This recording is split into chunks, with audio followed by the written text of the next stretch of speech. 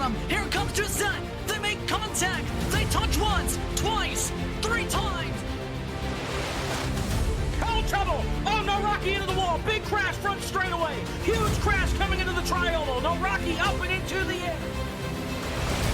They're beating and banging. Burn on the bottom. Cosman up top. Cosman, I think. No! Breyer by 1/1000th of a second. Joseph, no! At the line, Thunhorse pulls the win out at the stripe. Oh, he saves it. What's going to happen here? Here comes the canvas. Get your foot down. He got it. He's got it. He's got it. Canvas in.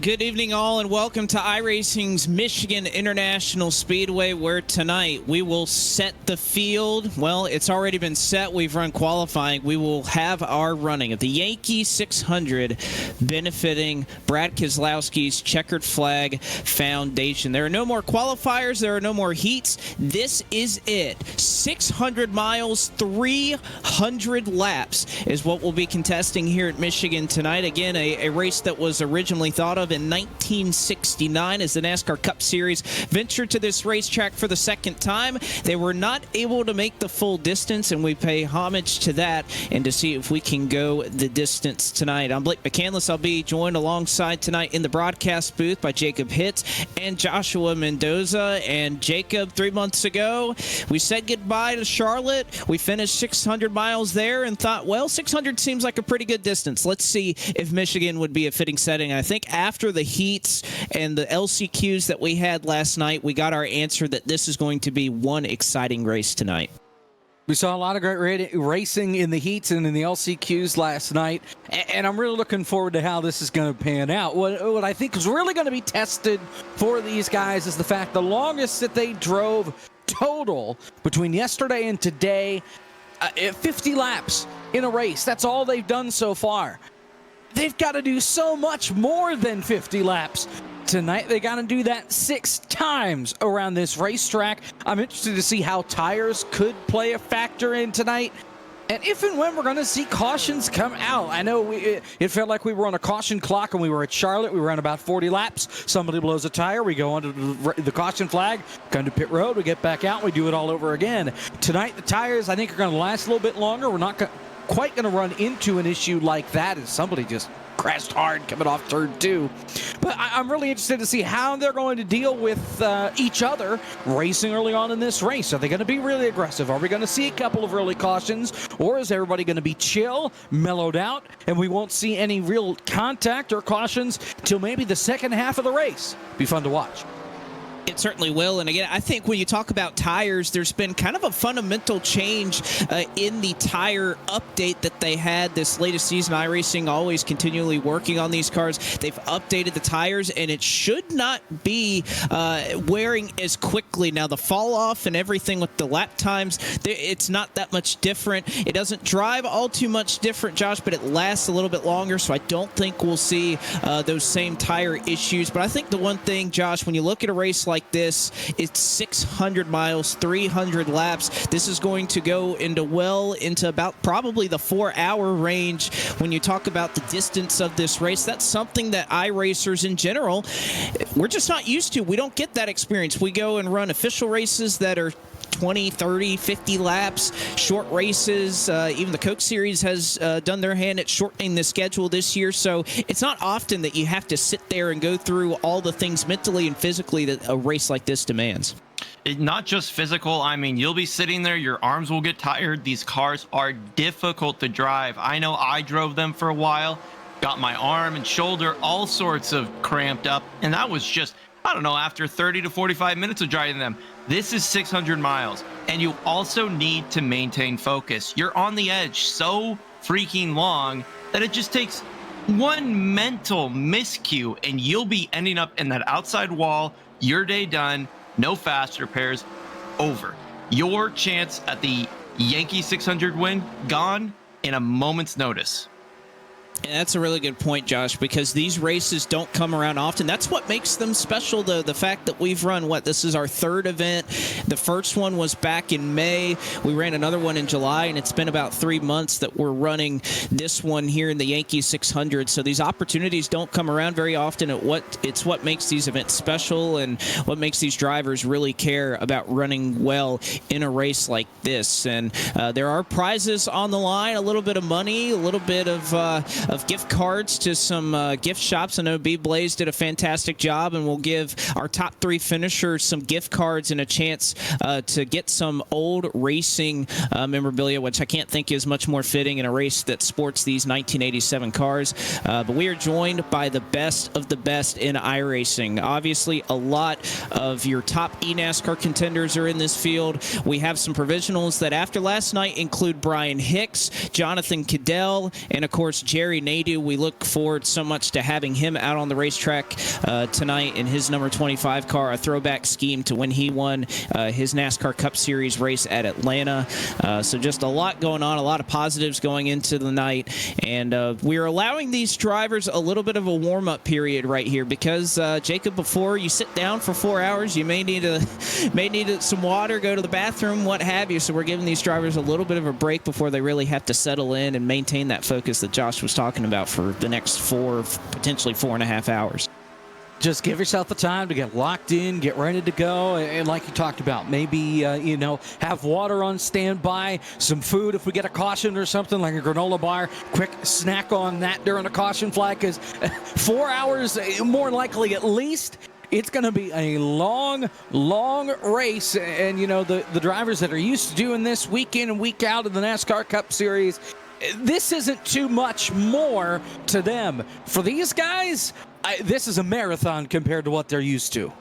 Well, I think Dale Earnhardt Jr. put it best when we talked to him after Rockingham. And he said it's like taking an exam, for 4 hours. You do anything, and you sit and concentrate. Even if it's sim racing, you don't have all the same physical aspects that come into it like you would in a real-life race car. It takes a lot out of you mentally. So to be able to stay focused and do your job for that long, again, you can do it for the first 300 miles, and everything's going great. And guess what? It can all go bad in a split second. You see a lot of drivers right now practicing getting onto pit road. That is going to be difficult with these 87 cars where the brakes don't necessarily work. I think we even have a pretty low brake bias setting for this car, for this setup. So these drivers, you can see many of them trying to adjust to that. If we get green flag pit stops, we saw green flag stops at Rockingham. The World 600, I think we would have seen them, albeit the tire life just wasn't as long. But I think you'll see plenty of that here tonight. Now, of course, one of the great things about these events is the fact that we are doing it for charity every single time we come out. Of course, tonight it was fitting that with Brad Keselowski's Checkered Flag Foundation and him being a native of the state of Michigan, it was fitting to have his charity be the beneficiary of this race. And of course, the CFF was founded in 2010 with the mission to honor and assist those who have sacrificed greatly for our country at home and abroad. They've raised over $3.8 million since their inception and has assisted more than 250 individuals and organizations in order to help veterans, active military, and first responders. I know we even have some active military in this race. Philip McCandless, my brother, thank you for your service. I know he'll hate me for saying that, but thank you for your service, Philip. We are also joined by Jonathan Cadell tonight, who was one of our provisional drivers who currently is serving in the United States Navy. But again, we implore you, if you are so inclined to help donate to these causes, and man, I shout these guys out and they just immediately spin out. You hate to see it, but we'll put the donation link up in the chat. I saw that we had several donations going yesterday. The number at the start of this race is 688 on that donation site for the Checkered Flag Foundation. 688 donations, so I'd love to look at that number, see if we can't get it over 700 or perhaps a little bit higher at the end of the night, as well as all the money these drivers did in their entry fee and the sponsorships we've had. So many great partners that came on board for tonight. The Sim Racing channel, who sponsored our heats, the Championship Racing Network that will sponsor our 20 to go, Pit Pass Network for sponsoring our LCQs, and the Sim Racer movie for jumping on board tonight. Again, we appreciate all their support of everything that's going on, and Well, Josh, we're under a minute left here in warm-up.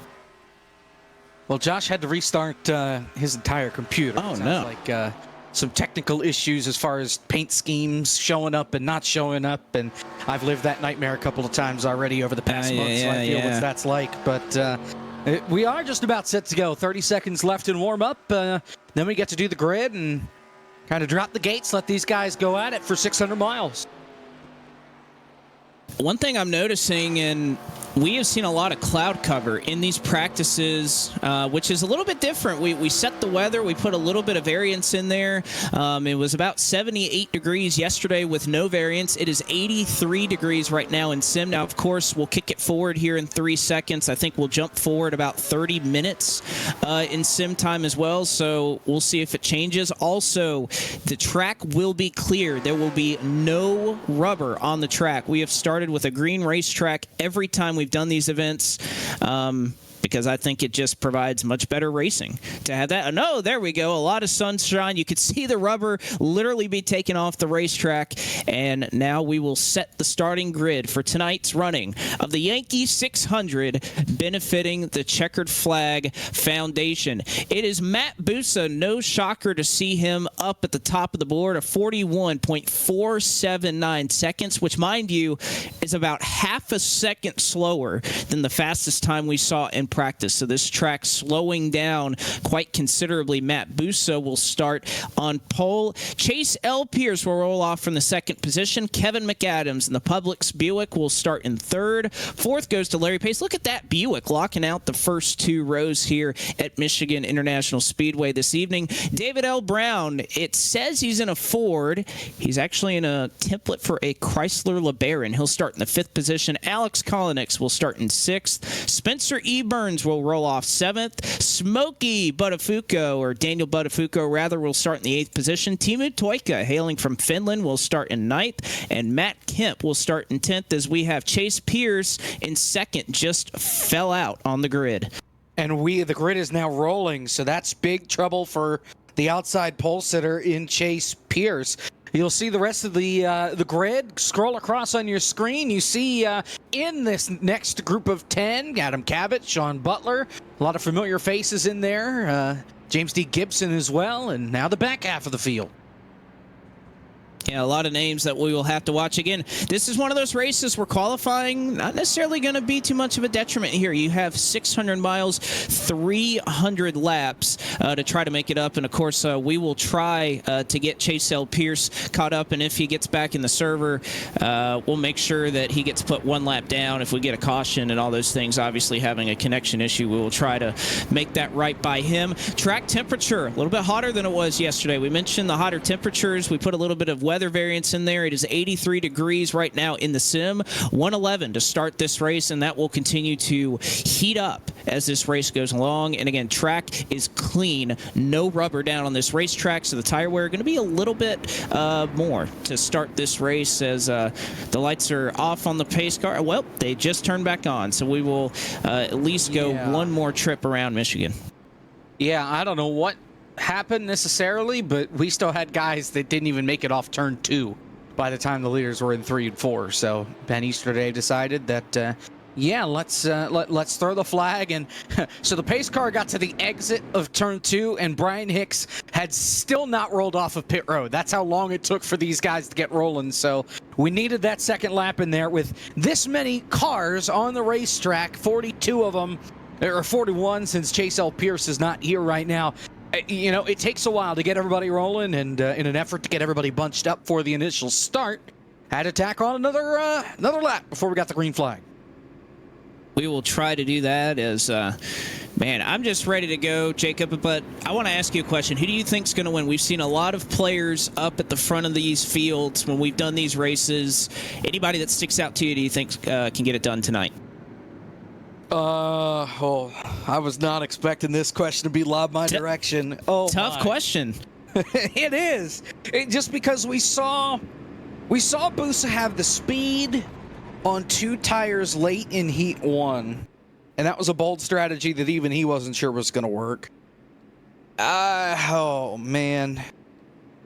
You know what? I'll do it. Sean M. Butler. He's my pick tonight. Wow. I think that's going to have to be the first sorry Sean of the night, because I think that's probably the kiss of death for him. Sean Butler, your pick. Josh, if we got you real quick, who's your pick? You know, I sat down, I spoke with Jerry Nadeau earlier this week. I think Jerry Nadeau is going to be able to get that win today. All right, Jerry Nadeau starting in 32nd. We'll see if he can get the job done. God, what a beautiful paint scheme that he has, that number 25. Again, the paint scheme that he won Atlanta with. I'm going to go with David L. Brown. I think he knows these cars very well. I think he has what it takes to get it done here tonight. But going to be exciting as the green flag is out, and we are ready for 600 miles here in the great state of Michigan. The Yankee 600 is underway.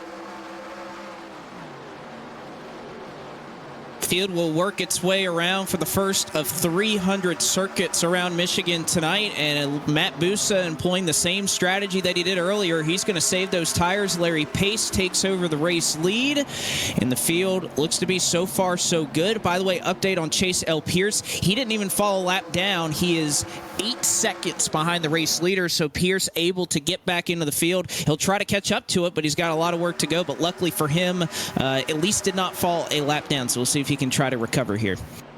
He'll get back in this deal if we get an early caution. And right now, from about 10th on back, it's a hornet's nest, and it wouldn't surprise me if we see one come out of this group. They are all over each other, 2 and 3 wide, coming off turn number 4. And right now, it looks like Boos is kind of holding up the party, the cork and the bottle, if you will. Spencer E. Burns is on the back door. He's looking to get by, and they're double wide, pretty much the whole way behind him.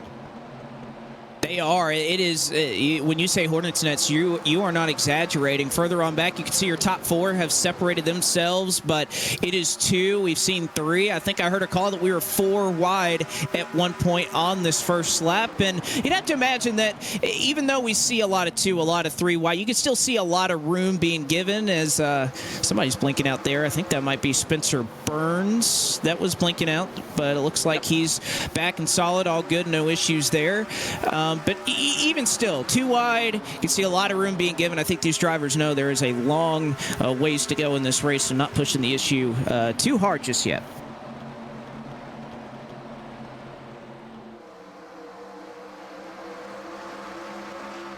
Yeah, I'm sure that can't be fun when somebody's blinking like that.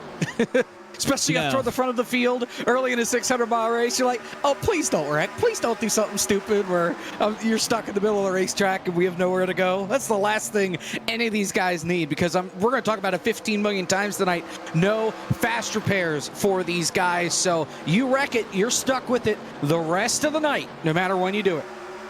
Yeah, and that's really important in this car, Josh, when you talk about the fact that it's pretty easy to lose a wheel in this car, and that's an 8-minute automatic required repair to try and get that fixed. So essentially, if you have that happen to you, it's over. But again, that's one of the things about these races that we like, is that you have to execute all night. You're not allowed to make a mistake. You got to put a full 600 miles together. I think that's what makes it special, and you have to be on your game all night long. Yeah, I mean, like I said earlier, if you're not there 100% mentally, you're in that wall, and you'll be 100% in the wall in a moment's notice. I mean, earlier today, I'll be honest, I wasn't paying attention, and I just curbed my wheel on my car earlier today. Why? Because I wasn't 100% mentally there. And these guys are going 200 miles per hour. It's real easy to make a mistake. I know it firsthand. Oh, boy, it is getting hairy back here for about 20th. Jerry Nadeau going up the racetrack. He's at the top 3 wide, looking 4 wide. They are stacking up here around the 20th position. I think you're just seeing a mixture of guys who want to go right now and some who want to save those tires and see who's taking it easy, see who's pushing the issue. But we've seen a number of cars. I saw Chandler Parsons up there earlier. We talked about that there was no rubber laid down on this racetrack. If anything, I think that helps the top a little bit, because I know we're going to put rubber down quickly there on the bottom. But I think that helps you favor the top side here early as you ride on board here with Jerry Nadeau, who has worked his way up from 32nd to the 25th position. You can see right in front of him, he's lifting pretty early, trying to give these guys a lot of space. And but he is making that third lane work. Golly, he's close to Presley Sora. He's getting after it right now. I spoke to him earlier. Oh, go ahead. Sorry, Josh. I just wanted to say, you talk about that outside line. Chandler Parsons is up 16 spots since the drop of the green flag. He's still not our biggest mover. That belongs to Cole Freilich. He's up 17 since the green flag, but Chandler Parsons worked his way inside the top 10. He just drove around the outside of all these guys and blew right by him. Oh, man, somebody got the wall. That's Kroback, I think. He saved it. 18 machine. What a save out of Anthony Kroback. He's going to lose maybe half a dozen spots and scare everybody behind him, but he keeps it pointed in the right direction. Man, I think that was a save. If that's the next-gen car, you're not able to collect that one back with these bias ply tires. A lot of lean in them. Golly, they're stacking up right in front of Jerry Nadeau. Backing out of it was Thomas Lewandowski, who has fallen a number of spots since we got going here. Oh! Nadeau into the back of Chris Yonke, though, and Yonke saves it. A little bit of contact there between the 14 and the 25, so Nadeau getting after it early. I was speaking to him earlier this week, and one of the things that he was a little bit nervous going into this race with is he's not quite as familiar with the black box system in iRacing. For those of you who do not know what that is, that's how you manage your race, whether that be adjust your pit stop strategy or just check overall things that's going on around you. He's not as familiar with that as everyone else, and he's not sure if he's going to be able to keep up with the pit stop strategy. He's hoping he's able to do that today. That's an interesting point. I see right now, at least in the session, he does not have a spotter. And if he doesn't have a spotter password, I'm sure maybe somebody in there maybe help him out a little bit, but he looks to be pretty sporty right now. Up inside the top 20, he's been making that high side work. As again, they are still battling like crazy back here for about 15th or so. Matt Busa, also another point we need to talk about. That car 42 down there on the bottom of the racetrack. He was your pole sitter, and he did this in the heats yesterday. He backed way off, saved his tires a ton, and then just came storming through the field. And right now, he's fallen back to 17th, employing that same strategy, I'm sure, Jacob. But again, I don't know if you like to lose all this track position right now. Well, I think the only thing that really could hurt him is if we see a lot of cautions back-to-back here early on in this race. You know, right now, I think he's okay. He's planning on us having green flag stops here early on in this thing, and I can't blame him for that. So, you know, I think that's what he's banking on, and if that doesn't go his way, he could be in some trouble down the line, but we saw it work for him yesterday. So I don't think we have any reason right now to think that it's not going to work for Matt Busa. We'll just have to wait and see. You know, obviously 2 tires was the call there at the end that worked for him. We even talked about on air we didn't think it was going to work, and he pulled it off. So we'll just have to see what Matt Busa has up his sleeves for tonight. I will say that a lot of drivers kind of were commenting after the race that they thought tires would make a bigger difference when we had those late race restarts and they came down to pit road after having 10-lap older tires. They thought that they would kind of they thought it would make a bigger difference, but it didn't quite pan out the way they had hoped. So we'll have to keep tabs on that, see, especially when we get in these longer runs. I mean, last night, 25 laps was the longest race that we ran. You're going to go about 50 laps here on a fuel run, on a tire run. So we'll see that we go twice that, how that is going to work out. Back up front, though, these top 6 really have really managed to pull the rest of the field. Collinix, Pace, David L. Brown, Kevin McAdams, these guys not really fighting each other too hard, although right now we see Larry Pace going down to the bottom to try to take the lead away from Alex Collinix. He's been leading since the drop of the green flag. You can see right there, focus for Alex Collinix as they go side by side for Larry Pace. Just got sponsored in that ride tonight, the Sim Racing Channel jumping on board. And Pace, well, he has the lead, but not quite yet. Collinix is going to try to go to the bottom side, draft him, and pull him back. He says, I want to lead, is what he said on that webcam. And that's not an exaggeration. That's literally what he said. Yeah, and it's cool that we get to see that perspective out of Alex Kolnick, and I believe Jonathan Cadell's the other guy that we have with this setup that we get to use tonight. So really cool that we get the ability to kind of see in to what these guys are actually doing. What like, you know, if we were standing in the room, what we would see out of these guys other than just, you know, virtually where the car's going. So an update also as we continue to see this battle for the lead. David L. Brown, where will he go? He's going to try to help Kolnick right here to push him along. And oh, well, never mind. He's going to go to the bottom 3 wide for the race lead on lap 14 of 300. Brown will slide up the racetrack, and Larry Pace may look to cross over here off the corner. And no, he's just going to push David L. Brown down the front straightaway. So your leader's starting to get a little racy up here. James D. Gibson, we know he's ruffled a few feathers in the heats. He's right up here in the top 5 as well. I want to talk about Michael P. Frisch. I just noticed that he is back in the weeds back here, 36. Now, I don't know what in the world happened to Jerry Nadeau. He's been high, wide, and not so handsome up there. He is plummeted through the field. He cracked the top 20. He's now in the 39th position here down the back straightaway, and as I was watching him slide down through, I saw Frisch. So he's toward the back. He has not been able to pick up any spots, and I wonder if maybe he's just saving his stuff back here, trying to pull a Matt Busa strategy and then eventually make his way up through the field as the night rolls along. I was following along with him. He made it all the way up to 17th position before it just seemed like he hit a cliff. I think those tires are just completely worn out. He is now just trying to make it to the next stop. Those new tires, Blake, I think they'll make you feel like a hero, but if you use them too quick, they'll make you feel like a zero much faster. That's a good point. Those tires certainly very important there, and Jerry's still hanging on to the lead draft. We're going to talk about draft a lot tonight because it's pretty heavy in these 87 cars, and it's what's going to keep a lot of these drivers in contention early on. Michael P. Frisch, the winner of the World 600 back here, he's in 35th, side by side right there with that one car. That's Brian Hicks, one of our provisional drivers coming into tonight. So Michael P. Frisch taking it easy. A couple names I didn't think we would see back here. Brandon Cattell as well, chilling back here in the 39th position.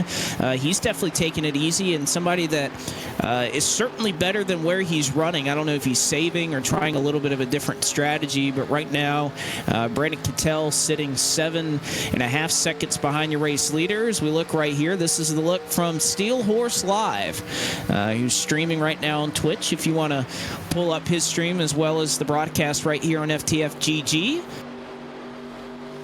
Again, Cadell is a late addition to this race. He said he can make it. He was originally going to work third shift as of 2 nights ago, and he messaged me this morning. He said, "Hey Blake, guess what? I can make it if you still want me and there's still a spot." And I said, "Come on and join us." So Jonathan Cadell, appreciate him making it out on such short notice. And a long way to go. You know, I just have a feeling he'll be able to slip up there toward the front of the field as we start to roll along in this deal. Also, Chase L. Pierce has caught the pack. He has passed Jake Poulin for 41st, so Pierce, with no draft, has managed to catch the tail end of the pack. So I think that shows you how much speed he has. Good to see him recover from that internet issue. Again, he was slated to start second, so really tough luck for him. You'd imagine that he will be back up front shortly, but at the front of the field, change for the race lead. James D. Gibson going to the point here at Michigan, past Larry Pierce, and Gibson completes the pass as he may have scraped the wall there off at turn 2, but nevertheless, James D. Gibson, your leader of the Yankee 600 on lap 19. It's really, really interesting how we've almost developed a 6-car breakaway at the head of the pack, and then it's 2 seconds almost exactly until 7th place with Chandler Parsons. Curious to see how that affects overall the race strategy, their tires, if they're going to eventually slip on back to that main pack, or, you know, whether or not they're just going to drive away. Well, it was James D. Gibson up front. Now David L. Brown going to try to challenge. And you have to wonder if you're in the top 6 Are you kind of content to ride in line a little bit? Keep that lead, try to make up some spots because they are still racing hard here back in the pack. And there's two battles for the lead going on. We see one up here at the front of the field. The lead of that second pack right now, Matt Busa, is quickly up there. So Busa fell all the way back to about 18th, and now he's leading that second pack. So he saved his tires very well, and he's going to try to run down that lead pack. And this is about in the heat yesterday where we started to see the tires start to pay off for Busa, and he started picking people off one at a time. So makes perfect sense. He's right on schedule. That now is the point in the run where he's going to start flying by guys that just abuse their tires through these first 20 laps. And Matt Busa is going to say, what are you guys complaining about? I'm driving just fine. And I think he's going to go up there and have a shot at least at the lead if he can get to these top 6. Well, I think that's what the issue is you can save a lot, and Busa able to even pull some car lengths on some cars that have some draft behind him, but he doesn't have that draft from that lead pack just yet, and that's going to hurt him trying to run these guys down at the front of the field. And man, Gibson and Brown, they are side by side, door to door for the lead. Gibson getting awfully close up there, trying to side draft and pull back David L. Brown. These guys are racing hard up front. Again, that's going to make it easier for this second pack, who has started to make up some time to run these and chase these guys down. That distance between that last car in that lead pack and the second pack now is about 1.5 seconds. So that main pack is starting to reel in that front pack half a second at about the last 5 laps or so. That's going to help them a lot. They continue to slow each other down right here. Brown still your race leader, as I think pretty much everybody in this top 5 or 6, except for maybe McAdams, has seen a piece of the race lead so far in the Yankee 600. Side by side, man, they are racing super hard here. Again, it's early. It is lap 23 of 300. You have a long ways to go in this one. I'm not saying you can't race hard. You can't race side by side for the lead, but I think you got to be aware of the kind of the situation you're in right now. Well, but this doesn't surprise me one bit after what we saw in the heat yesterday with James D. Gibson, where, he was second inside 10 laps to go and triggered a huge crash that took him out and a lot of other guys out coming off turn number 4. Again, your top 12 advanced in that race. He was in second, fighting for second, and there was contact and he wound up crashing. So I'm not surprised one bit that he's just going to keep digging, pushing the limit this entire race long.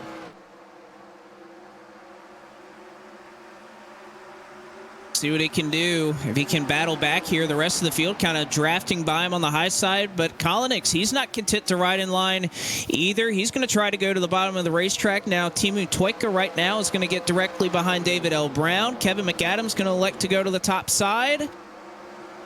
These guys are right on top of each other again. They are bringing in that second pack, and everybody just pretty much saying, Gibson, we don't want to work with you. And he is trying to pin him up against the wall as a result.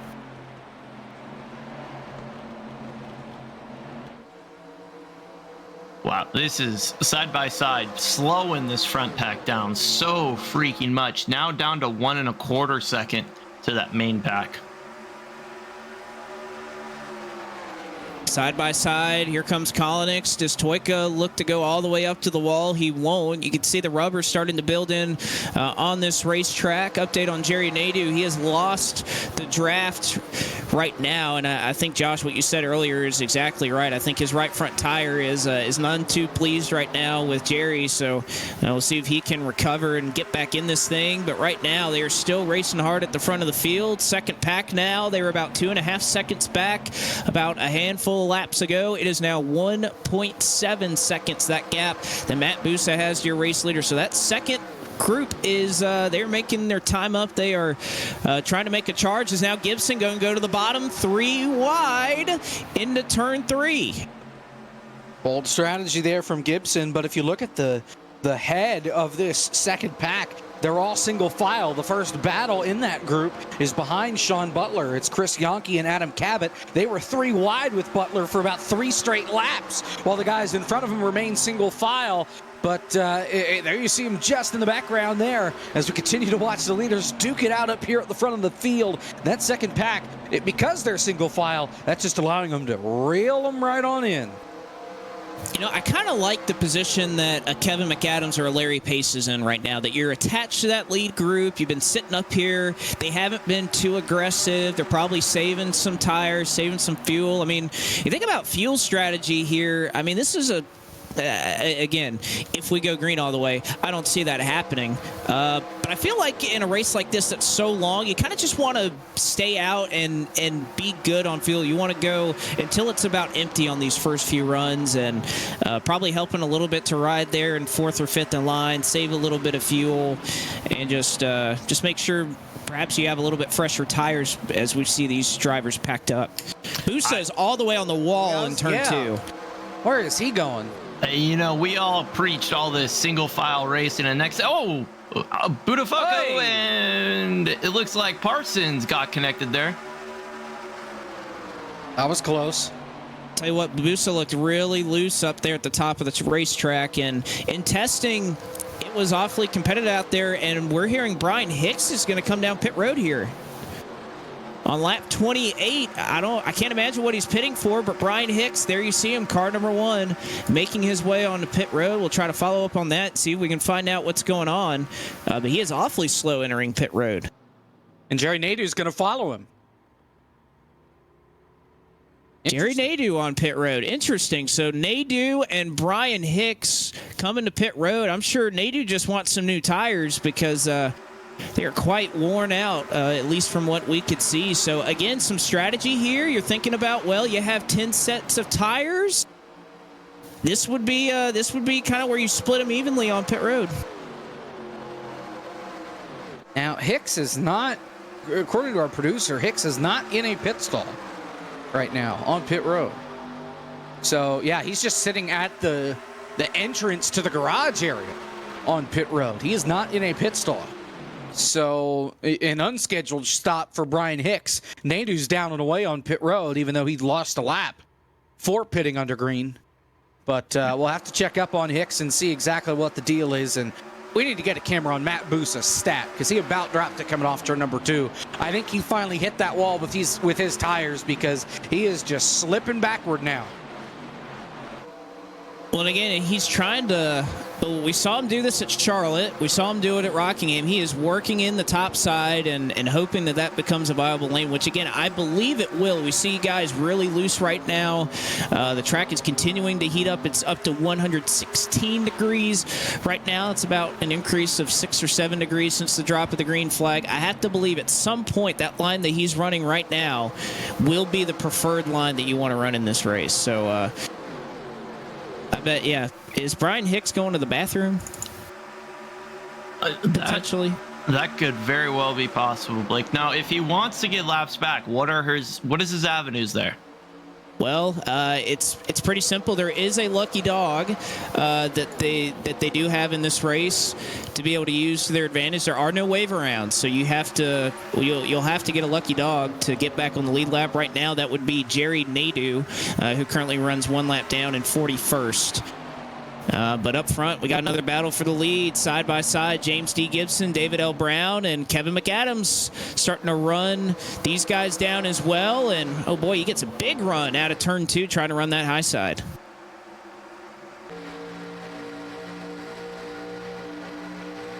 Right on board there with Kevin as they go down into 3. And Kevin's somebody that, you know, I'm surprised he's racing this aggressive early on. I would have thought maybe he would have taken a little bit more time before he started to roll up the sleeves and get to work, but I think he's seeing the guys around him and said, you know what, all right, let's have a little bit of fun up here at the front. And he's going to go 3 wide, take it to the bottom, he'll lead him at the line, and he'll be out in front headed to turn 1. Well, I think that saving time that he probably wanted, Josh, I think it's over. I think Kevin, he did exercise his patience, but this is the payoff time. This is when you get to use those tires if you didn't use them early. So we see Kevin doing that. He'll go to the point. And now the question is, how aggressive is Gibson to try to get back around him? Well, There's your answer right there. James D. Gibson trying to go for the lead once again. Yeah, he's working on the outside here. Gonna come with a run. Oh, gonna take a little air off that right rear. Not gonna do much. Cars aren't as reliant on that side force as the newer cars are. He's gonna have this run out here and just side by side, keep it nice and even going into the corner. Kevin, once again, is using that upper lane as we see James just make that inside lane work. Crossover move here. James gets a little bit loose. Oh, Kevin's going to take advantage of that. Side by side down the backstretch. Oh, we're looking 3 wide here at the front of the field on lap 34 of 300 here at Michigan. McAdams going to send it off deep into the corner. He's going to ride all the way up to the wall and try to hang on to it. Does Kolonix have anything for him on the bottom? No. So McAdams sends it into 3. I don't know if we're going to see a lot of slide jobs here tonight, but that's about the best representation of one that you could have. So McAdams back to the lead. Gibson crosses just over in front of Alex Kolonix, and he's going to try to take it back here in 1 and 2. Now, with this tight race, you get the front. You're abusing your tires a little bit more racing this hard. These guys have to be thinking now about, okay, eventually here in about 15 laps or less, I'm going to have to start thinking about a green flag pit stop. How in the world am I going to get slowed down from 180 mile an hour down to the 50 mile an hour pit road speed limit, 55 mile an hour speed limit that we have here at Michigan? It's a tough task for these guys, especially when you're racing in a pack. We saw Brian Hicks and Jerry Nandu be able to do it. Of course, they're in the back of the field. They're not worried about somebody running them over. If you're pitting from the top 5, look out. You've got a lot of cars behind you. I tell you what, Kevin McAdams just went to the apron to try and break the draft, so he's trying to pull away here. He's trying to make up some ground, but that second pack, as Jacob just alluded to, is right there. Sean Butler's a part of it. Matt Busa, he's a part of it as well. Spencer Burns, Lucas Hoitzma, they have chased down this lead pack, so call it about 10 here that are going to be a part of this battle for the lead. And, you know, I was just going to point that out. That whole gap between 6th and 7th place evaporated, gone. This is one pack now, and those who are behind him have been saving their tires. I think Sean is looking really pretty, as well as the rest of that pack, to come on down and potentially fight for the lead as we get closer to that pit window. In that pit window, at least from what I saw, and again, what Caps was telling me from some of the runs I made, it was around 50 laps. Now, again, a lot of that depends on if you're leading, if you have draft, how much further back you are in the pack. All of those things come into factor, but I think around 50 or just before 50 laps is about where you want to be when it comes to when you want to make your trip down pit road. McAdams right now leading them on the top side. He's kind of the first leader that's really been committed to running that 4th or 5th lane here at Michigan. And you can see he's doing everything he can, trying to move around, break the draft from James D. Gibson. And Kevin is so good in these cars. He runs them a lot. Same with Gibson. Same with a lot of these guys that are up here at the front of the field. The cream's risen to the top here, at least for now, as here comes Matt Busa ripping it along the outside line, trying to get by Larry Pace for the 4th position. Timu Toika tries to pick out a line, but Sean Butler is there on the inside, and that keeps that 46 up in the outside line. And again, a lot of cars kind of ducking for clean air there, Josh. I was just going to ask you, Blake, I'm very curious. You're the leader here. You're working in that outside lane. How does it affect your tires on the long run? Is the area where there's less rubber going to eat away at those tires? Do you think he's going to short pit because of that? What do you think? Well, that is kind of the area where, so when we ran testing here, I thought that area of the racetrack just wasn't usable in these 87 cars. It just wasn't going to turn up there. It was going to plow your right rear tire off. You're going to be sliding. The end result was it seemed to use your right front more than the right rear, which was interesting. Didn't expect that. But the wear wasn't that much worse than the bottom. Now, of course, we cleaned all the rubber off of the racetrack. You can see already the bottom lane has darkened up significantly. You don't quite see that at the top of the racetrack. And you also have to note the Michigan design here in iRacing is just naturally darker there at the bottom of the track. As you see James D. Gibson able to take the race lead here on lap 40. But yeah, the tire wear up at the top, typically in iRacing, the tracks that have this multi-groove, these grip strips down, when you run up high, it's going to wear your right rear tire more. It's going to heat up your tires more. I didn't really see that with this package. And that's why I'm so looking forward to this race, as we see drivers using every option available to move around this racetrack. And my goodness, Matt Busa fell back to 20th. He is now looking for the race lead. Incredible drive back to the front. He saved his tires, and he may have tagged the wall out of turn 4. Saved his tires, but he's making sure there's still heat in him coming up off the corner. That's for sure. Really loosened. Now he's going to get eaten up. He's going to get split between Collins and Kevin, but he'll just drive it deep onto the corner and see if it sticks. That thing really washed up the racetrack. Collins will get by on the outside. David L. Brown's going to get there, and that poor 42 still stuck in the middle off turn 2. Oh, man, we are just seeing some incredible racing right here. Spencer Burns trying to join this battle up front. We're starting to see some movers further on back in the field. When you're talking about Cattell, McCandless, they're starting to slowly move their way forward. Although, man, McCandless just had a moment in 3 and 4, but we'll keep it right here at the battle for the lead. The racing up here is so good. Alex Kolnick's now back into second. You got Kevin McAdams, David Brown, and to look now, but Sean Butler right now, he's been pretty committed to the bottom right now, getting some clean air down there, but he's been hanging around right around that 6th position ever since they caught this pack.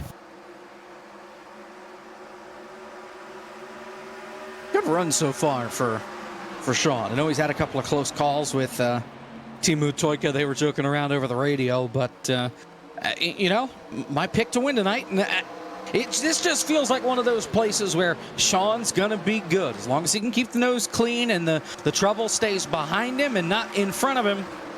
That 32, always strong in these cars. Certainly so, and I got an update on Brian Hicks. I actually just got a text message from him. He said he is not done racing tonight. He had a unforeseen family issue that he had to tend to, and of course, family comes first. Don't blame him at all. We look forward to when he'll be able to get back in the car. He is still sitting on pit road right now, 14 laps down. But of course, we hope things are going okay there in the Hicks camp. As we will continue on here on lap 43. Burns on the bottom, McAdams in the middle. David L. Brown up top. This track's widening out.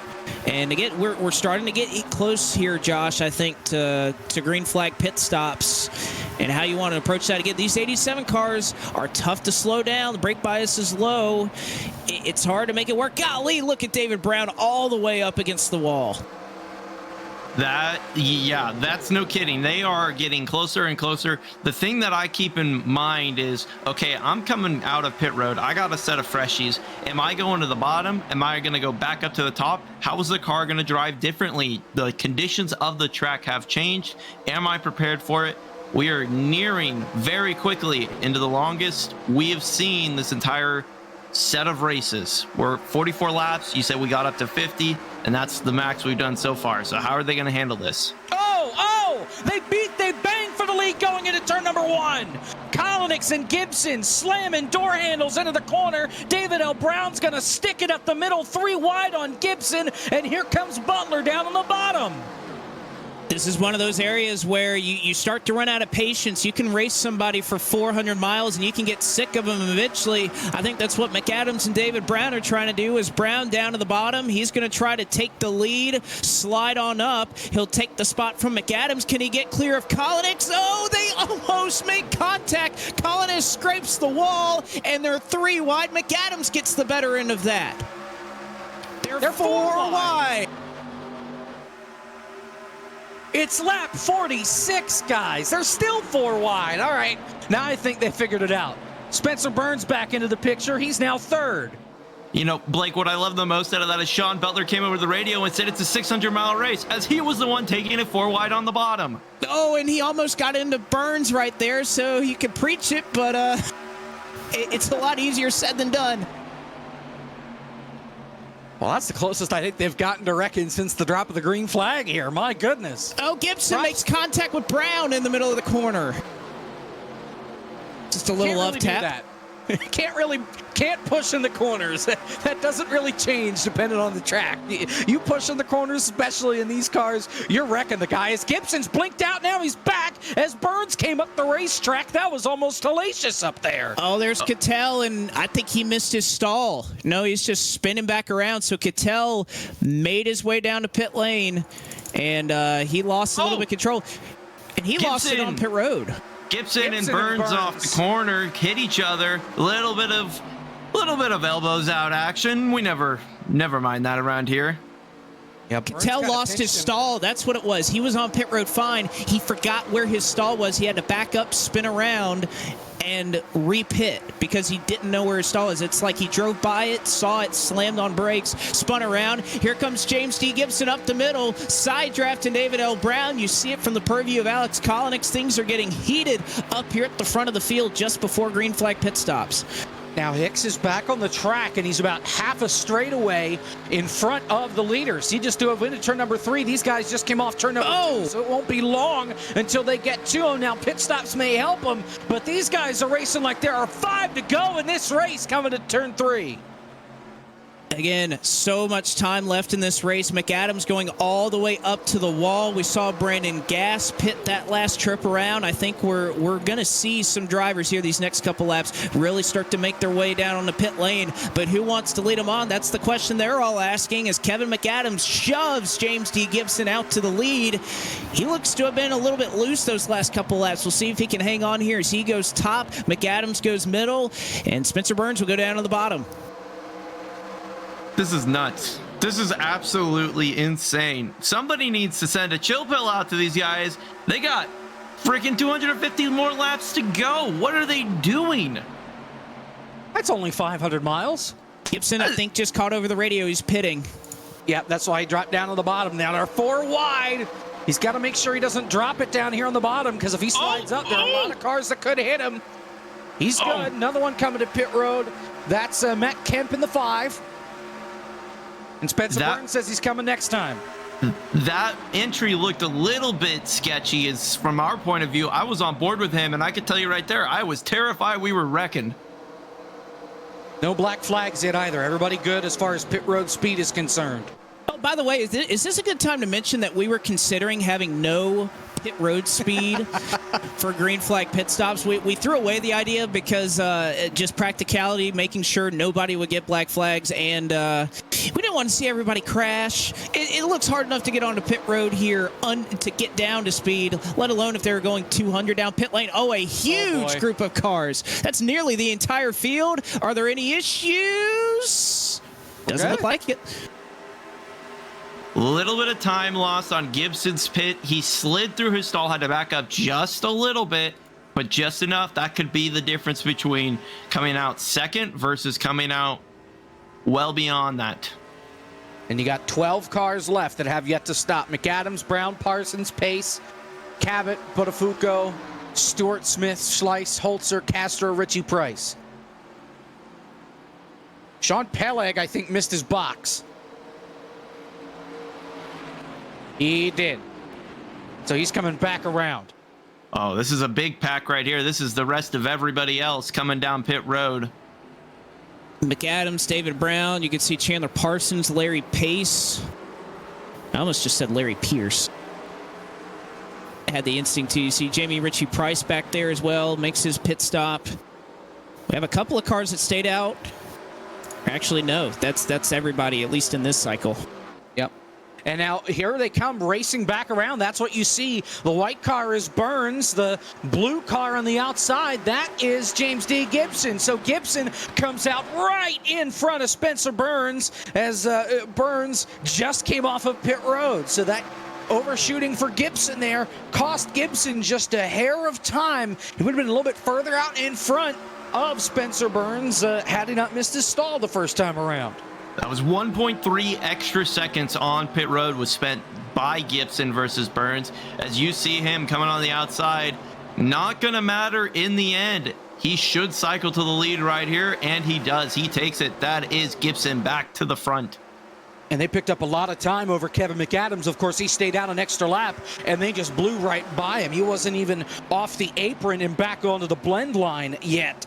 So if you learned anything here, you all want to pit together. If you're the last one to pit, you're probably losing a considerable amount of time. Kevin's now back in the 4th position. Alex Kolonix, he's back there now. He's in 9th. You know, I was hearing, and one thing that Matt Busa seems to be talking about is tire wear, the lack thereof. With tire wear, they're kind of wondering, well, why isn't there more? I saw Jerry Nadeau, though, he pit on lap 30, and he was about a second faster than the pack for a number of laps. You can see him running right there. He is currently on the lead lap, and oh man, that right rear tire looks really, really hurt right there for Jerry as he's trying to just hang on to that thing. Oh, man, he's all over the place right now, so he's a little out of shape. But Jerry was very fast compared to the leaders, so the time fall-off is there. I don't know about whether – golly, I can't talk about a point. They're 3 wide. Now they're 4 wide for the lead almost as McAdams thought about it. Yeah, he thought about it, so that'll bring up Hoytsma. We haven't talked about him hardly at all tonight, and here he is looking for the lead. He overdrives it just a little bit. He's got Gibson right on his door on the outside, but they're able to make it work coming off turn number 2. Close quarter racing down the back stretch. Side by side, you have them battling for second. I was talking about Lucas Hoytsma's paint scheme a little bit earlier, and I was looking at that thing. It's simple, but man, I love that color combo, and the side of the car just looks great. Oh man, Burns is gone. He's still gone. Oh, there he is. Golly, that's scary. Sean Butler joins the program. Are you having fun? I just wanted to come up here and say that this is really fun. I hope you guys are having fun watching that up there. But Blake, I just wanted to say you did a good job organizing this dang thing. This is a blast so far. It looks like a lot of fun. I'm kind of jealous right now. You got to run the next one. Yeah, I should do that. He's been saying that for 3 races now. And I'm gonna go back down there. But Logan Helton told me to tell you guys hello. So that's what I'm relaying. But all right, I'll go back now as you guys were. Thanks, Sean. Hopefully Logan Helton can join us for the next one with that Las Vegas thing that we announced last night. Hopefully so. Again, the All-In 650 will be our next race. Well, as we complete our first green flag cycle of pit stops, we have been going since the drop of the green flag. It is lap 56 right now. Your leader, Lucas Hoytsma, out in front of the Yankee 600.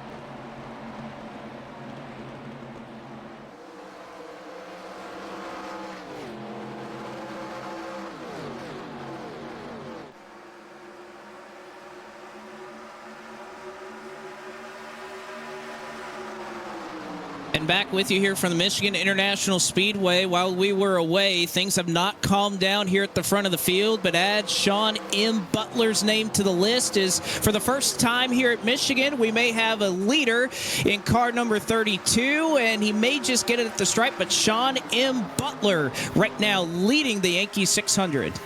Oh, man, and Busa just put himself in the wall trying to get by on the outside of the 75 of James D. Gibson. So these guys are still driving crazy up here.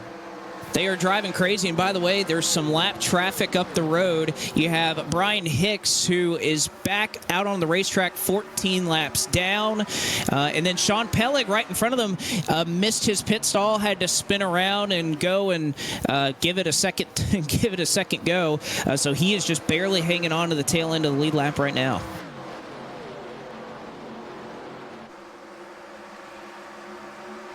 Brian Hicks is now trying to beg and barter to get his laps back. He is trying to convince Ben that for every $20 or every lap he gets back, he donates $20.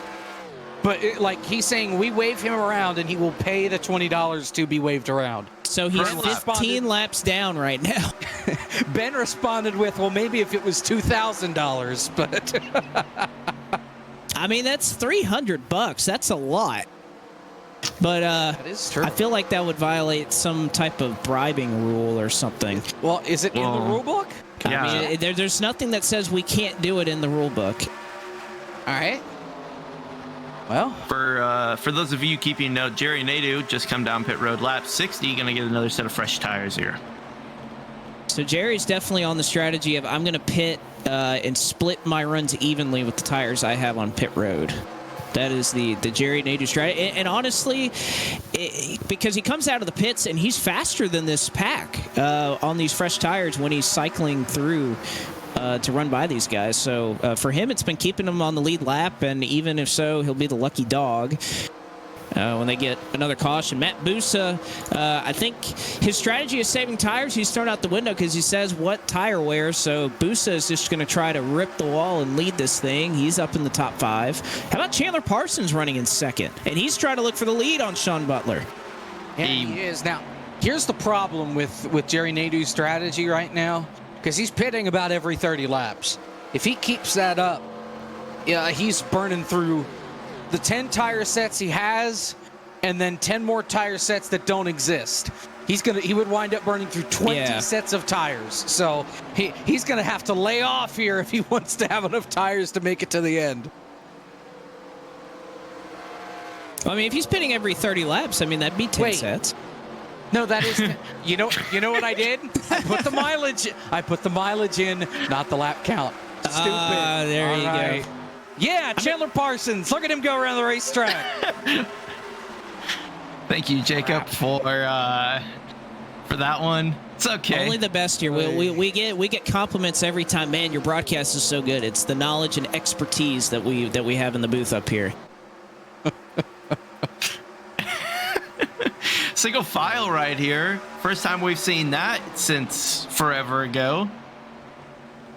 And I'm actually really impressed. They seem to... Oh, Brian Hicks is coming down pit road again.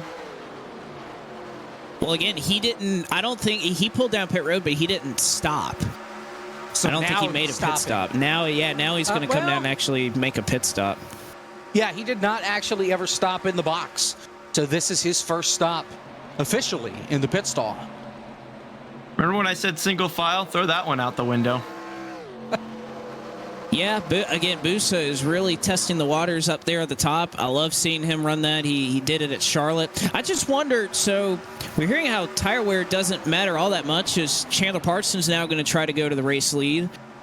If you're in that second group of cars, and it seems like the guys up here, they don't fall off as much as you thought. How much do you start pushing to try to catch these guys? Because it doesn't seem like you can chill and make up a ton of time. I mean, Busa was able to do it, but it just doesn't seem like you're having to sit up there and really save the car all that much. Oh, man, it's Gibson and Huitzma just got real close on the corner there. Gibson backed out, didn't let anything bad happen, but it is side by side racing throughout those corners. A lot of throwing them in there, hoping it makes it stick. I tell you what, with the way these guys have been racing and how they've been leaning on each other, David L. Brown, Gibson, and the like, I'm just gonna put a prediction out there. I don't think that they can keep that up for the next 240 some odd laps. Don't think they're going to be able to do that. Or 230, I guess my math with it. 234 laps to go. I don't think they can keep that up for that long. It's not easy, is it? Brian Hicks has officially said in chat with his proposal, I would like to donate $20 to charity for every lap I'm allowed to get back to the lead lap. He's officially proposing that to you, Blake. Good luck, Brian. I mean, maybe we'll let you get 5 back or something, but not 14. I feel like that'd be unfair. No. Give him 13 back. He has to race that last lap back. Oh, Busa just about ran into the back of Gibson. As Gibson ran off the corner right there. Busa going to try to get by him. Not going to be able to quite clear him. There he goes. He got him. Yeah, there he goes. So Busa able to clear. He slides on up in front of him. Parsons, your leader. Butler, second. McAdams, third. David O'Brown, Lucas Hoytsma, your top 5. Then you got Busa, Gibson, Spencer Burns hanging on to this pack. So is Larry Pace, Alex Kolonix, Daniel Buttafuoco, and Chris Yonke. And how about Michael P. Frisch? Started back in 38th position. He's up to 13th. It's been a solid run for him. I tell you, I'm surprised by a couple of runs here that haven't been going along so well. Presley Sora running back in 29th. Brian Blackford in 31st. Brandon Cattell 32nd. Philip McCandless in 33rd. Thought that those guys would be running better at this point. I have to say, I thought they'd make their way up, but it hasn't been so good so far. Well, I will say this about Presley Sora. I had no idea that he made the show. I do not remember him being in a heat yesterday. He obviously made it, but he made it in a position where he wasn't at the very front and he wasn't at the very back. So we just never talked about him. So that's how he made it in, and kind of sort of the same deal right now. Just stuck back in traffic. He hasn't really presented himself as a contender yet, but there is a long way to go in this thing, and if we get a couple of cautions in this deal, he may start to sneak his way in there a la Matt Kenseth and be a factor late in the going. Little side-by-side action here for the lead as we see Butler on the inside of Parsons and David Brown looking to also throw his name into the mix. Off of the corner, Butler's going to lead. And Butler gets a push there from Parsons and from Kevin McAdams. And by the way, side by side right now, a little bit further back in the pack. This is one of the, I think, the coolest things that we saw from the heats yesterday. Jamie Ritchie Price has run 3 official races in the 1987 cars in his life. And he qualified for the Yankee 600 after finishing 12th in heat number 3 yesterday. He actually put a little bit of a video together. We're going to play that for you here now on how he was able to get into this race, how much it meant to him. I got a kick out of it, and I think you'll enjoy it too.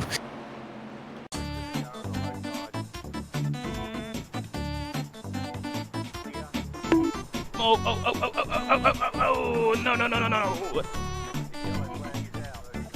I saved it though. They all went and then they didn't go. But oh god! I think that 53 took 2 tires. Oh, he's in the wall. Oh my god, that is huge, and I'm in it.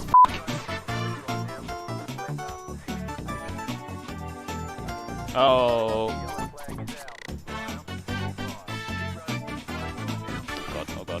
Oh god, I'm scared. Oh, I'm sliding up into him. Oh, he's spinning. No! No! Surprise, Oi! What the hell? It's just it's top 12 to transfer, but if I can get top... Oh, they're wrecking behind! They're wrecking behind! Well, that helps. Oh my god, everyone's crashing. Oh, they wreck again! Oh, huge! Still green! Make it, come on, go! Yes! What position am I in? Oh my god, I'm in the transfer spot. Alex is in. No, Jamie Ritchie Price is 12th. Here comes George Belfans Jr. Well, how the hell? This is it. This is the transfer right here. Does Jamie Ritchie Price move forward, or does Belfans or Nick Dwornik make a move? Come on. Oh, he's gonna get the run off turn 4. Falcons takes the top. This could work. He's going to have a huge run. Oh, he got tight. Oh my god. Oh my f***ing god. No way. No way. We're in the Yankees 600. Yes. Yes. And Jamie Ritchie Price, your final transfer in. No.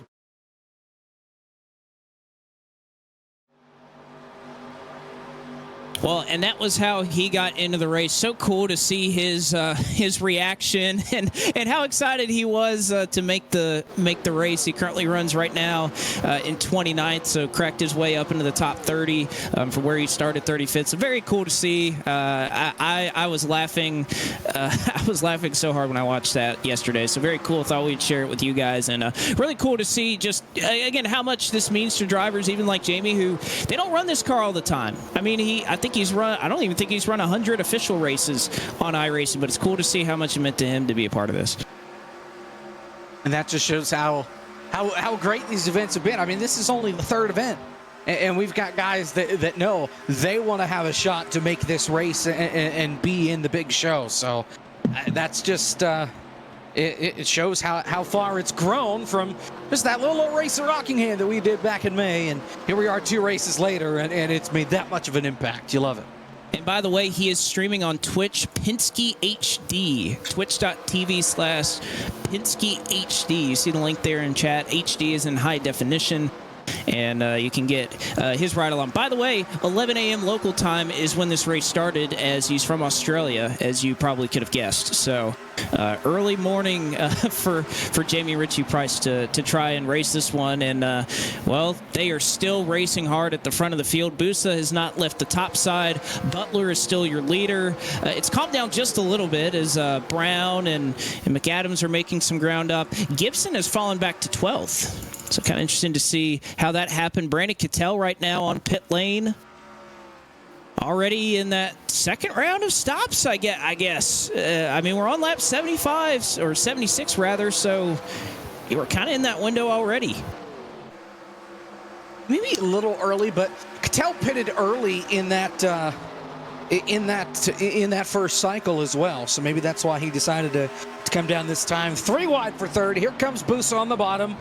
And he'll take 2 for the price of 1 there. I have a theory on Gibson, though, being back there. I think he's just saving his stuff. Maybe realized that he was driving a little too aggressive early on in that first stint. Let's just take it easy. Let the tires breathe so you can be there late in the going, because God forbid we go green the entire distance today. You're going to be on worn tires when you get to the end of this deal, when you get to the end of that last run coming to the checkered flag. So you got to be good on those older tires if you want to have a shot to go to victory lane if we get a longer run.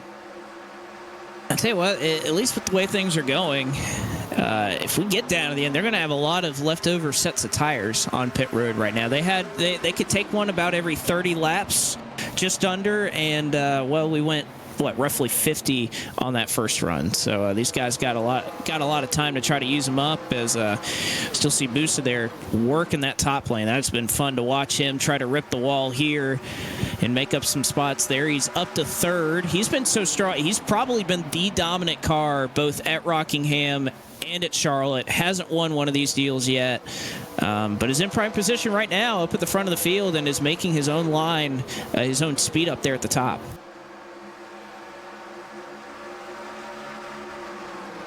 So we see them 3 wide behind them for third. Got to get that sorted before they enter into the corner. We saw, I saw Butler go down low, not running that high side anymore. Wonder why or how or what his reasoning is behind that as Brandon Gase goes down pit road. Single file once again. Brandon Gas right there down pit road. Again, Sean Pellick has maintained his advantage. They're now looking 3 wide for the lead. Boosts around the top side, and I think he's going to be able to make it stick. Has some momentum, and no, he hits the wall. Just a little too high. It doesn't seem to be too worse for the wear, but he definitely tagged it there. No, he did a little more than tag it. He clobbered that thing. I just hope that he's still got a right front suspension that's not in 27 pieces, but he looks to be okay up on that outside, but that's the risk. You run up there, there's not as much grip, and you just make one little bobble, and you're headed to that outside wall, and it's going to hurt when you hit that thing. And so how many cars do we have? 17 cars up here in this pack, give or take. I'd say Timu Toika, James D. Gibson right now, the last cars that are hanging on right now. But this lead pack has continued to grow, and I think as we continue to go along, we're learning a lot about how these cars drive, where you can make moves, and I think drivers are just starting to get a little more confident right now.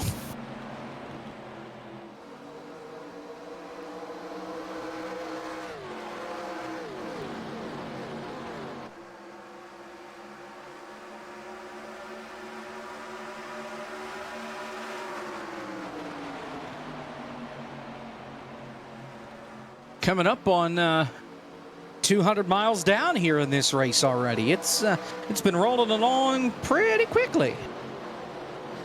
Yeah, I was thinking, I mean, we ran 600 at Charlotte. That went, about 4 hours or so. If in Michigan, you're obviously running a little bit faster in these 87 cars here than you would at Charlotte.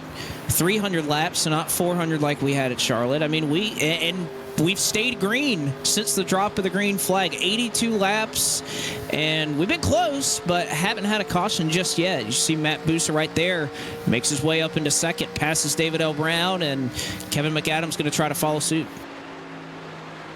Well, and it's weird. Not only have we not had a caution, we haven't really had anything that could resemble a caution. No spins, a little bit of contact here and there off the wall or off each other, but nobody's looped it at all, at least on the racetrack. I know Cattell did it on pit road, having to turn around and get back to his box, but as far as contact is concerned, it's been minimal out here. This is why, yeah, go ahead, Josh. I was just going to say it's interesting because, I mean, we've run 2 Firecracker 400s, and we've yet to have a green flag pit cycle. Yankee 600 comes along. First time through, they ran a green flag pit cycle. Shows just how long this race is and where the mindset is of these drivers. So 2 Firecracker 400s is the. How about a third? That's a great question there, Blake. I'm glad we live in a country where you can ask questions like that. And trouble, turn 2. Jonathan Cadell is around. He's on the apron. Caution is out as the leaders come flying by. Those aren't the leaders, those are lap cars, but the leaders just got to turn 1. Thought the leaders were closer than they were, so we jinxed it enough. The caution is out, and I'm going to blame the Firecracker comment as to why Jonathan Cadell went around, and he sent that baby off into turn number 1, and it was loose, and he just couldn't hold on to it, and he went around. I can't get back to that answer, Blake. We got a caution here we got to talk about, so let's go focus on this. Yeah, he was dancing with that car. He was chasing it the whole corner. And again, he's not around. He was not around anybody. Had some clean air, and we heard some things about how much different this car handles over a run in clean air. You can see some cars moving along by, and that's why we had to throw the caution right there. Good job by race control trying to let it breathe as much as possible. Oh no, he's spinning again. This is live under caution. He just about wrecked it into turn 1 again. Yeah, he did, and he does not have a meatball, so he does not, I don't think, officially have that tire down, but it's probably clinging for dear life and probably 1,800 degrees right now. Yeah, I'd have to say that that right rear tire is just flat out gone for Cadell. Now, he is going to stay on the lead lap. And I believe as a result of that, we had a couple of drivers that were 1 lap down. Sean Pellig, I believe, is the lucky dog. He was just ahead of Brandon Cattell, who had pit a little bit earlier, Brandon Gass, who had done the same, and Jerry Nadeau, the 4th car who was one lap down. So they're going to be one lap down. There are no wave rounds here, but we will give Sean Pellick the lucky dog because we are not racing back to the caution. Perhaps that's something iRacing could add for the next event, racing back to the caution. That'd be really cool as we see them work their way onto pit road here. Matt Busa lead them down. And it's going to be busy down there. That it is, and see everybody. You have to imagine, especially with the fact that we haven't been using that many tire sets, everybody going to stop for 4 tires and fuel. I am really interested to see how these guys race after this. I saw Buttafuoco overshot his box just a hair. He had to back up. He was in the 8th spot when they came to pit road, and it looks like gonna be Lucas Hoytsma that's gonna win the race off pit road. And then Busa, then David Brown, Spencer Burns, Chandler Parsons, your top 5. So they exit largely where they entered. This allows everybody an opportunity to catch back up. Again, caution flag number 1 as we were just north of 170 miles or so into this 600-mile race. So a great opening stint from these guys. Oh, Sean missed his box. Oh, wow, and he missed it by a ton. He's all the way back here, and he lost a lot of positions. Yeah. 27th. So he pulled in, missed it, and, oh, boy, he had to do the old, you're too far to the right. So he had to back up and get in it properly, and that took a little bit of time for him, so I think he's back here in 30th now. Jerry Nadeau came over the radio and asked, do I got a wave around here? And our race controller came over and said, nope, you got a race for your lap backs. And he just sounded elated with that answer. He's like, I love it. He's excited for this. Brian Hicks is up in the ante. He says, $500 for my laps back? Oh my gosh. Well, okay. Well, okay. Like, is that for the charity? It's a charity race. Give him the laps back. I am on board with to get it. If he will pay $20 per lap to get to 10 down, I'll do it. So he's 16 down right now. That'd be $120 that he could donate. If he donates $120, we'll put him back to 10 laps down. But here's the problem. Under the next yellow flag. Because we can't artificially give laps back, so we'd have to do it under the next yellow flag. But what happens if he loses 3 more laps? Is he going to pay more money? Oh, man. Oh, boy. I say we give him all but 1 lap back so we can see him race for that last lap back, but we still maximize how much that is being donated. That's going to be a 10-minute caution. Unfortunately. Just give him back over time. Again, I'm good with giving him up to 10 back. Especially because it wasn't an internet issue. I know he had to step away.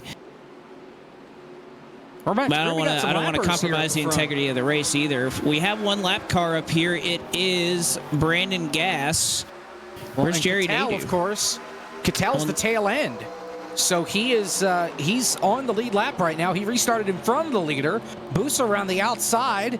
He's going to take the lead 3 wide with that lap car downstairs, and this is about as close as everybody has been since the opening start. There's a lot more rubber on the racetrack now, and they are fanning out. They're 4 and 5 wide. Nadeau came down pit road to answer your question there, Blake. He did, and so he is 1 lap down, and Brandon Gass is also now a lap down. So Gass would be the lucky dog. Now, actually, Cattell would be the lucky dog at the front of the field, and they are fanning out. You could see Matt Busa able to make up a couple of car lengths here. Already Cattell, 1 crasher in the back of the field through the infield. Caution is out. They're back up and into the field. But it looks like no harm, no foul. Who was that car to the inside? Was that McCandless? Chase Pierce is in this, your outside pole sitter. He was the one that got turned around, and Cole Freilich, it looks like. Yeah, it was Cole Freilich, and I think he had contact with Brian Blackford that started that. And 4 wide. They're trying to go 4 wide in about 2 lanes, and that's not going to work. So we can go back to the question of how many laps we want to give back to Hicks. I'm just kidding. See right here, a little bit of wrecking on the inside. Almost comes back up in front. Oh, that must have been scary for that blue car on board. I believe that was Danny Thompson. You see the leaders. Here it is. This could have ended a lot worse. Oh, yeah. Yeah. See Chris right, just a touch to the outside wall. That's not going to hurt that car at all. But all right, so we go about 85 laps on our first run. We go about 2 on the second.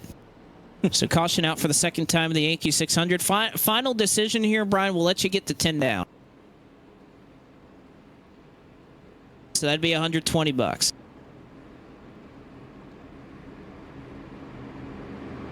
If this was Who Wants to Be a Millionaire, that's my final answer. So Brandon Cattell, he's not involved in that caution, so he will be the lucky dog. So then we'll have Cattell, Gas, and Nadeau. Or Cattell will get the lucky dog, so it'll just be Gas and Nadeau right now, who's 1 lap down.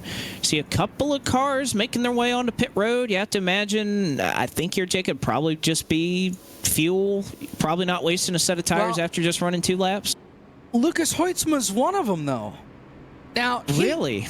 He started up front. He was 14th when they came back around, so he lost a lot of time, and he spun it into his box here almost. He's parked. Yeah, he's at a taking bad tires angle, too.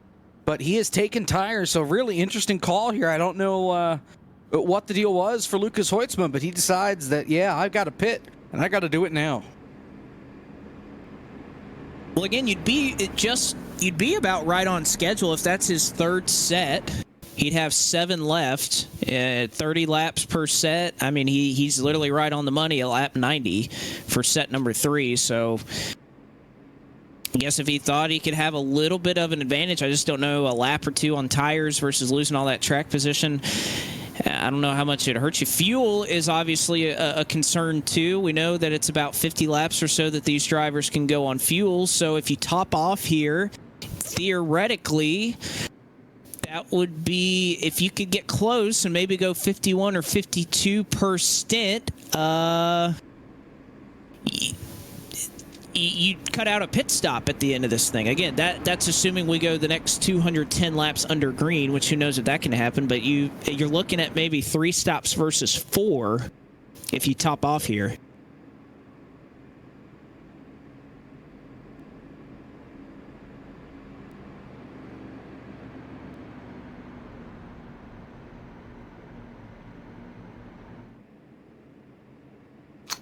Oh my gosh, points!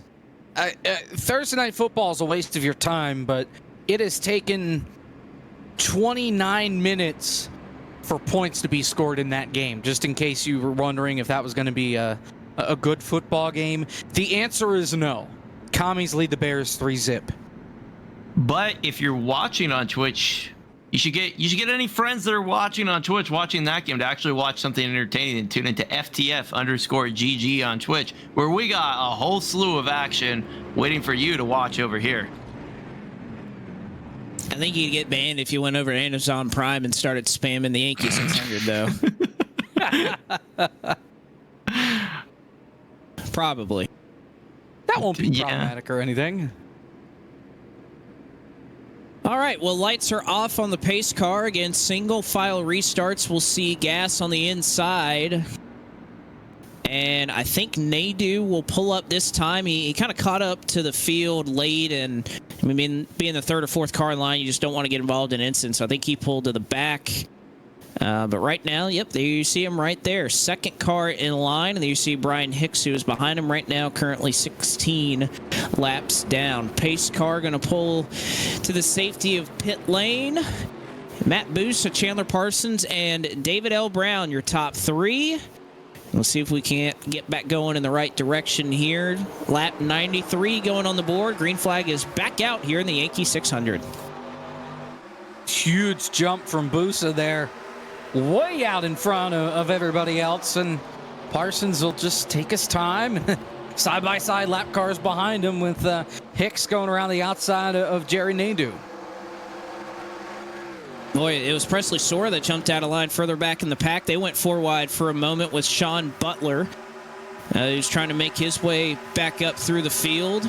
Pretty tame, though. These single-file restarts do a number on trying to calm things down for the first few laps, and then afterwards they get 2 and 3 wide and what have you.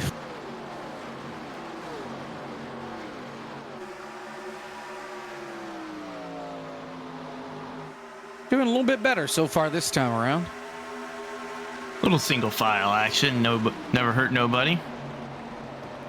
I tell you what, I'm impressed with how much Busa. It seems like being the leader is really tough in these cars, but he's been able to stretch out quite a gap right now over second.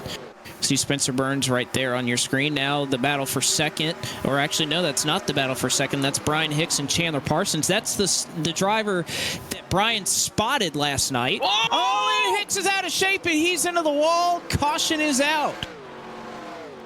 Look out, everybody else. Oh, no! Cole Freilich and Jamie Ritchie Price slammed into him in turn 3. A huge crash. I was worried that Hicks was going to come down the racetrack. He stayed where he was at, but they were crashing. Cole Freilich just ran over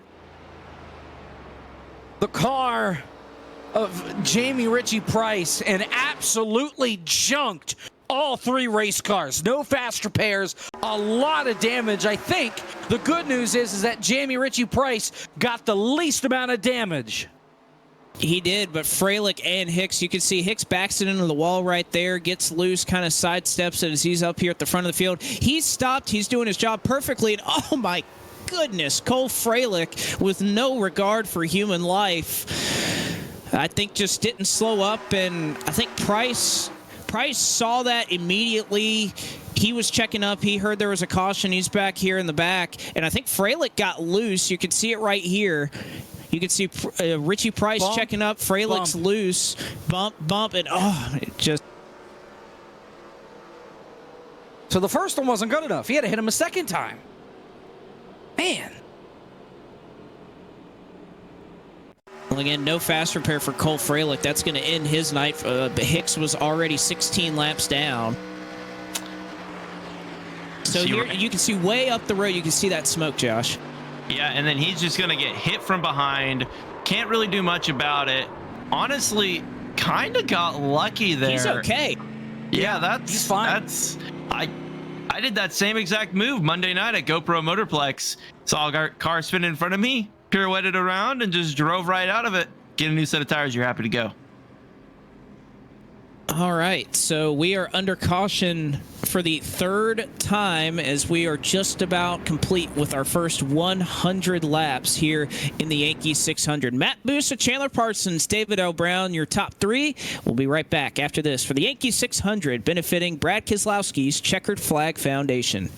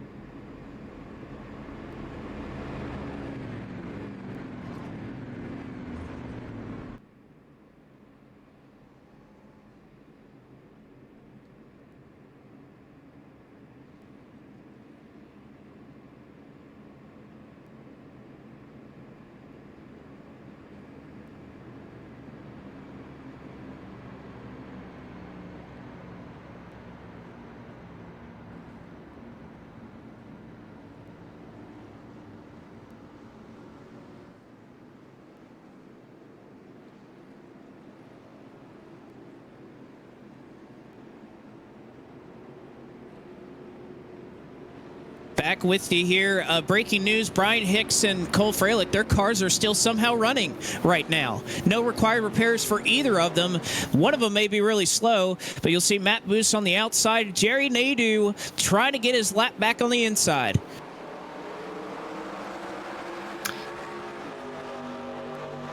Oh, man! Castro almost into the wall. He is in the wall. Peleg almost gets turned around. Somebody did not go on that restart, and it was Maxwell Castro that got turned into the wall first, and then Peleg got hit trying to check up and avoid all of that. I think that was a little bit further up the road. Yeah, exactly right. That was Castro, or I think Castro checked up.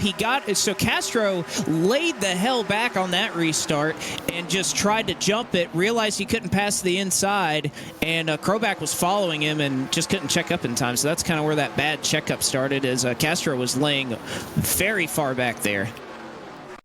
Here's the replay.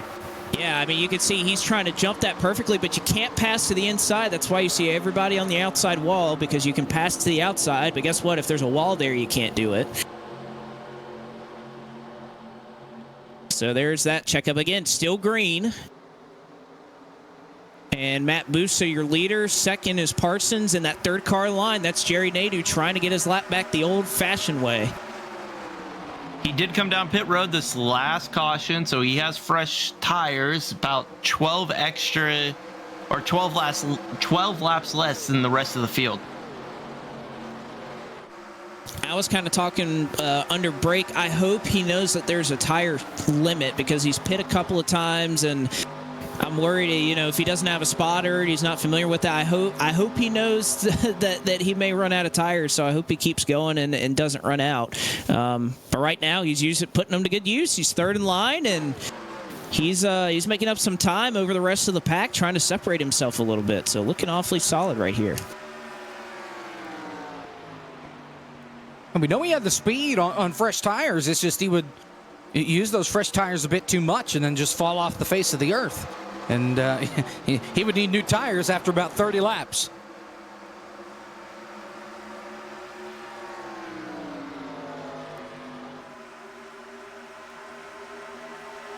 Oh, they are 3 wide further on back. I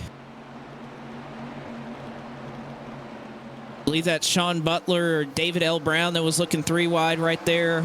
Spencer Burns, again, this is right on just inside the top 10 right now. Yep, Kalanick's in there as well in that blue 22 car.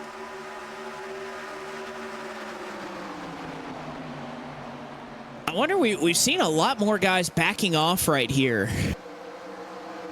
To start last run, everybody was kind of balls to the wall, and you see 2 or 3 cars doing that, but everybody else is just backing way off. I think they're thinking fuel mileage here, honestly. We know Michigan, if there's a track that fuel mileage is going to come into play at all, it is definitely Michigan. I mean, the NASCAR Cup Series history is just full of fuel mileage races here.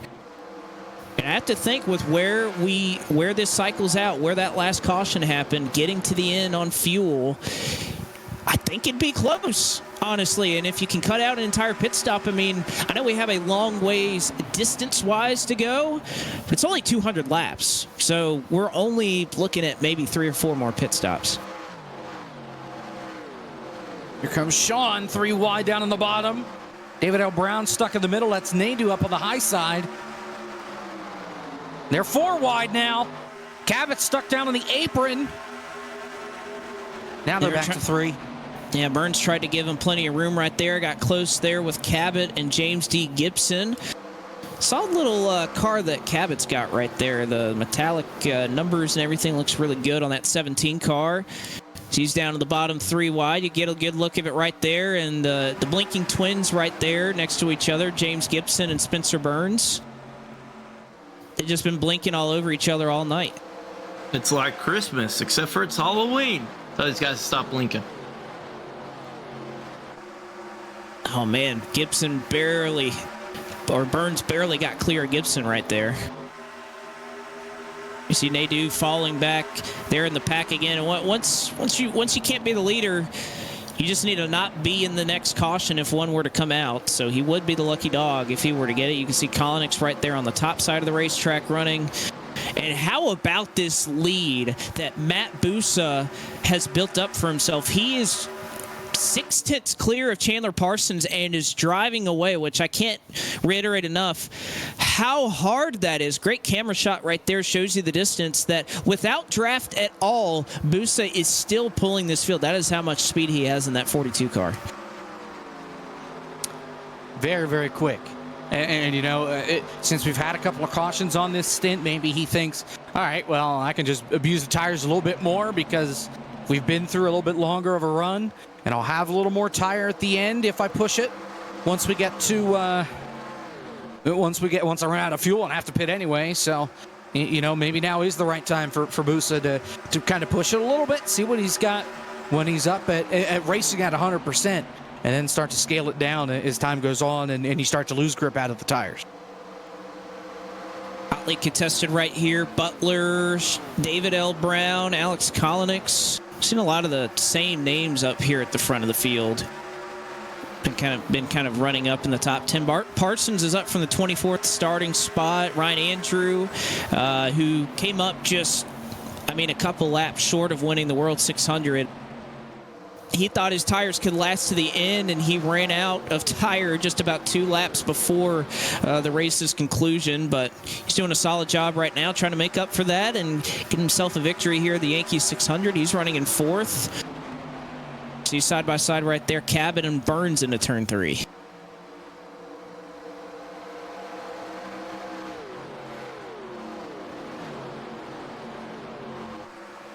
I like the sound of these cars. They sound nice when they go by. I'm just sitting here and I'm enjoying these sounds as they go by, one at a time, side by side occasionally. Just pleasant for the ears. I don't know. I believe you there, Josh. I also like the sound of these cars. I love the way they drive too, as a matter of fact. There you go. Do you prefer the onboard sounds or standing outside more, Blake? A race car always sounds cooler, in the cockpit, I think. Good answer. Get the full blast.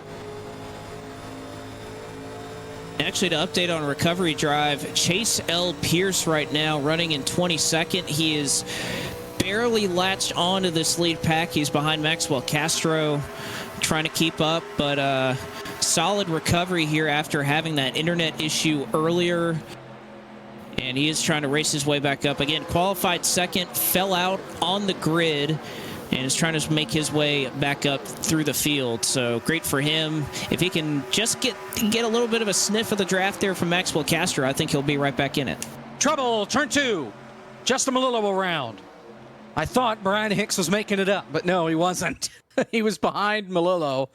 And Justin just got a little too loose on the outside and looped it around, single car down on the apron. So we will stay green.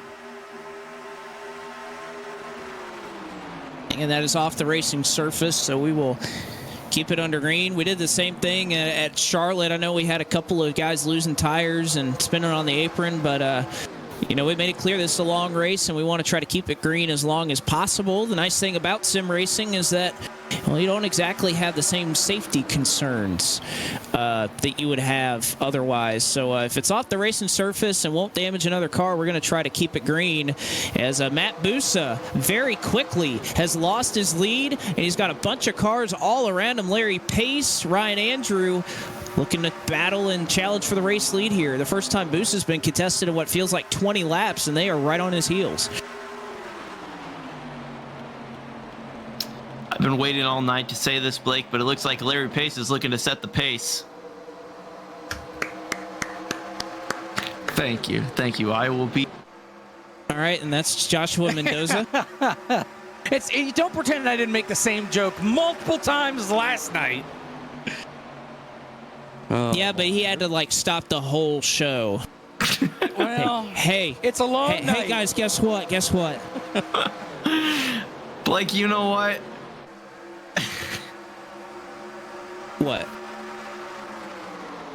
I'm here to enjoy myself and have a good time. And Larry Pierce, once again, looks like he's going to try to take the race lead. You cannot take my First Amendment rights away, Blake. You take Josh out, then you say his name wrong. It's Yeah, pace. I know, right?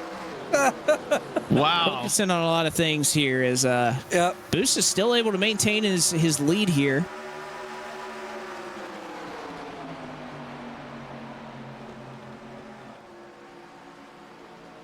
Trying to look back further in the pack to just kind of see. We haven't really talked a whole lot about it. No, Anthony Krobach was a part of that checkup right there. He's in 29th. Derek Fulton, that's right in front of him out of Canada. We appreciate him. He did a lot of work to get everything set up for Jerry and to get him signed up, registered and everything. And then Josh went there and got everything set up for his sim rig to make sure that he could race tonight. So we appreciate the efforts by both of those people. Oh, man. Butler just about got squeezed into the wall right there. Do all these favors for you, and this is how you treat me by kicking me out of the booth when I make one pun. Wow. Okay, that was not me. That was not me. Sure. You can't just keep kicking me out of here, boys. Me. That one wasn't me. I'll take credit for the first two, though. Okay, side by side right now throughout the field. Since we got to have professional, not fun commentary, they're side by side. We got a little bit of a blink out here for 10th, and I don't know what just happened, but it looked like Spencer's Burns rear ends just blew up and then came back together after he unblinked out of the race. Golly, guys, we had one car leading all on his own. Now there's about 15 up here that all want their piece of the race lead. James D. Gibson's a part of that. He's going to go to the bottom 3 wide here. Look how many cars that have all caught up to Matt Busa. It is a hornet's nest back here. 3 wide for third. Gibson down there on the bottom. Parsons up top. Then you got... who in the world is that in there? Oh, duh, I have him highlighted. Ryan Andrew, the guy that almost stole the World 600 that we did back in July. He's in the middle 3 wide. He was almost put 4 as Brown looked to go all the way up there to the top. Looks like kind of just stalemate here is Butler. Oh, there's not much room for him to go. He's being bounced like a ping pong ball between James D. Gibson and David L. Brown. I mean, it cannot get much closer than that. He was being side drafted because he was making contact on both the driver's side and passenger side door. And I think that a lot of that patience we were talking about and being mentally there, you start to kind of realize that you've been doing this for an hour or two, and patience starts to wear thin a little bit. I mean, we're not even halfway done, and I'm wondering how much of a mindset shift we're going to have here of people who are like, you know, this was fun, but I'm kind of tired, so I'm just going to race like heck until I just bin it, and then I'll just log off after that. So that's something to be mindful of if you're out here trying to go the full distance, looking for people who may be getting tired and may not actually want to run the full race. Just something to consider. Holly, we just have so much great racing up here at the front of the field. I think 21 cars are in this lead pack. Maxwell Castro's the back of that. Then you have Michael P. Frisch leading the second pack. Oh, man, David O'Brown! He's around in front of the field. Burns is in it. Sora's around, up in traffic. Thomas Lewandowski, and here comes more. Kevin's in it. Poland's around. Big contact for Nate Stewart. Half a dozen cars are involved in this one, and I turned into Sean McDonough.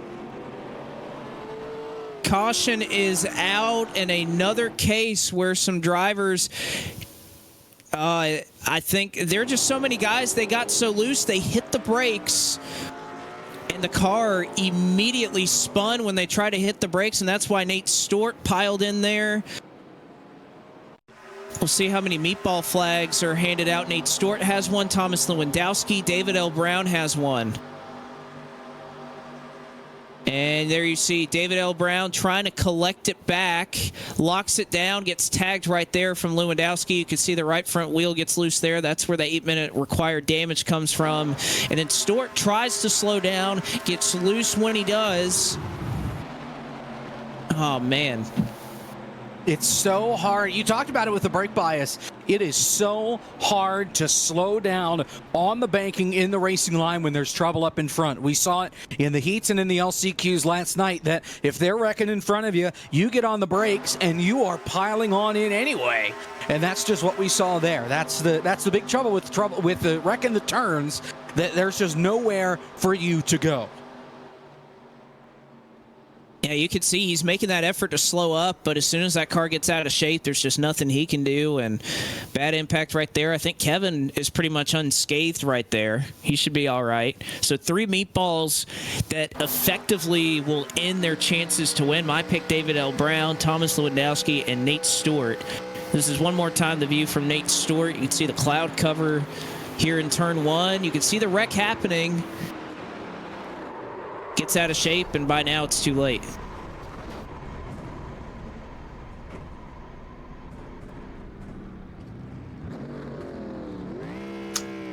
Well, Jerry Nadeau is going to be our lucky dog back on the lead lap here. He is. So Nadeau going to get back on the lead lap after falling down a lap early. It looks like Chris Yankee is going to lead him off a pit road. 2 tires for car number 14. We get our first taste of that in the Yankee 600. We saw it work for Boost on a short run, but on a long run, I am really curious to see how this car handles it.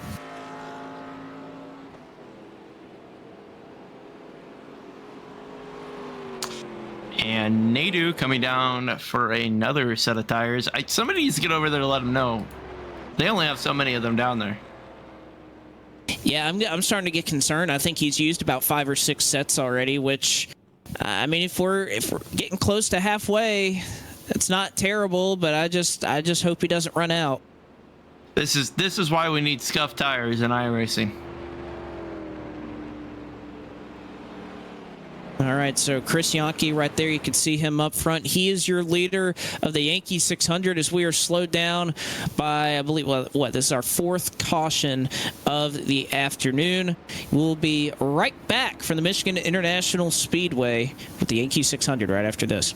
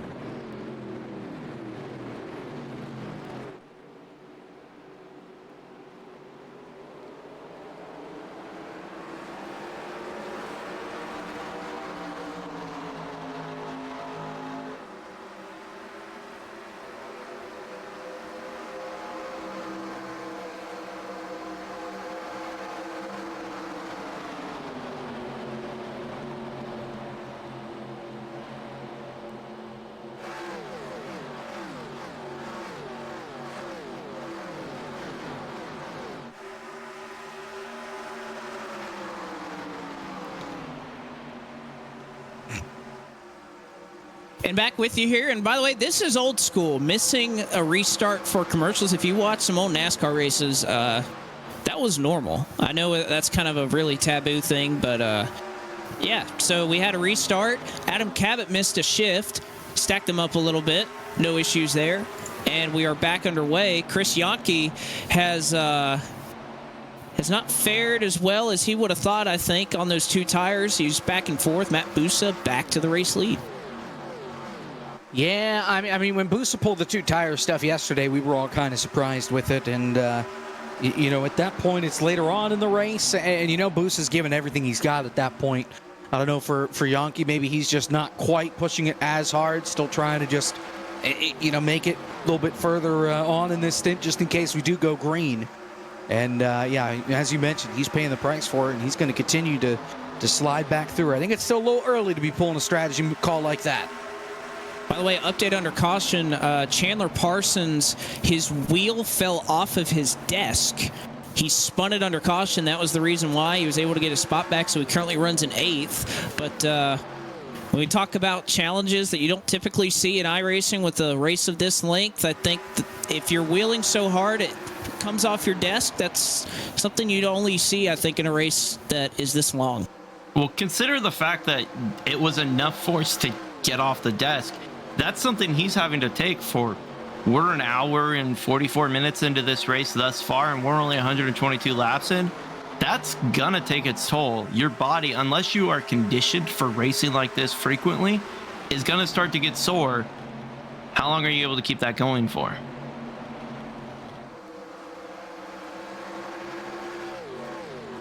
Sorry, I was texting somebody. What'd you say? I was just talking about how sim racers...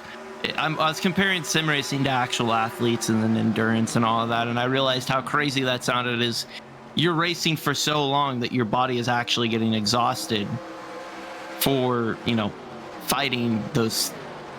It was cool. It was the first time. You should have listened to it the first time. I presented it much better, Blake. Sorry, I was texting somebody. What did you say? Hydrate and electrolytes are your friends. Back to you, Blake. I agree with you 100% there, Josh. I think it's great if you're hydrated. Oh, we got a spinner in turn 1. He saved it, though. My goodness, slid all the way through the corner. That is Chase. No, it's not Chase Pierce. It's Justin Smith. Justin Smith. He got hit by Philip McCandless. That's who sent him around. Those McCandless brothers, I'll tell you what, they are weapons. Man, my goodness. Philip has been running 30th all race, and then he finally gets into the top 20, and he runs right in the back of somebody. Unbelievable. What actually happened there is Philip wanted to run the outside. Justin was lifting to run the bottom, and Philip ran in the back of him. Great save by Justin Smith. Going to cost him about 10 spots. But unfortunately there, McCandless gets into the back of him. They say that we are still green.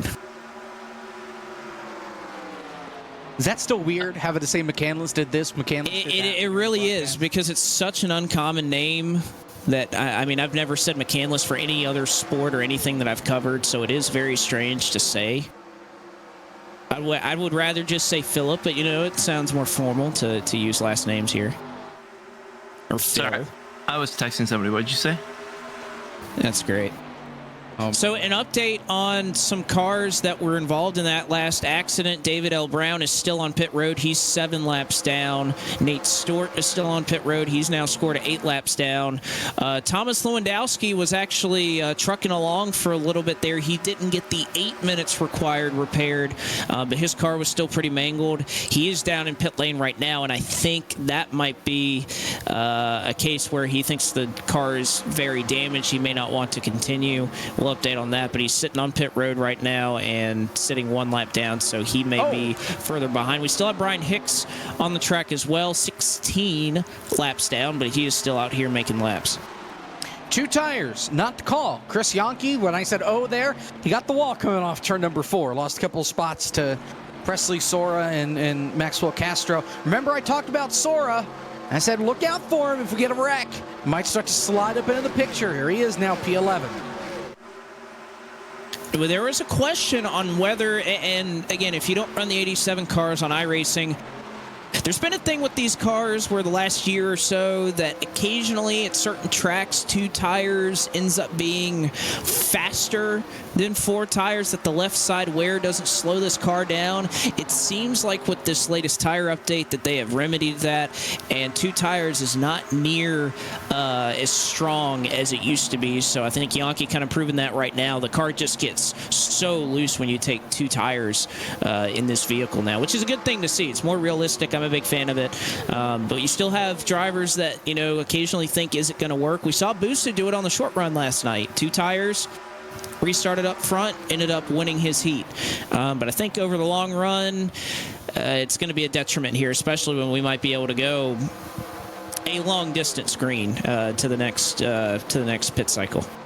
I feel like this whole stint right now is very reminiscent of our first stint we had, where we have a breakaway of cars in the front, about a second to a second and a half to the main pack of cars, and it seems to be calm. I say that because at any moment they could go crazy again, as we see them already going side by side. That's Sean Butler on the inside of Larry Pace, and getting a little help from behind from, I believe that's Ryan Andrew. It is Ryan Andrew, that purple 88 car, trying to help Butler along to edge alongside Matt Busa here off of turn number 4 for the lead. And Busa may have tagged the wall right there, may have just scraped it, but looks to be all good. I tell you what, for setting everything is partly cloudy, we have found our way to just find a lot of clouds here. This entire track is completely draped in cloud cover right now. Cooling this track down, it was up to about 122. It's now down to 116. So it's doing its number to cool this track down as we reach about 2:30 in sim time. It'll be about the hottest part of the day here in the next 30 minutes or so. And then the track will go through a little bit more of a change. It'll cool down more significantly. It'll get faster. I'm sure the temperature will go down as well. And I think that's when we've seen a lot of cars loose. I think we're going to see it swing back the other way like we did in the LCQs last night. It'll get tight at that point. Just have to wait and see, as we're now, 20 laps to the halfway point. So we're getting there. We're rolling along. I think Sean heard me mention that it was calm, because as soon as I said that, he just started going side by side and is now battling for the lead on the inside of Busa. He doesn't have it just yet, but a good push off the backstretch. He's going to send it in here into turn 3. I don't know if he's going to get it. Oh, just holding on the bottom there. I thought he was going to slide up in front of him. Let's see if he's able to do it here, and he is. He is able to clear Matt Busa, so Sean Butler once again into the lead. This has to be the most lead changes that we've seen in these races. And kind of, Josh, what you were talking about earlier, when you talk about being calm and aggressive, at least from what I've seen, didn't see it so much in the World 600 just because every 40 laps someone blew a tire, we got a caution. But especially in the Rockingham race, we kind of went through these phases where everybody was calm, tame. We got some green flag racing in. We'd kind of get one yellow to break that up. We'd see some more yellows quickly thereafter, and then we'd kind of cycle back around to everybody taking it a little bit easier. I think that's what we've seen in this race. Really calm for about 80 laps.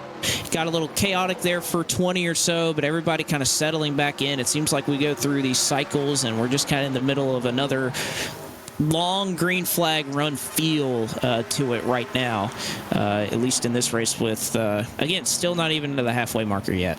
Well, I did say that it did look very similar to our first run that we had, which was a breakaway, a couple of cars racing up front. They inevitably started getting really racy, as we see them doing right now. That brought the rest of the pack together, and then that's where we saw the absolutely insane driving before we got to our first pit cycle. Curious if we'll see that here again shortly. This is falling back right now. Yeah. Can I just say something?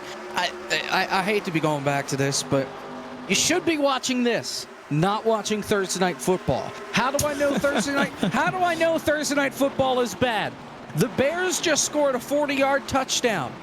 The Commanders had 12 men on the field on defense, and the Bears still scored a touchdown. I just want to throw that out there.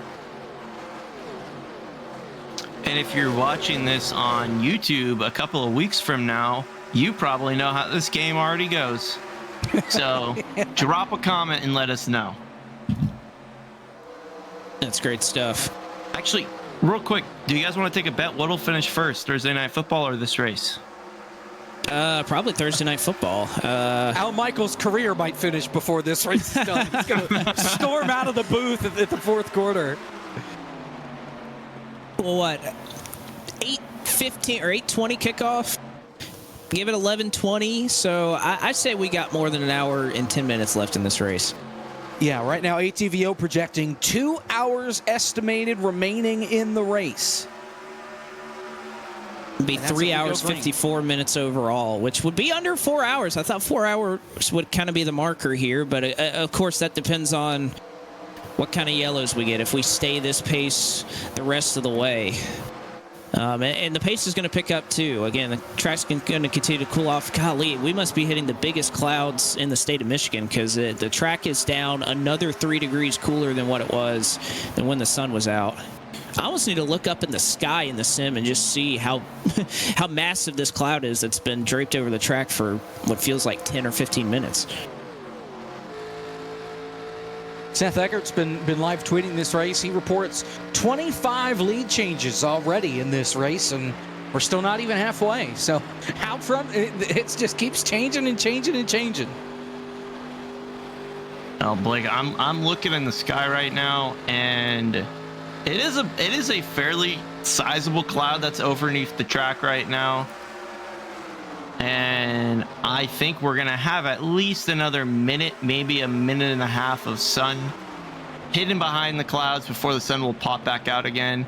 Although they're heading in a direction where we'll have a cloud shortly thereafter. I hope we don't get rain. That would be very awful. First time in history we would have an iRacing rain oval race. And I don't think we have the ability to throw a red flag, so we would just send it. I'm sure in these cars that'd be easy. How about James D. Gibson for the lead? And as I mentioned, there's the sun. Yep, there it is. Off of turn 4, you can see it finally starting to light up the front straightaway as James D. Gibson trying to light up the scoring pylon right now to go to the top spot. He's got help with Ryan Andrew trying to all get by Sean M. Butler into turn 1.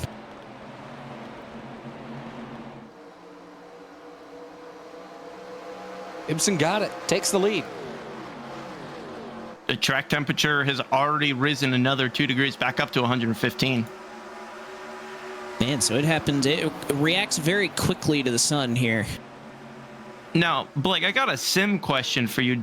Do you know if that track temperature, is that an average of the whole track, or is that like a specific place on the track? So that's a great question. I think it reflects areas on the track. I know when dynamic track was the thing, if you could run in the shadow at the top of a corner, you could feel the grip difference where that shadow was.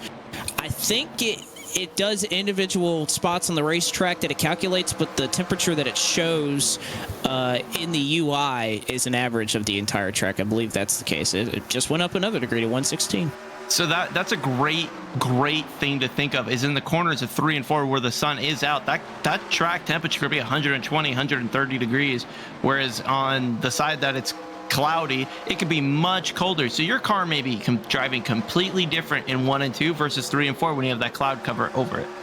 Yeah, and I mean, you can see it if you have kind of the lap marker up. I like to have kind of the session last lap up, and you can kind of see the green bar if you gain time a little bit. If you see a cloud go over the corner, you can usually see yourself gaining time, even if it's on the straightaway. If the backstretch is all of a sudden in cloud cover and the front stretch isn't, you can see yourself gaining time when that cloud cover's over there. So it's definitely factors in at different areas of the racetrack, and right now 3 and 4 definitely bright in the sunlight.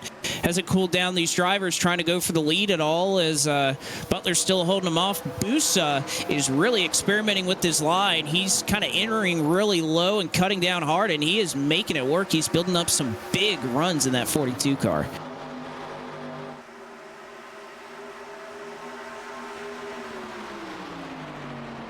See if he tries it once again. All the way to the wall. Yeah, and he's going to cut down in the center of the corner to try to build up a huge run.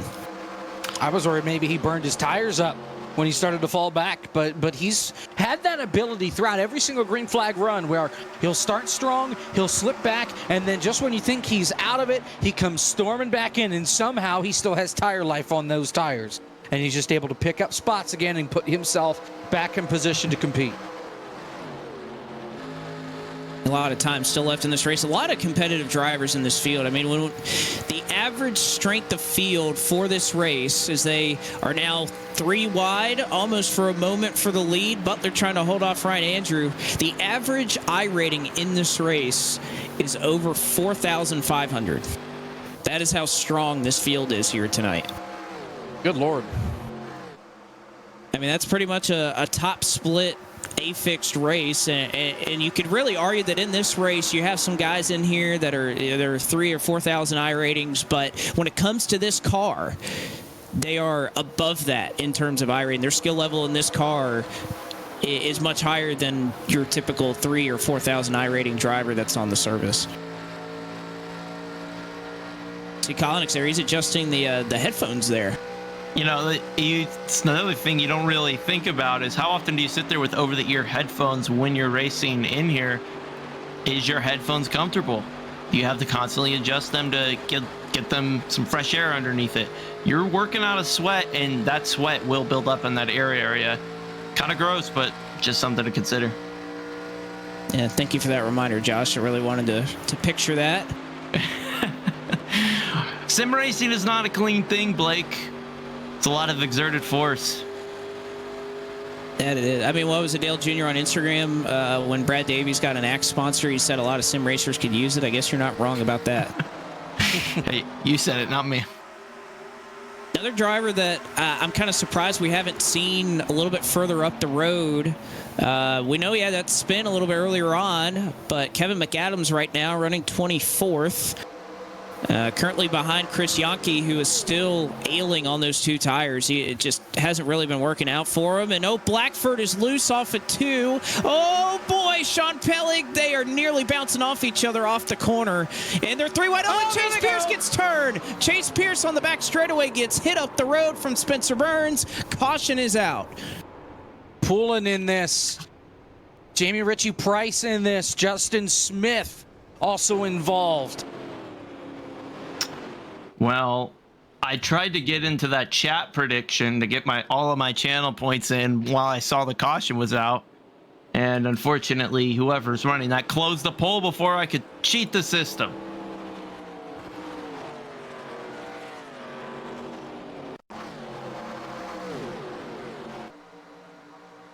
See it one more time right here. You can see Pierce is in the middle, and I just don't think Burns knew that they were 3 wide right there. He tries to move up to arc into the corner. Pierce is there. And you see Pierce, you see the 66 Justin Smith right there. It seems like a lot of times in this event that Richie Price has been involved in an incident, but pretty much comes away unscathed. See Matt Kemp may have got a little bit of damage there, getting into the back of Smith. See it one more time. There's Chris Yankee right there on the top side of the car on 2 tires. And Burns just moves up. Yeah, Poulin and Richie Price pretty much had the same idea there. It's just lock it down, spin to the bottom, and live to fight another lap. Pit road, guys. It's a busy place right about now.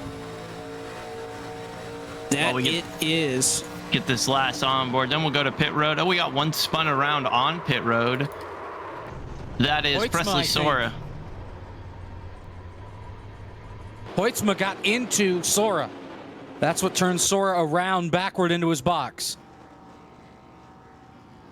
Got it squared away, but he did get spun around into his box. Nothing major, just gonna lose a couple of spots here. And he actually did a Ryan Ander that wins the race off pit road. Busa to 3rd. Gibson comes out 2nd out of all that. Go ahead, Blake. I was just about to say, Sora actually did a pretty nice little burnout. I was impressed that he was able to get into the stall as quickly as he was. Get a replay right here. You'll see him coming down pit road. Minded his P's and Q's. And bunk, right in there. Yeah, Hoytsma's like 3 stalls ahead of him, and Sora 360 almost comes up and hits a car. You don't know if he's transparent at that point. Pulls right up, has to back up, and there you go, right in the center of the box. I'm actually just the way he drew it up. Yeah, that's a good little play right there. Last time down pit lane, he did spend 1 minute and 4 seconds on pit, or 1 minute 5 seconds, whereas on average everywhere else was 47 to 45 seconds on pit lane. So just some time lost there, but nothing he can't recover from. So Ryan Andrew, your race leader, the wave around, or the lucky dog, giving that time to David L. Brown. He was back on the racetrack after serving his required repairs. He was 10 laps down. Now he is 9 laps down. Unfortunately for him, though, Cole Freilich is a lap down, so wouldn't get the lucky dog on the next trip around. I mean, it's not out of the question that you can make up 9 laps or so, but the problem is you need nobody else to go a lap down at this rate. I mean, it's definitely possible that we could have 9 cautions. I certainly hope not, but it's a long shot for David L. Brown, but he's not going to give up. I would say it would be more possible if you had wave arounds and all of that to get those laps back, but you're expecting 9 cautions with nobody else to go a lap down in front of you from any of those cautions. It's just unrealistic. I doubt he's going to be able to get more than 1 or 2 more laps back. So we sit here, lights are off on the pace car, and we are just shy of halfway home. 300 miles almost complete. And again, we're starting to get close to that territory where this race in real life that was run in 1969 came to its conclusion. The reason we're running this race and the reason it's 600 miles, that was the scheduled distance for the second ever NASCAR Cup Series race at this racetrack. They ran 165 laps before weather ended that race on August 17th, 1969. Oh, and we have smoke in the back of the pack. Someone may have missed a shift. It sounds like involving Jerry Nadeau back there. I believe Sean Pellig may have, yeah. Actually, it was, I think that was reaction to what happened further up the road. Which, I mean, Nadeau got a little bit of a tap. He's fine. Yeah. He's just hanging out. Brian Hicks is up in this lead pack again and getting a little bit of flashbacks. Here's the replay. Oh, there it is. Oh, we have one in the grass on the front straightaway there. Angled back, it is Justin Melillo, and Melillo's going to go over. Melillo flips. It's because of the grass. Same thing that happened to Parsons. He dug into the grass, and actually it was the transition between the grass and the gravel, or the asphalt. He barely missed just spinning on the asphalt. He flips down, and unfortunately for him, that's a meatball flag. We stay under green. Here's another look at it. It broke the left front, similar to what happened to Chris Buescher back at Charlotte in the Coke 600. Just right there when it digs in on that transition. We saw the same thing happen in the transition on the apron with the grass and with Chandler Parsons yesterday in the heat race.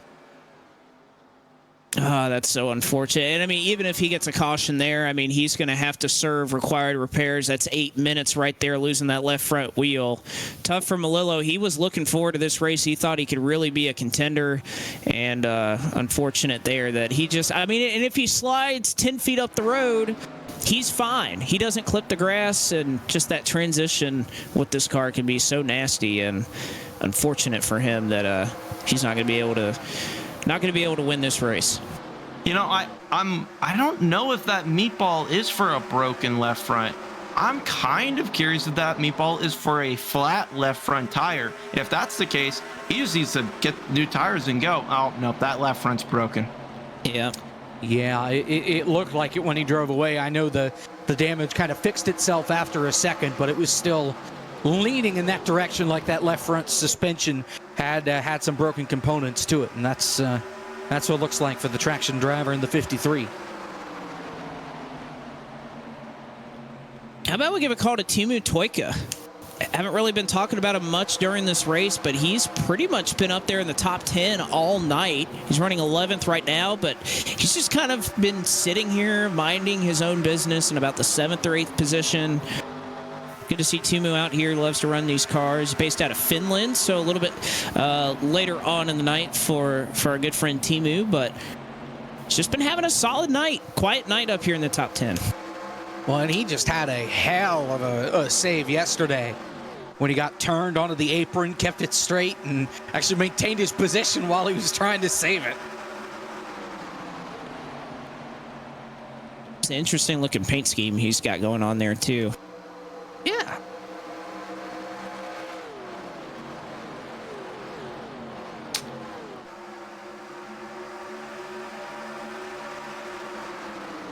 We're past halfway, guys.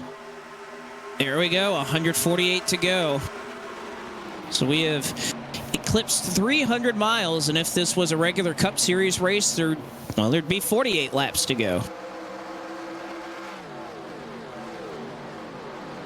And we're hearing that Justin Malillo is not happy right now, and I can understand his frustration. He is dissatisfied with the 98 of Presley Sora, saying that he has just cost the Brad Keselowski Checkered Flag Foundation $10.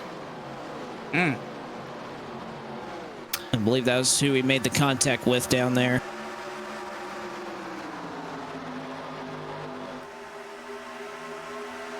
I hate to see that. So now, after that incident, 36 cars.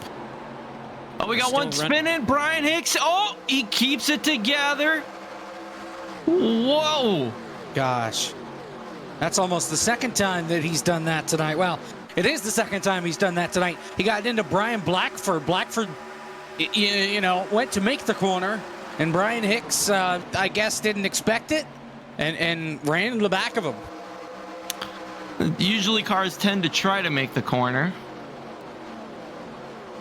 Again, Hicks still he's still gaining spots. He's still 16 laps down. But you have a number of drivers up here who are, falling out of the race, taking repairs. Malillo may be one of them that he's able to pass. Cole Freilich right now, first car 1 lap down, running in 37th. Back up front, Andrew still leading the field. Busa, Butler, Gibson, Pace, your top 5.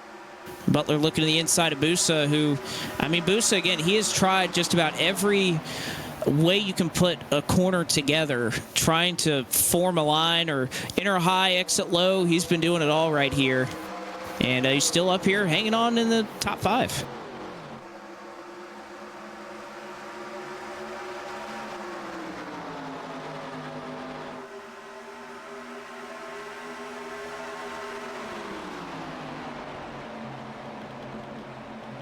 I'm going to take this opportunity to go use the bathroom, so y'all got it for the next minute or so. I was looking at my phone. What was that? All right, so it's the Jacob and Josh show here from Michigan because Blake couldn't wait for a caution. So we've got... we get those so sparingly around here anyways. Oh, who is that? That's Busa. Got the apron in turn 3. I thought at first he was coming to pit road, but... he stays on the racetrack and keeps it up to speed. Battle in front of him between Pace and Gibson. Give it to Gibson.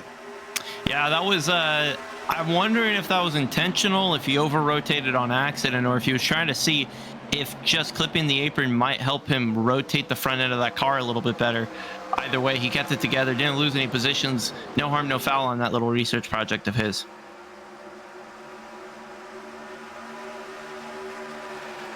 Yeah, we got side-by-side right here. What is that? Is that Butler? Yeah, look at that. Sean Butler to the lead. Yeah, that shuffles Ryan Andrew to 3rd. As here comes Gibson. He'll take 2nd. And now Larry Pace to the back bumper of Ryan Andrew. How about Brandon Hayes-Cattell? Remember, he was a lap down.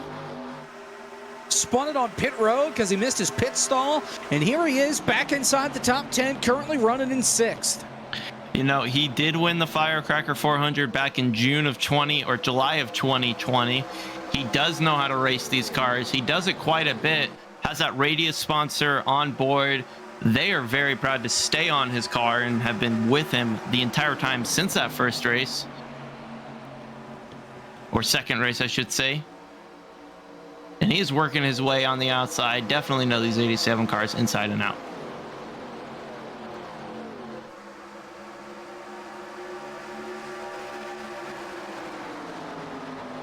Hey, Jacob, got a score update on that Thursday night football game? 7-6. I've gotten unconfirmed reports that perhaps Carson Wentz is hurt. I've been scouring the social media and have not heard anything confirming that, so I'm assuming that he is not hurt at this point, other than just, the usual. I did see one of the quarterbacks was down. It was not Wentz though. And I also saw one. That was Justin Fields, but he's back out there now. Who was the one who hurt guys. his fingers? Hey, Blake, we were just talking Thursday night football while you were gone. Oh, well, I don't have the game up. Is anything interesting happening? Apparently not. Quarterbacks are getting hurt. That's all we know. Yeah, I was going to say quarterbacks getting used like punching bags and no flags, so.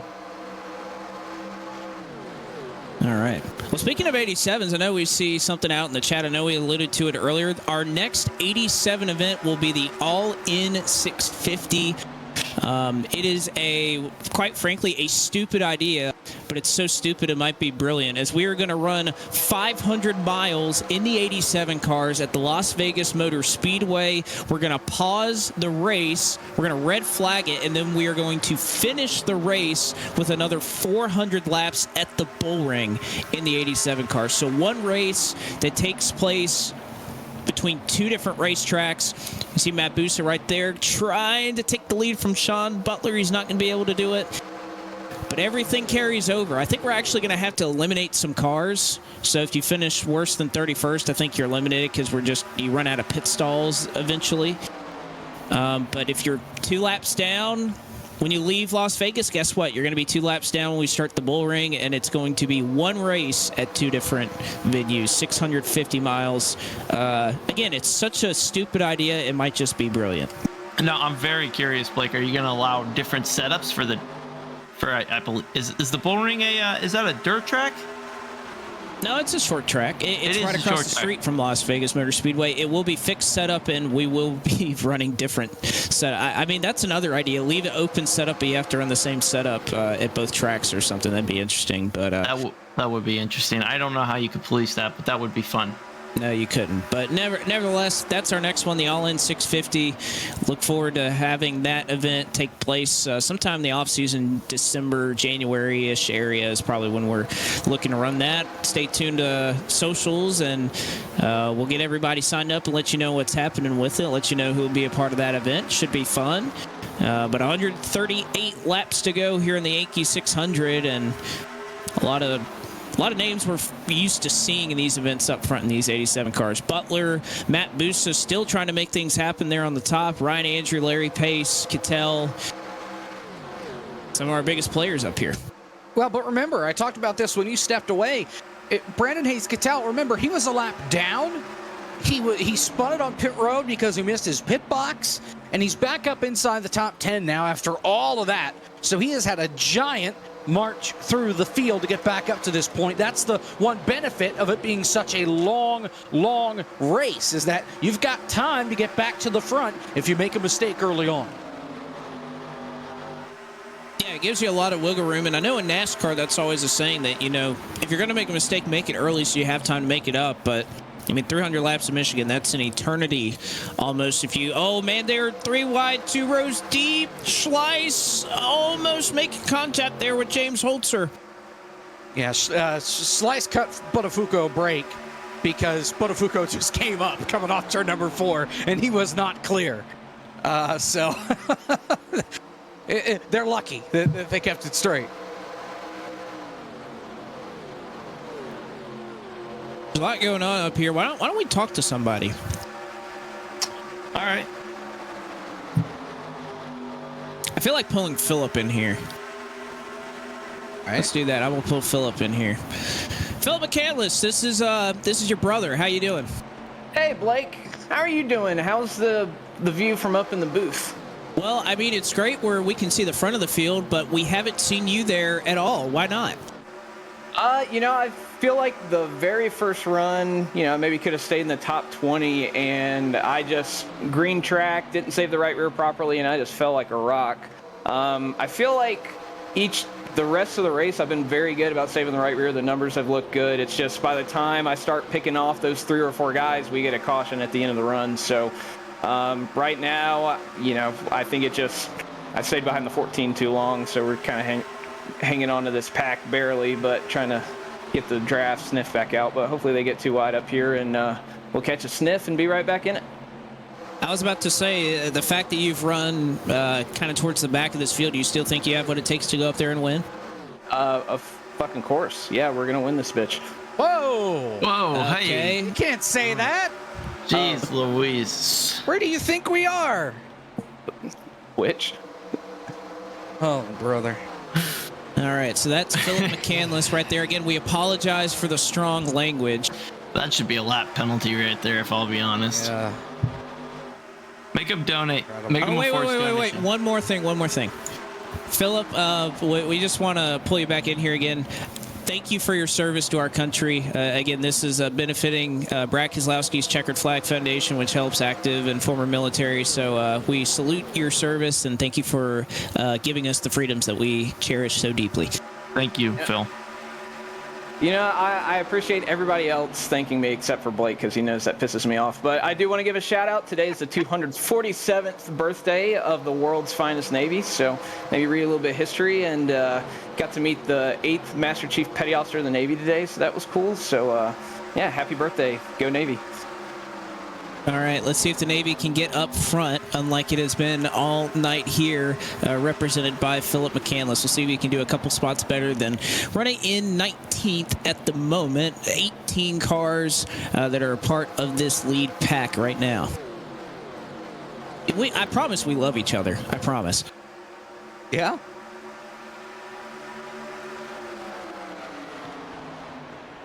Battle for the lead. Butler lost it to Gibson, and now he's trying to take it back.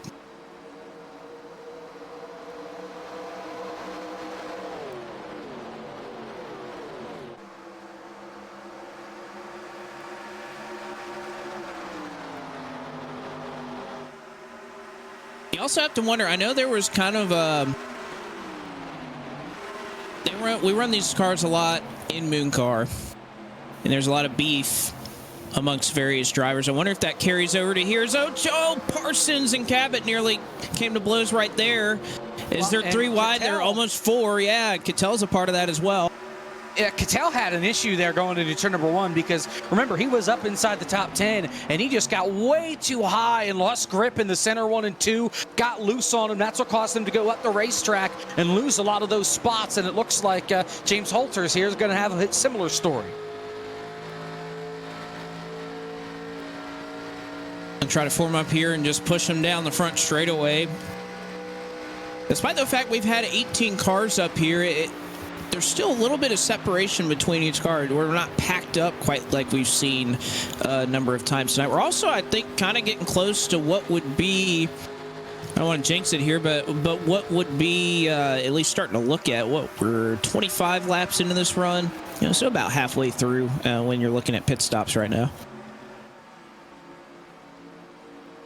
Single file through. Oh, Parsons gets hit by Cabot, and he's sliding. He gets tagged by Buttafuoco, or no, excuse me, that's Michael Sturgill. Yeah, caution is out. Those cars look identical to each other, but contact between Adam Cabot and Chandler Parsons. Cabot barely drifted up the road. Parsons may have come down. It was close, but Presley Sora spun it all on his own. Same thing with Jonathan Cadell. I was going to say that's the first one where we haven't had people go piling in, and we got beef right here on the front straightaway between the 98 and the 53. Remember, that 53 is broken, and it was contact between those two that sent Justin Malillo up on his head on the front straightaway. And it looks nothing more than just hey, I didn't appreciate that. I am. Do you come down pit road here? I think you have to. At 25 laps, I would.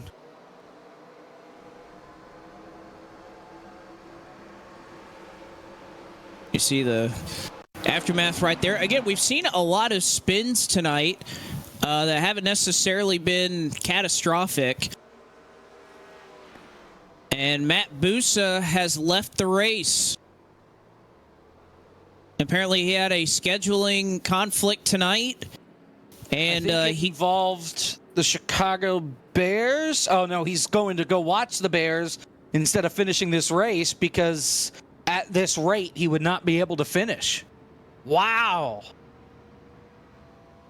Well, gee, I hate that for him because, again, he's run so well in these events. He even says that he wasn't going to be able to finish this race more than likely. So might as well watch my Bears. Thanks, Blake, for the host. These are more fun than any event that I run in. So That's he's nice very, very, very cordial. And again, that's one of the things about these races that makes it so difficult is scheduling. I mean, we had, this is on a Thursday night right before Las Vegas Motor Speedway weekend. So pretty much the entire industry is gone or probably losing thousands of dollars at casinos right now. So they weren't able to run in this race. Nate Stewart is also out of this race. He is withdrawing his entry. All right, so Nate Stewart and Matt Busa looks like some casualties of this race. 129 laps to go. Sean Butler leads him off of pit road as we draw towards the latter third of the Yankee 600.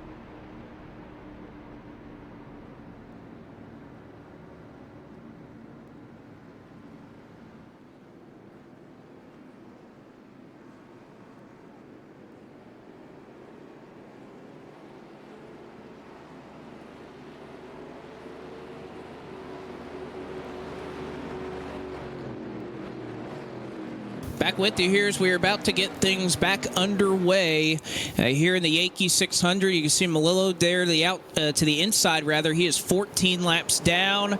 Brian Hicks catching up as well. He is 16. And David they O'Brown did not go. Chandler Parsons was the first one to really pull out of line. Somebody in the middle of the pack absolutely asleep at the wheel, and they are 3 wide, just flying around some of these guys going down into turn number 1 that are nowhere close to full speed. There were 2 kind of instances right there. Somebody didn't go, and then I think around Crowback, they tried to jump the start, and it just didn't work. So there were kind of 2 major stack-ups right there. Again, no issue. But again, that's the problem with single file restarts is you can't see a damn thing. And if you want to get frustrated more than just about anything you do on iRacing, go run IndyCar or go run the 87 cars where single file restarts are very common, and it will frustrate the ever-living hell out of you.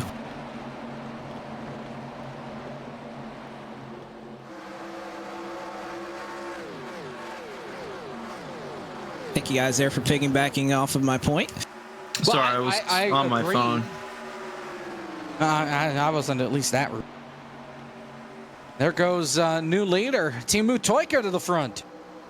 Yeah, how about Timu? Came off of pit road, gained a couple of spots there. And again, he's just kind of been hanging around all night. We haven't seen him have that dominant speed just yet, but he's in the right place at the right time. And now with Busa gone, I mean, I think this race really opens up a little bit more now that he's out of the race. And I kind of hate it because I don't think we're going to see as many cars go up to the high side as what we were seeing earlier. Busa was making it work too. He was showing there's speed up there if you can run the right line and make it work. But unfortunately, I just don't know if anybody else is capable of doing it.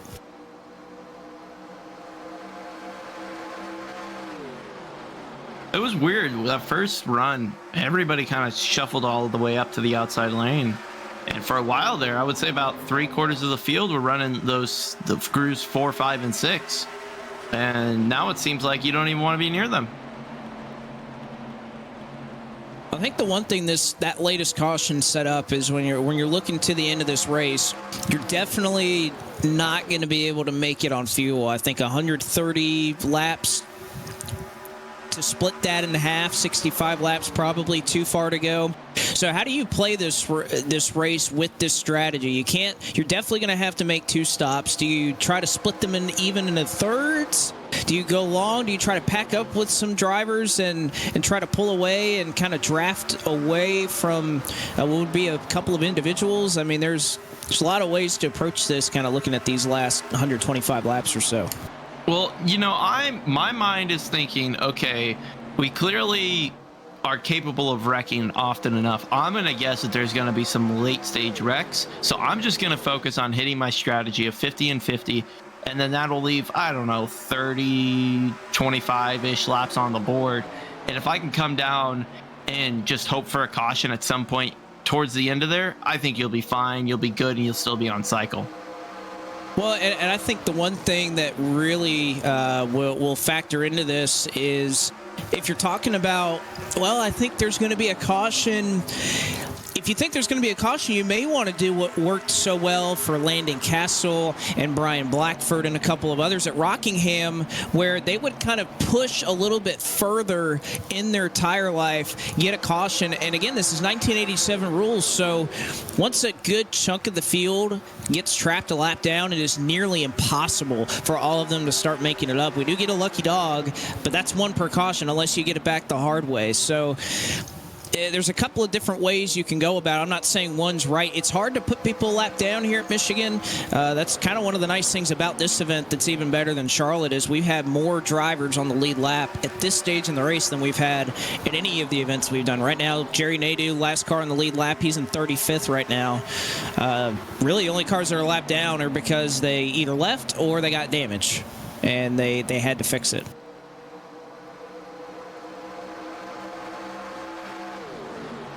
Right now, Timu Toika still your race leader. Sean Butler and Alex Kolinick side by side. It's been a little bit calmer these last couple of laps, but I imagine it's going to pick up here with Michael Frisch, Matthew Zwack, a couple of names we haven't seen at the very front yet. Of course, Frisch, driven from the back of the field, was the winner of the World 600. And he is looking to make his way forward. By the way, thank you, Casey and Kevin.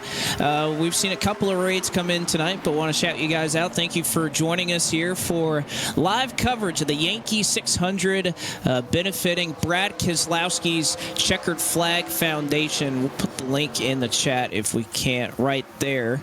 Or sorry, I have Jamie's Twitch link on my copy paste. Link coming here shortly. A little side-by-side action. Yeah, there it is. Yeah, there we go. So, of course, doing this event in support of Brad Keselowski's Checkered Flag Foundation that does so much great work with our veterans, active military, and first responders. They've raised over $3.8 million, and we hope to contribute just a little bit towards that tonight with the running of this Yankees 600. A race that was originally thought of in 1969, was the second ever Cup Series race at Michigan, was set for 600 miles. They made it to, well, just about where we passed, about 165 laps in that race before weather ended it early. So we've never seen a 600-mile race contested at Michigan since. And I know this is iRacing. It's not the real world. But we thought we'd drudge it up, and what better cars to do it than in what I'm going to say is unequivocally the best cars in iRacing. Now, for those of you who just tuned in, there are 3 cars that have been out of the race or are no longer running. Thomas Lindowski, Nate Stewart, and Matt Busa. Nate and Thomas were caught up in an incident earlier in the race, and Matt Busa unfortunately had to retire due to conflicts with his scheduling. Other than that, everybody is still out on track. Yeah, imagine thinking a 600-mile race wasn't going to take that long, and oops. So unfortunately, with the pace we're running at, which certainly is not bad by any stretch, we're running at a good pace tonight. Nonetheless, Busa would not have been able to stick it around for the finish, so he made his exit a little early, and he had one fast car and would have been a contender for this win had he not had to leave early. No doubt about it. Certainly so, and a lot of prizes for these drivers on the line tonight. We got some money for these guys that finish up in the top 8. You got some racing memorabilia that they're going to be able to purchase with some gift cards to B Blaze Vintage. Looking forward to that. I know Presley Sora, a big fan of that, big supporter of Blaze when he won the Monday Night Racing Championship wearing one of those shirts. And we've seen a lot of great racing. This is probably the calmest that we've seen it at any point here tonight, but we've seen it both ways. We've seen very aggressive. We've seen it kind of string out a little bit as drivers kind of realize how long this event is and how they want to put themselves in a good position. This is a good side-by-side battle right now.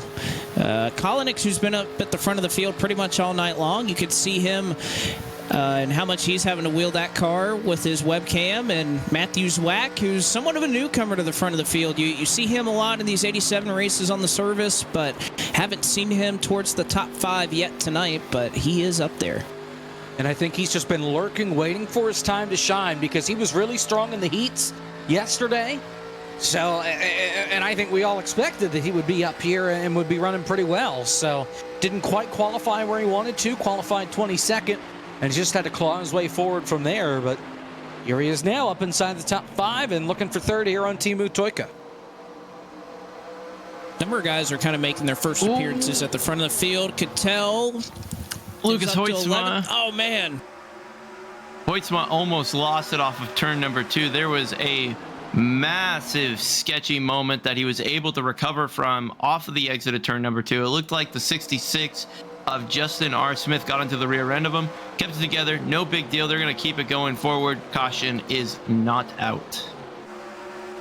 Again, our next 87 event, if you're looking forward to try and run in the next one, it will be in December or January timeframe. Haven't set a schedule yet.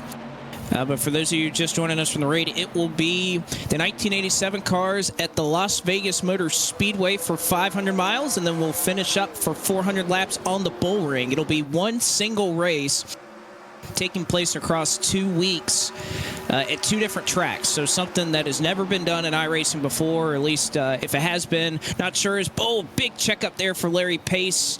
Nearly gets into the back of Ryan Andrew, and Buttafuoco slides down to the bottom to try to get by Pace. But it's a crazy idea that's so dumb it might actually work, and we're going to try it, and hopefully it'll be a fitting venue for our next 87 event. The bull ring, I mean, my God, that's going to be a tough challenge for those guys. That's a tough track to get around in itself. You put it in these cars, it's going to be a real handful, and you have to position yourself well for that through 500 miles of Las Vegas, another track that, you know, we didn't see in these cars in real life, but I'm sure it'll put on a good race. I cannot imagine you were sober when you drew up that idea. I sobered up when I made it 650. Originally, it was going to be 1,000 miles. So. Oh, Lordy. Well, the battle up front is for the race lead. Michael P. Frisch, Sean M. Butler side by side, and Zwack going to have a run. He's going to take it 3 wide. Here we go. I thought Gibson was going to think about 4, but on lap 189, 112 laps to go. 3 wide for the lead. Gibson going to throw it up there, and he backs out of it, but he was thinking about it. He wanted to make it 4 wide. And that would have been the end of the race for probably all 4 of those guys. A little too early to be making big moves like that, Gibson. Just take it easy. Frisch able to... There was a slight stack up. Kolonix almost got into the back of Timu. Kept it together, but there was a little stack up in that inside lane that almost caused a bit of mayhem, but they kept it together. They did. They are stacked up 2 by 2 for the first 4 rows. Toyko's leading a little bit earlier, kind of trying to poke his nose out and run just a little bit higher than James D. Gibson. Door to door, just inches off each other for the race lead now is Michael P. Frisch and Sean Butler. These 2 guys, I mean, they respect each other a lot. They're not going to, I'd be shocked if they did anything to kind of ruffle each other's feathers here, but they'll race door to door, they'll race hard, but they trust each other to race clean. Can't say the same about what they would feel about the driver behind them right now, but Gibson holding strong right there in the 4th spot next to Matthew Zwack. Yeah, and we calmed down up here at the front, and now we just kind of accordion back together, like we're at a plate track. It's really been interesting to see how these guys have calmed down for a couple laps, kind of cool off the tires, and then they get right back to work. And it seems to happen at once. We go from single file, strung out, everybody's minding their business, to all of a sudden it's go time. Everybody thinks their tires are good, and they're going to try to go all out all at once. It's been fun to see how these guys just kind of crank it to 11 immediately. You see Toyka right there able to clear Kolonix for 5th. And Butler and Frisch, neither one looks like they're going to edge out in this battle just yet. They are still side by side, and Butler, you can see, going all the way to the top trying to break the side draft, and he does it for a moment, but then Frisch gets a great push here down the front straightaway from Matthew Zwack.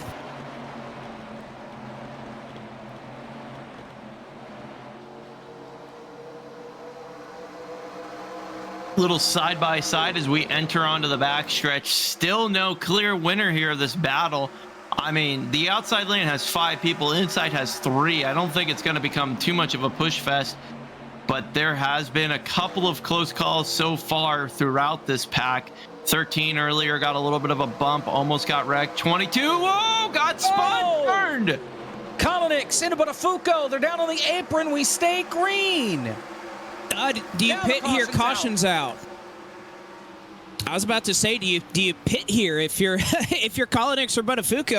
I feel like you'd have to come down and kind of justify that lazy spin down there to the bottom. But 2 cars up at the front battling inside the top 5, and this is when mistakes are more crucial at this later juncture in the race. Again, it's 600 miles. If you have a problem in the first 100, you get such a long time to make up for it. And I think that wasn't Botafuco. That was Ryan Andrew that initially made that contact here with Kolonix. Yeah, just got in the back of him. Just got a little too close to that 22, and just got around. Didn't hit anything. 2 cars, they were out of the way.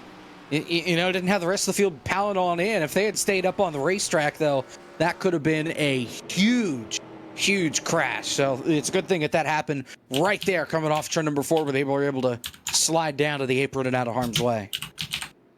And I think setting this up for one stop, everybody is going to pit right here.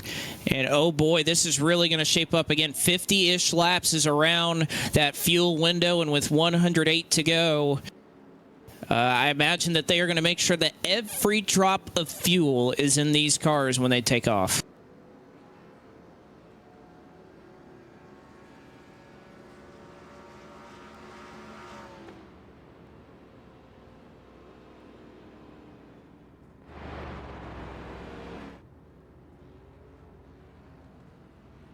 Seems like no issues here with guys spinning. We've seen that a number of times tonight. Looks like so far so good on pit lane. Don't think after what Chris Yankee had that we'll see any 4 or 2 tire calls. How about and off of pit road? Yeah, Gibson comes in, what, 3rd or 4th and leads off of pit road. Great pit stop there for that I Love Jerky 75 game. So James D. Gibson, once again, is at the point here in the Yankee 600. I found out I owe $9,600 on the house. So I'm entering the sim race. Pays 20 Wow, grand. way to go. Amateur hour.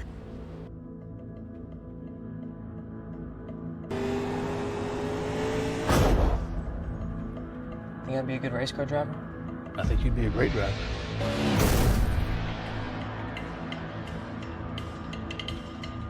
Looks like you're my new competition.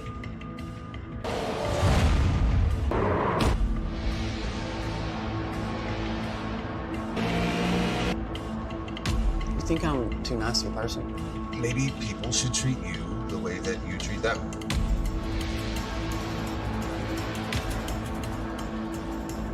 But you'd be hanging out with your Washington crew chief anyway today. The only way he can beat you is to wreck you.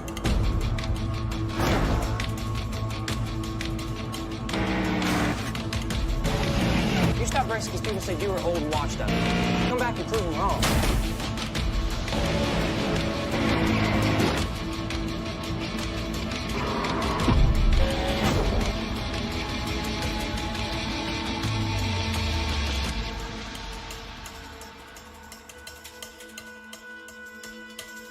I'll see you on race day.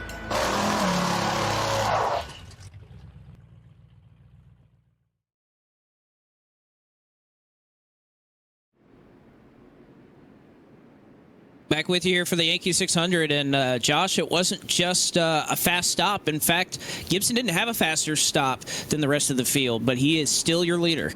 Yeah, he was all about management of pit road speed, getting on and off of pit road. He was about 0.7 of a second faster than Frisch and 0.5 of a second faster than Butler.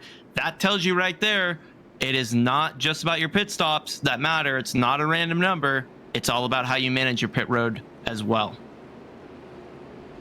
And again, these cars, as difficult as any to slow down and get put in your stall in a perfect spot. So good job there from James D. Gibson to inherit the race lead. Hicks and Melillo lap cars on the bottom.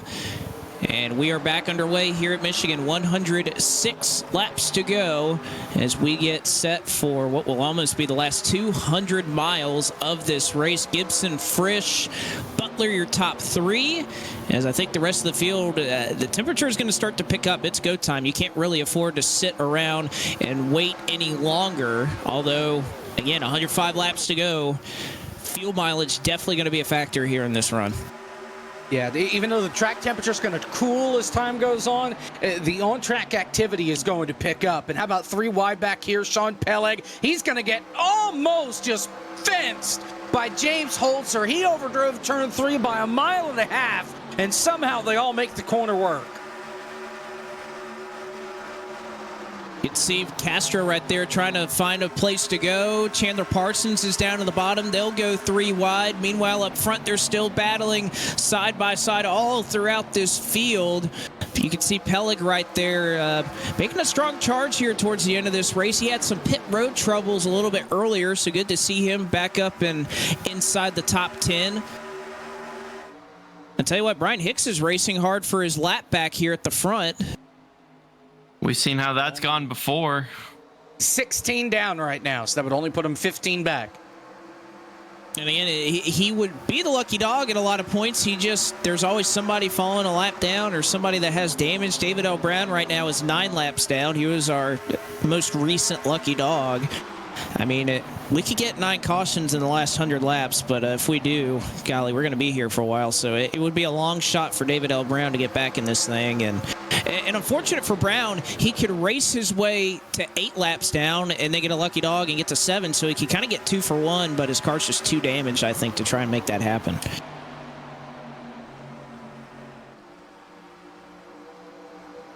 And keep in mind, he's not 16 laps down on pace.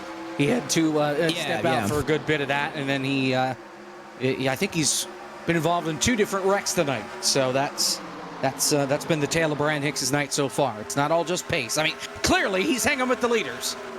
He is one of our provisional drivers tonight, and you can see he's trying to get at least one of those laps back right now at the front of the field. Further on back, don't wreck it! Don't wreck it! Man, at least he saved it. He came over the radio, said he was trying his hardest, but he kept it from wrecking it. Hope everybody's happy with him. You know, he does stay out of the way. To update on those other 2 provisional drivers, Jonathan Cadell right now running in 32nd. And Jerry Nadeau, who has been hanging around on the lead lap all night, he currently runs in 34th spot. Tagged the wall barely off at turn number 2 that last time, but he has had so much fun. He's been coming over the radio and talking, and he is just having a blast right now. So I'm very happy to have him a part of it. He's had such a good time, and good for everybody who made it happen for him to be here. It's been fun. Oh, hold on to her, Jerry. And he saves it, kind of. No, he'll spin to the inside. No caution as he spins innocently to the apron, but he will keep it going. No yellow. So hard to catch these things once you get them sideways like that. Yeah, I hate that we highlight him at the worst possible time, but he keeps it going straight. It's still on the lead lap right now. I just hope his tires are able to cool off, because we've already talked about it. You spin in these things, and your tire temperatures are way hotter than they were when you first spun out, and you're just driving on ice for those next couple of laps. Let's see if he can hang on to it here again. Still on the lead lap, and really only lost about 15 seconds. He'd have to lose a lot more to go a lap down in this one. Oh, he's spinning it again. Turn 2. It's really sideways. Drifts it down onto the apron. He saves it. That's what I was worried about. Oh, but trouble. We got people in the grass. It's Holzer and Peleg. They saved it. All right. I mean, what? Holzer was on top of Peleg coming off the corner. Oh, I think so. What in the world? Okay, well, there's some crazy warp net code blinking right there, whatever you want to call it. James Holzer is going to pit this time by. Well, he was in that, so. Yeah. He may have had. Yeah, he has a meatball right now. He's got to come down and serve some sort of. Oh, man. Yeah, he probably had required repairs from that. Like 2 cars merging together probably messed something up there, so he's going to have to pit. Jerry Nadeau is also on pit road. He elected to come down and get rid of that evil set of tires that he was driving on, so he'll be down and away, and he'll go back to 1 lap down. Meanwhile, up front, Brandon Cattell has taken the race lead away from Sean Butler. What has bestowed this racetrack this last couple of laps? We've got a lot of weird stuff happening out there. Well, look at the amount of laps remaining. Josh, we are under 100. The pay window is starting to slowly creep open. Yes, it is. I mean, it's under 100, but that's still, don't kid yourself. That is still a long way away.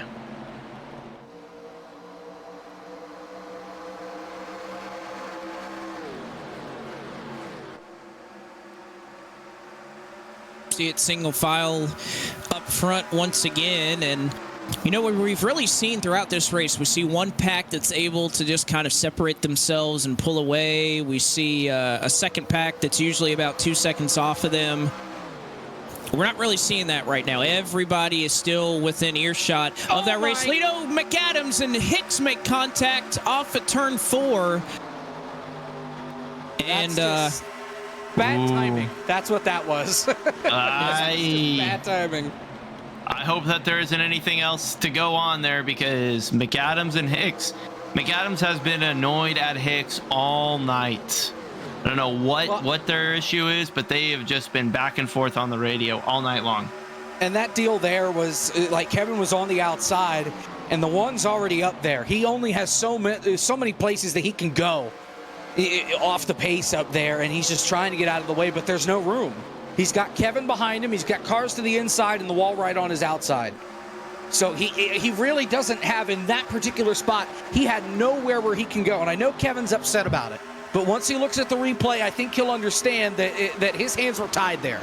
And it was just bad timing. I think Kevin just repeated something to Brian that we cannot repeat on air, but it was something to the tune of, get out of the way, is essentially what he said right there. He tried. Like he did at the next corner. And Brian's now trying to tell Kevin to stop putting himself in bad positions. This is some entertaining back and forth. You know, it makes me wish NASCAR would allow the drivers to talk to each other again. Imagine the radioactives afterwards of them just going back and forth. It'd be something. I mean, they did that in the two-car tandem era. That was pretty entertaining. But it looks like everything's kind of sorted out back there, and that situation's resolved itself. Sure, there's still some tempers there, but I don't think it's going to escalate anytime soon. As back up front, it's still a long single-file line. You see Chandler Parsons all the way down there at the bottom. But so far, even James Gibson, who was really pushing the issue early, trying to go low, trying to go high, has kind of settled into third right now and not really trying to make any moves, at least for the time being. Blake, I've got some bad news for you. Oh, no. It involves the football game. It is now did Wentz throw a pick? No, but the Commanders won the game. Carson Wentz threw for 99 yards. Oh, my gosh. That's it. 99 big ones.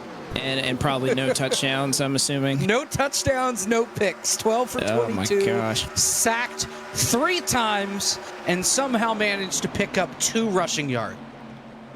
Yeah, I knew I should have started Jameis this week. Somebody tweeted out earlier, oh, Carson Wentz, you know, he's 15 touchdowns, 2 picks on Thursday night. He's 6-0 on Thursday night. He's 7-0, but at what cost? Yes, at what cost? And I'm sure J.D. McKissick didn't do anything either because he's a pass-catching back and Wentz didn't throw anything, so. 2 carries, 20 yards, no catches. Oh, well, good win for the commies, I suppose. Again. Little side-by-side action here on our screen as I'm going to bring this ship right back onto the correct heading, and that's been settled out. How about those Eagles, though? 5-0. I have a bad feeling about Sunday Night Football this week, and I'm an Eagles fan. Oh, I know. You and me both. Scared about Cooper Rush, but low scoring, 2 good defense. And right now, Brandon Cattell's playing some defense up here at the front. Everybody is right now. Now, we're not seeing a lot of offensive moves being made right now. Everybody running that second lane right now. Interested to see because, again, we started with no rubber. The track's been rubbered in after, running over 200 laps on it. I was really thinking at this point, when does the high line really start to factor in? I thought at some point in this race, that 4th lane, that 3rd lane, somebody's spinning further back in the pack. It's Sora. Did he save it? I thought I heard some crashing back there, but no, Sora is just loose for all he's worth. There was some. I think Buttafuoco got into him. He sent it about 2 car lengths back, and Presley Sora was not prepared for it. Oh man, he is going to be hanging on. We saw it with Jerry earlier, and you can see Sora. Yeah, he's sideways through the corner. It's tough to get that right rear back once you've heated it up that bad. Turn right to go left. And the other thing it did, it separated everybody behind him from that lead pack. I think everybody here knows it too. Oh, we got a blinker. It's bad for them, but it's great for us watching because now this just became what looks to be a land rush of a group of drivers trying to make the way back to the main pack. They're not doing a good job of making their way back. They are not near as fast as this lead pack.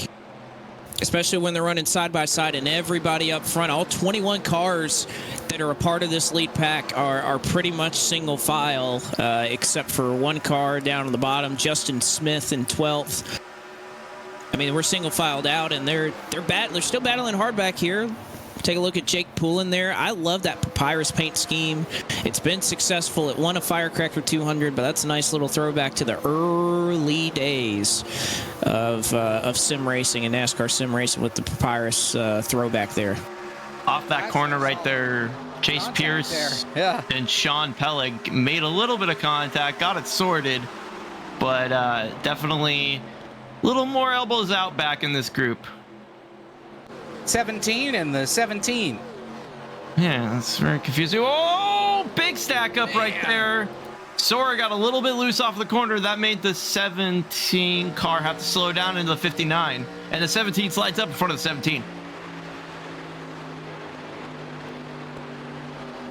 There you see Brian Hicks right there. The Brian Hicks driving experience. Part of this battle. Again, he is 16 laps down. You can see how much they're formed up front. Way off in the distance, they're single file. Back here, they're 3 wide. Yeah. I don't think we need single file back here. This is entertaining right there. You have Sora, who looks to still be fighting a loose condition. Oh, man. That is teetering on the edge. Stacks up. That slows down Hicks and the 59 of Jamie Ritchie Price. Oh, and Hicks just wants people to go at this point. Golly, Sora is just drifting through the corner. We saw a little bit where the track had cooled down because of all the cloud cover. We haven't had that in a while. It is back up to 117 degrees. And honestly, with the length of this race, I mean, it's still 3:38 in sim time. It really wouldn't cool down the track until about 4 or 5 o'clock in sim. So I really don't know if we're going to get that kind of cooler, tighter stage that we were expecting in this race. But my goodness, is Presley Sora just hanging on for dear life right now. And I mean, Jacob, I think this is at a point. Do you consider pitting here? I mean, I just don't know how much longer you can make it last and if it's possible to cool that thing down. The only bad side of pitting right now is the fact that you're still putting yourself in a window where you're going to have to pit at least one more time to make it to the end on fuel.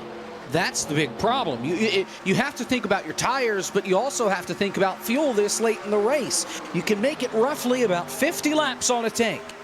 So you're trying to get to 250, or at least close enough where you might be able to save enough to get close to 250 and then get to 300 at the end of this deal. So if you pit now, you're putting yourself way outside that window.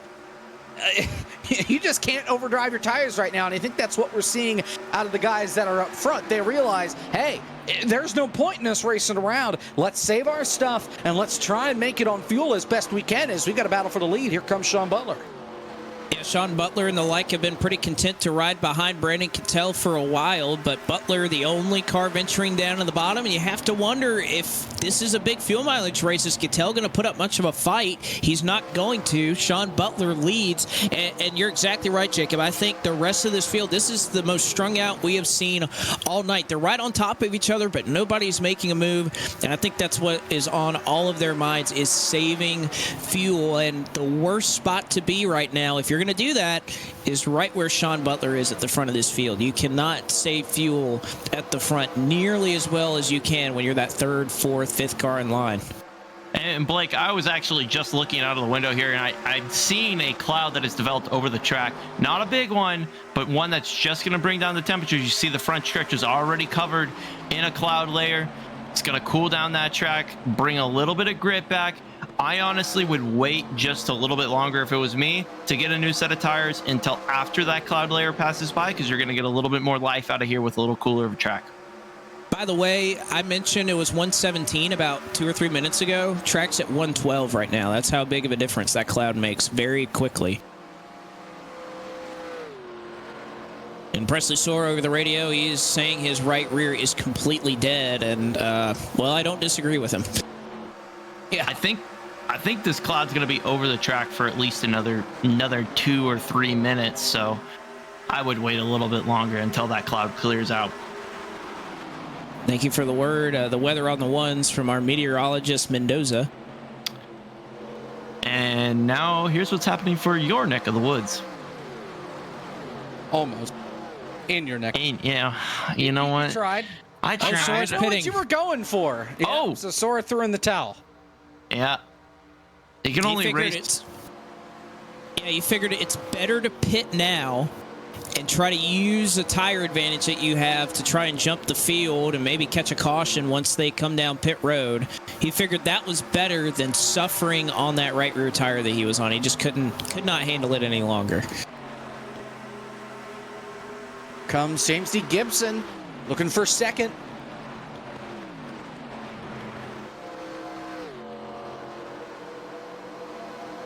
Cattell going to try to make it difficult on him as Butler will kind of play the lanes here. He'll go back to the top here on the back straightaway. Whoa! Contact with Cattell and James D. Gibson. Cattell nearly lost it. Contact further back. Matt Kipp gets it into the corner by Maxwell Castro. They save it too. Apologies there from the 75. He came over the radio and said, "That's my fault. I'm sorry."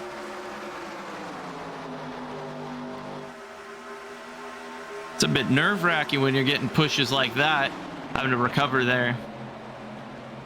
You know, it's interesting with how tight these cars are running single file. Any amount of stack up could quickly lead to a situation where you send one car just flying out with all that built up energy. Oh man, Castro. Yeah. And Justin Smith, they made contact coming off too. And again, they banged doors down the back straightaway, headed to turn number 3. These guys are all over each other like a cat on Velcro back here. Chris Yankee was a part of that as well. He was a part of that 3-car skirmish. He's trying to decide which one do I push. Do I push Justin Smith here on the bottom? Do I push Maxwell Castro on the top? He's going to go with Justin Smith for now. Castro trying to hold him at bay. For all those watching, for Brian Hicks, just got into the outside wall off of turn number 4. Kept it going straight, but you're curious what's going on. There you go. And now Presley Sora is a lap down. Jerry Nadeau is also 1 lap down. Sora would be the lucky dog if he were to get a caution. We got a spinner. Brian Hicks on the back stretch, keeping it out of the racing groove and into the wall right there. And that was single car too, just brushed the wall coming off too and could not keep it straight. And it looks like the sun is making its way out, slowly starting to bathe turn number 4 and make its way down the front stretch to your last good lap of nice cool weather. 108 degrees is the low temperature and the track temperature right now. And again, that's something that if you're looking to save fuel, you probably don't want that to happen. You don't want this track to cool off. You don't want the temperature to go down. You don't want to essentially be going faster. You want to lift. You want to be out of the gas, which would be better if you had a hotter, slicker racetrack. So as these guys try to calculate their fuel mileage and see exactly how far they can go, I'm sure that's something they'll have to keep in mind here with 78 laps to go. So the guys that just crossed start-finish line now, they last pitted 30 laps ago. That was the last pit time they pitted. That was under caution. So if they have been saving at all right now, we're about 27 laps away from 50 laps to go. So they are just gonna be over the limit to make it to 50 to go to make this a one-stopper. So they're gonna have to save a couple laps here and there if they want to be able to make this a one-stopper, and then hope that they can make it to the end on fuel. And remember, no overtime. So if we get a late race yellow, it's over when we hit 300 laps. You know, that's a good point, Jacob. Yeah, Josh, I was just going to say, so you could essentially plan to be 3 laps short and hope you get a caution. I mean, that's a strategy play if you want to go about it that way. I mean, of all people, I would say that you're the most informed on doing something like that, Blake. I've seen you throw some crazy strategies out, whether it be running Watkins Glen without stopping or anything of that nature. You know the best if that could work out. What would you do, Blake? I mean, if you're sitting here around 25th and that's your only shot, and you'd rather take home a win or 30th than finish in 20th, why not? Why not? You know, you'd have nothing to lose at that point. You'd have to do a lot to try and make that happen. But you also got to remember, I mean, we usually get 2 or 3 laps of caution, and I mean, if you run out under caution, you can't make it to the end either. So that's something you definitely have to consider. Of course, that's all if we stay caution free. We get a caution. McCandless. Castro. McCandless got into the back of Castro off of turn 2 and nearly got sent into Cabot. Cabot, a great reaction there. Everybody misses him, and Castro is able to hang on to it. But we will go away one more time as we work in the last 150 miles of the Yankee 600. Sean Butler currently leads them as we are getting close to green flag pit stops.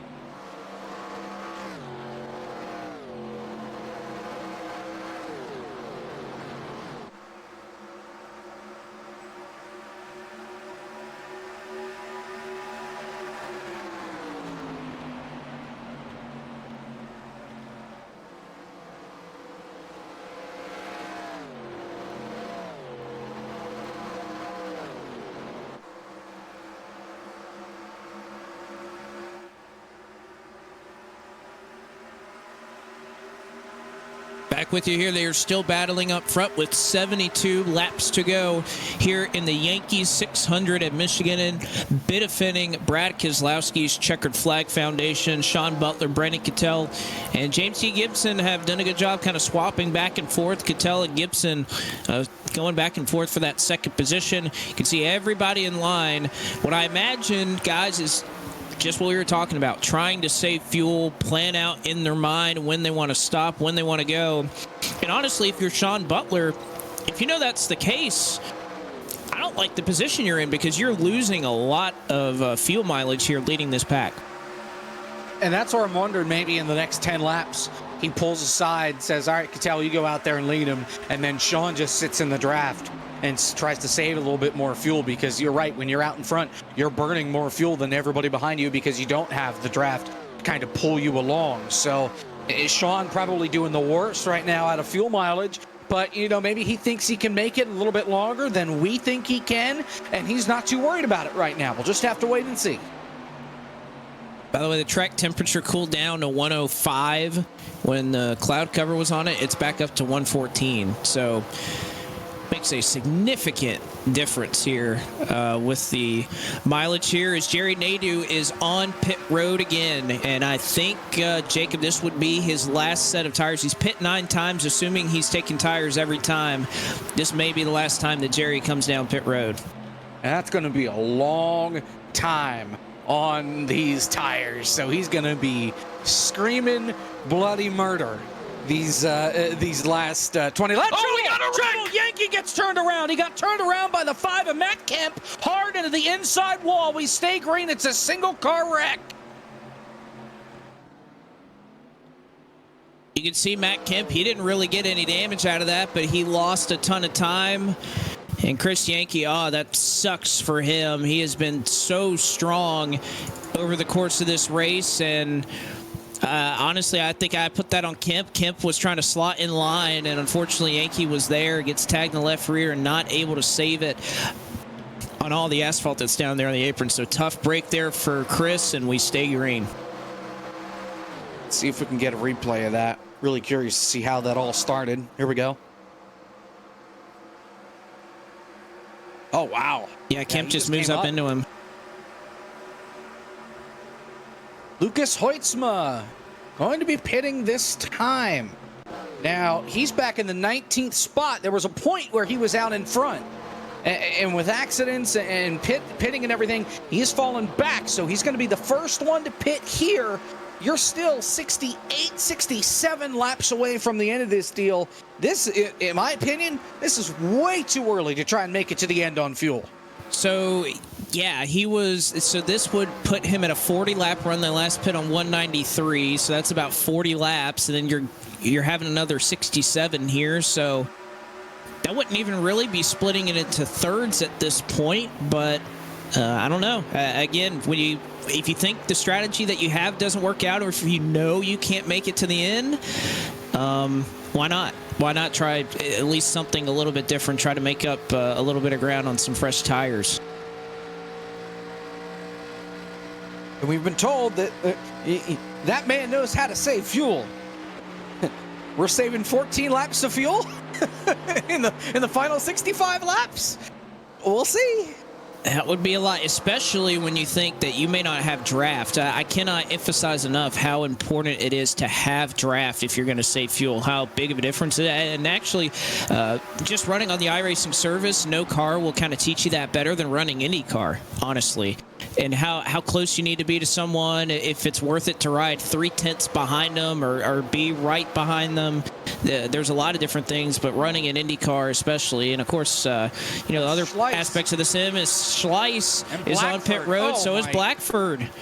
And that's going to be a black flag. Yep, speeding on pit road for the 33. Ah, man. Way too fast. Schleiss was able to slow down. Yeah, Blackford not. Ah, man, that stinks for Brian. By the way, congratulations to Brian Blackford. His son Landon was born, I think, 2 weeks ago, and he's been doing great. Mom's been doing great, so glad to hear that. And he's got Northern Speedways on the car. That's a racing game that he is developing.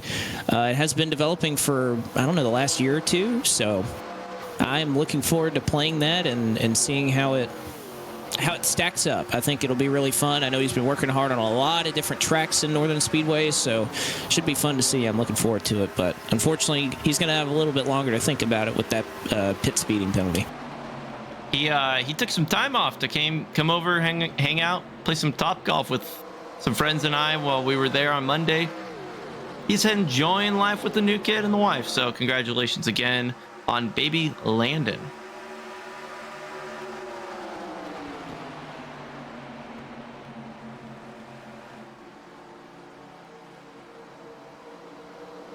Anthony Kroback, he's going to pit this time.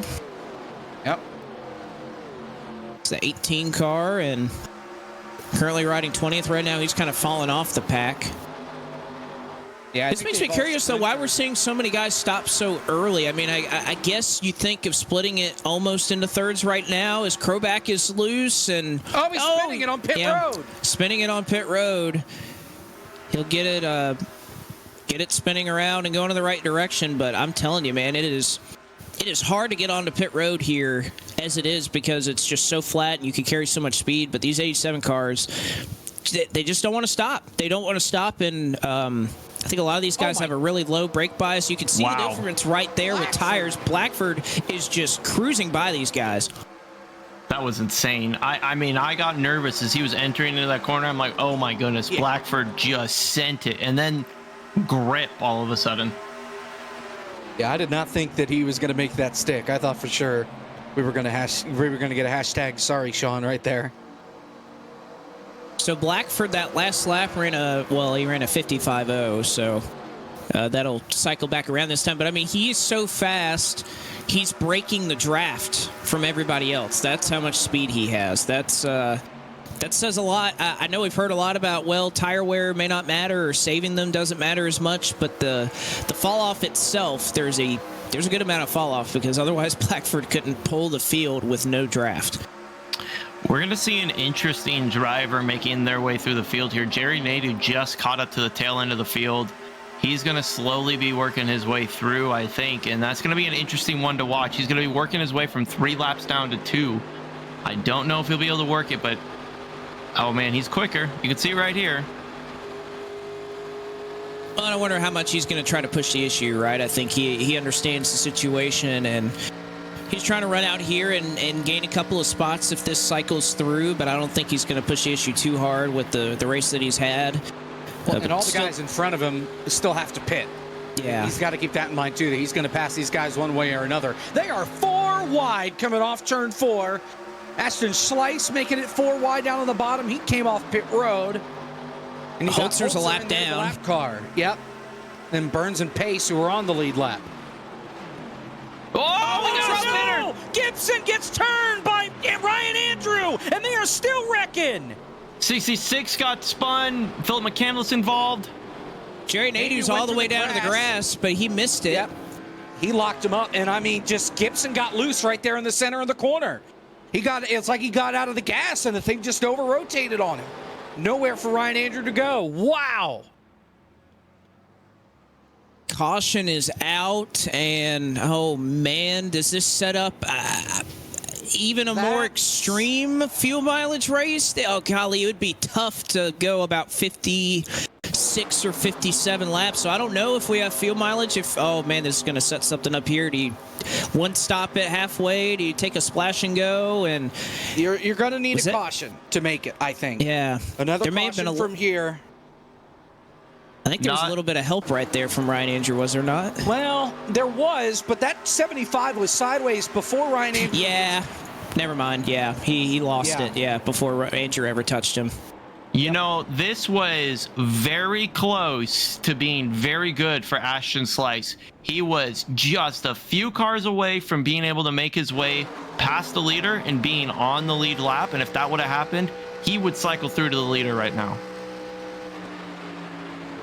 Unfortunately, though, he's a lap down. He will be the lucky dog, but instead he's going to be put at the tail end of the field because of that. So he was so close, like you said, to unlapping himself. Brian Blackford's a lap down. He's not going to be able to get that back. So 27 cars on the lead lap. Everybody that pit there, not in a good spot. Yeah, nobody who 7 cars, they're pitting right now. Sorry, Josh. Yeah. All 27 coming down pit road. Probably going to be a pretty easy strategy decision. Full of fuel and 4 tires. See what they do. Sean Butler leading them down. We'll have to talk to somebody after this race and see, or after this pit stop, and see kind of what their mindset is here going into this last run. Matt Kemp sliding into his pit stall. He gets it stopped. Blake, to add salt into the wound, Ashton Slice did not get the lucky dog. Wow. Who did? Anybody? It would be Lucas Hoytsma got the lucky dog. How about a really slow stop from Sean Butler? He goes from the lead to 3rd. Ryan Andrew with a 20-second pit stop. Sean Butler with a 22-second pit stop. I don't know if fuel had something to do with that, and Sean wanted to make sure he got every last drop into that car. By far one of the longest pit stops on pit road this stop. And that's going to put him in 3rd with Ryan Andrew out in front of the field. And he spent 2.2 seconds longer just going down pit road compared to Ryan Andrews. So slow stop plus a slow pit road management. It's going to move him back 2 spots. You know, one guy we haven't talked to in this race, let's pull him up here. Let's get his thoughts. Kevin McAdams, how you feeling behind the wheel of that Publix machine? I have been loose ever since I took a piss break early on because I made a mistake and had some water before I started the race. And ever since, I have been loose and in traffic the entire race. And I got involved in one of the earlier incidents. I hit my right rear into somebody, and ever since I have been shredding my right rear, and it's been on fire the entire time. So I'm going to try something a little different this run, and hopefully I can negotiate through the field. But it has been a struggle here in the back. But I see a lot of lap down cars, tail end of the lead lap, and I think we're going to see some action, and I think you guys are going to love to see it, and we're going to hate to see it. Any chance you can make it here to the end on fuel? It is very close.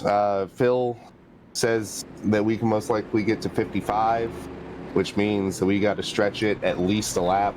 So I think it'll be very close if we can. But I something tells me we're not gonna have to worry about that here in about 2 or 3 minutes. All right, there's Kevin McAdams. Get after it. Thank you. Now, Ashton Schleiss, Ben Easterday, our admin, reviewed this. He says that there is no evidence to show why he should not have gotten the free pass. So he manually gave Ashton Schleiss the free pass. That puts him back on the lead lap. So he gets bailed out that Ben was able to review it and say, yeah, that ain't right. And he makes the final call. Good for Ben. Now, how about Jake Poulin here? He's going to restart tail end of the lead lap, and he is going to start as the first car on the outside line. And he's got several lap cars. You can see the gap that the field has made. This is a bizarre restart as Blackford was backing the field up, or Andrew was hanging off. So Ryan Andrew, that purple car right there, they're the leader. You can see beneath McCandless, there's some stuff going on back there. Everyone in front of Ryan Andrew is on the tail end of the lead lap trying to get their lap back. This is bizarre. I mean, this is our weirdest restart we've had to do. Man! Bad spot for him, just stuck up against the outside wall. Nowhere for him to go. Everybody's able to get around him just fine. Oh, he did a great job keeping it up there, man. I tell you what, that could have been really, really bad. The biggest beneficiary of that last restart was Lucas Hoytsma, who got the lucky dog erroneously by iRacing. Otherwise, he would have been a part of this pack here trying to stay on this lead lap and hoping for a caution as soon as possible. One of the unique things about 87, lap cars and tail end of the lead lap. By God, I love it. As Ryan Andrew right now chasing down about 10 cars in front of him, despite the fact that he is not the race leader anymore. He has been passed, and Brandon Cattell right now is trying to make up some spots on some lap traffic. So right into the thick of things here with 55 laps to go. Strategy from Cattell doesn't look like he's trying to save it all. If we were talking about fuel mileage, he's just trying to get through all this lap traffic. His plan, get through the lap traffic and then chill out. That's got to be his mindset right now. He did get into the back of the 83 of David L. Brown and almost wrecked him getting down into turn number 1. Now the 31 of Holzer slides at the racetrack as they are 2 and 3 wide trying to get through this lap traffic. It was interesting. He came over the radio, said, "Sorry, David, I was just trying to save some fuel by pushing you." All right, so fuel is definitely on these drivers' minds. Perhaps instead of 50, it's closer to about 55 that you could go on fuel. Wouldn't be a shocker at all to see that here at Michigan. Sora sliding in front of the field. That right rear once again may be going just a little bit for Presley Sora. He's going to fall further back amongst all this lap traffic up here. Sean Butler right now is to the back of Ryan Andrew. That would be for second. But right now, Brandon Cattell, the best driver so far, making its way through this lap traffic. One car into the fence in turn 2. That's the 31. Yeah. James Holzer, he keeps it together. Paces into the wall off of 2. He keeps it together. So is Zwack, I believe. Matt Kemp is down there. Things are getting crazy here at Michigan. Getting? I think they were crazy when we had that caution. It just keeps going. The thermostat is certainly rising. He is on these drivers. They're looking those lap numbers going down. It's getting closer to 0 laps to go. They know they need to get to the front, and we're almost, this may very well be the last stint for a driver out there who may think they can get to the end without having to stop any more times. I see a Larry Pace sliding there off of turn 2. Malillo going to get out of the way as he is several laps down. Let these leaders settle it amongst themselves. Kittel has gotten through all of the traffic, so everybody who tried to get a quick caution to get back on the lead lap, not going to work right now. It would be Brian Blackford who would be the lucky dog as things stand. He's that car right there, car number 33 on the top side of the racetrack. And oh boy, Zwack and Castro nearly hit on the front straightaway. Quite a bit of side-by-side action. It is significantly getting... Whoa, the 18 car got loose in the corner. Still trying to save it. Anthony Trebek. Oh, saves it. And no, I mean... Oh, and yeah. Oh, yeah. That looked like Timu yesterday. Yeah. By the way, Timu's up here in 4th. Just a casual Timu. Oh, Chandler Parsons got the wall off 4. Takes a little chicane down the front straightaway, but he's all good. Now he's getting pushed by Poulin. Oh, Timu's backing off. The way these guys are trying to save fuel, he definitely lifted really early trying to go in the corner there. So fuel mileage is definitely on these drivers' minds. You can see single filed out. Maybe get an onboard with him here. Yeah. Oh, James Holzer almost lost it again in the back. He's fine. We're keeping it straight. You didn't miss anything. You didn't miss anything here on this onboard camera. Trust me, it's just a loose car.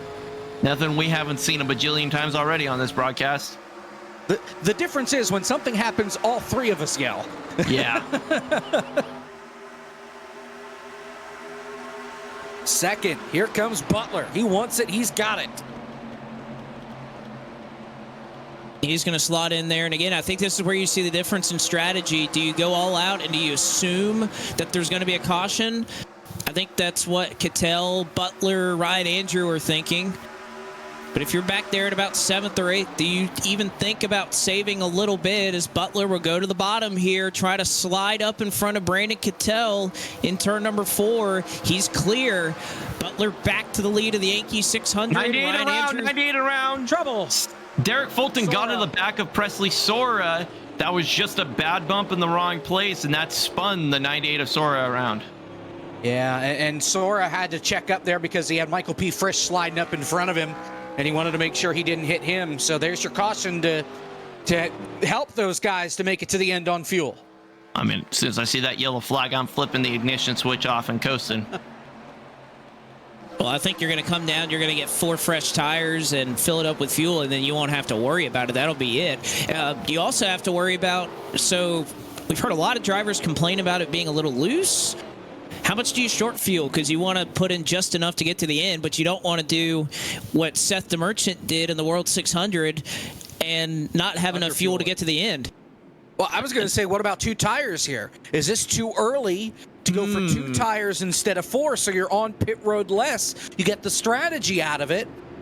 You know, this would be a Matt Busa question, I think, more than anything, but since he did it yesterday in the heats. So when Chris Yankee took 2 tires earlier today, it was after about 30 or 40 laps. This is a 10-lap run for these guys, so if even that. So 2 tires may not be a bad call. I'll be interested to see if anybody does it here. Just comparing some lap times here, Sean Butler, his first lap out there was a 42.5, and that last time by was a 42.9 prior to a 43.08. So there is significant fall off, almost a half a second, just over the course of 7 to 8 laps. See, Kittel did 4. Matt Kemp overshot his pit stall. Butler's going to do 4. Looks like the call here for almost everybody. How about Hoytsma? 9 seconds. Botafuco, 11 seconds. Chase Pierce, he takes 2 tires. Same with Kolonix. All right, so there you have it. We have a couple of 2-tire takers. I'm going to go back and check and see that these guys did indeed take 2. Kolonix took 2. Botafuco did take 2. Hoytsma, fuel only for the 89. No tires, just gas. I mean, he wouldn't got him up to 4th. That wouldn't even That's not because he ran out of tires either. No. I would imagine. No, he's been down pit road 11 times, so it's very possible he could be out of tires. That was his 11th stop. Wow, okay. It's definitely interesting, Blake. If we go back just a couple of cautions ago, or a caution ago, he did get that erroneous lucky dog who brought him back out on the lead lap, and now he's running fourth with an opportunity to win the Yankee 600. Bit of a strategy call here. He's going to be about a half a second a lap slower than these other guys, although the only one he's got to contend with is Cattell, who's starting right behind him. Well, he has a chance, but I'd say those chances are slim, as I think he's going to get swallowed up pretty quickly by those new tires. The track also cooling off quite significantly down to 107, so we're kind of at that point in the afternoon, at least in sim, that everything's starting to cool down. You can see Jonathan Cadell coming down and getting some extra service. He's still on the lead lap. He'll be 29th, I think, when we get back going here. Brian Blackford was the lucky dog in that last caution, so he is back on the lead lap. 30 cars, still with a realistic shot to win this one, and I mean, it feels like we're getting down to the nitty gritty, but I mean, this is about twice the length that any of our heats were last night. But I think saving is over. Tires is what is on these drivers' minds. And I think we are going to see some of the craziest racing that we have seen all week long. 3-4 wide. I think the desperation factor is here. Drivers are not willing to wait around any longer. Well, and I just heard Jerry Nadeau say it over the radio. He is out of tires. He is done. He has run out. So he has no more tires to put on that number 25. And he said he's just going to get out of the way. The one to watch right here on this restart is going to be the 80 of Cattell. He's the first car on 4 tires, but he is marred back with those lappers and 2 tire takers. He's only 5th in line, which is lucky for him. 5th in line up on the outside. No lead lap cars that are at the tail end in front of him this time. You still have some cars that are going to try to race their way back onto the lead lap. You have Jake Poulin and Brandon Gass, who could potentially race their way back on the lead lap. Green flag is out, though. Chase Pierce, your leader. Strategy call for 2 tires. We'll see if it works out for him. As the field, you can see scattering 2-3 wide behind them. Oh, my. Cattell goes to the bottom here. 3 wide, bottom 3 for Cattell. He's going to make it work, but Jake Poulin's getting a little loose there. They're stacking up behind. We got one on the apron. That's Cole Freilich. He's going to save it way back there. Oh, a huge run with Larry Pace and Sean Butler back here trying to get around Buttafuoco on 2 tires, and Jake Poulin, who's in 31st. He's 1 lap down. They'll get out of the way. Got a little bit of 4 wide action towards the back of the pack. Now 3 wide, battling for about 15th position. Oh, 1 car. It is Chris Yankee. He is wrecking on the apron. No caution. Back there in 29th at the back of the field. He's hit that wall 2 times as Chris Yankee. Contact, I think, with Freilich back there, but I don't think they're done we yet. got a big one. How did they say that they are 5 wide? No way. No way. They are 6 wide. There's no way they make it out of this. Oh, my gosh. How in the world? That all started do that. with Lucas Hoytsma, who got loose in turn 3, stacked up the field, and then almost caused a big wreck. How did they get through that? That is amazing. iRacing Top 10. Book it. Great reaction by everybody there, and there goes the battle for the race lead. Brandon Cattell, 4 tires working for him, 2 tires not so much for Chase L. Pierce. Pierce going to chase him down to the bottom and try to pull him back with the side draft. We haven't seen this much today, but the pay window is open. Butler is behind him. He gets a run, and he may look for a way around to try to get the top spot. Got one into the outside wall. That looks like Spencer Burns. Not happy. Already over the radio yelling. Yeah, I'm not sure who he's mad at, but he got kind of sent there down into turn number 1. I think Presley Sora, but it was because he was blinking. He was gone, and then he came back, and there was contact. So that's what can Presley Sora do if he can't see the car? If the car is literally not in front of him, what is he supposed to do when he magically appears in front of him?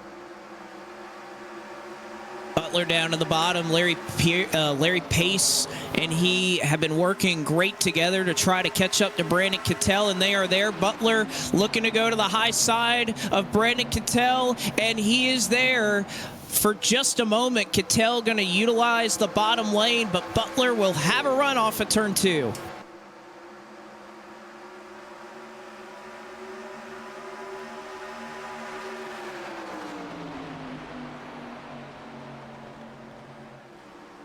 Is Butler trying to loosen up Cattell? He's getting right behind him. He's not trying to go around. That's exactly what he did. Gave him a little arrow push. That got him loose off corner. Butler down to the bottom. Here comes Larry Pace with him. And into the corner, Butler is going to clear for your race lead. So Sean Butler to the point, side by side for second. Pace and Cattell, Alex Kolinix. Haven't mentioned his name in a little while, but he's up here in 4th.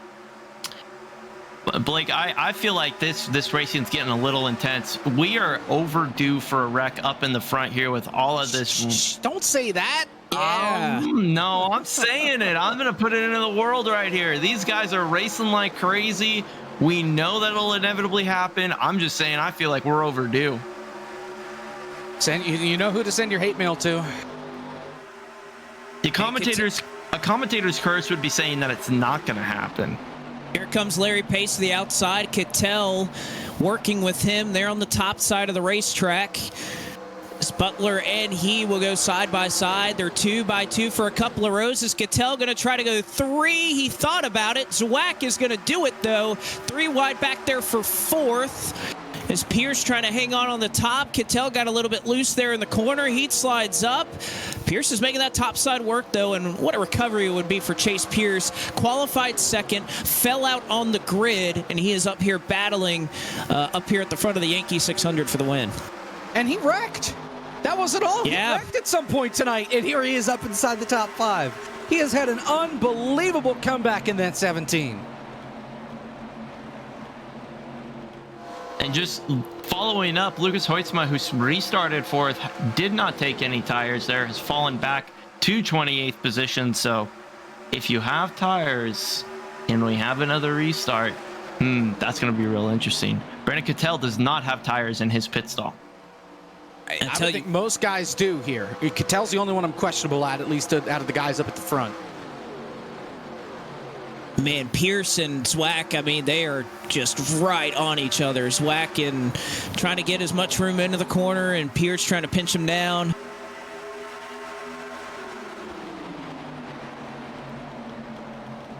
Gives him a lot of room that time. Pierce is the only one really trying to test that high side. You can see he's really loose up there, but he's holding his own. And again, I'm surprised, and I know when we bring up the term dynamic track, everybody wants to scream and holler, but you run a race this long with this many cars, dynamic track still exists in some form in this sim. And I'm just thinking if it would ever make that top side a little bit better, but right now, that second and third lane seems to be where you want to be.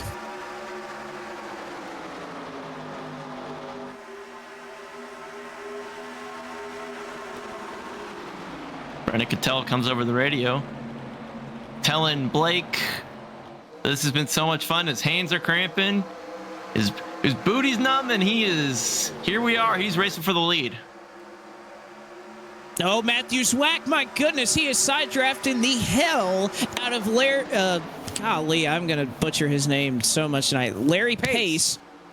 Why do I want to say Larry Pierce? I don't know why I want to keep saying Larry Pierce. Chase Pace and Larry Pierce. There you go. Yes. Oh, man, and Pierce, the actual Pierce, almost got the wall there coming off forward. He got really loose. Zwack and Pace are just side drafting the crap out of each other right now, and that's kind of allowing Butler and Cattell to pull away. There's Pierce back there. There's Pace up to third.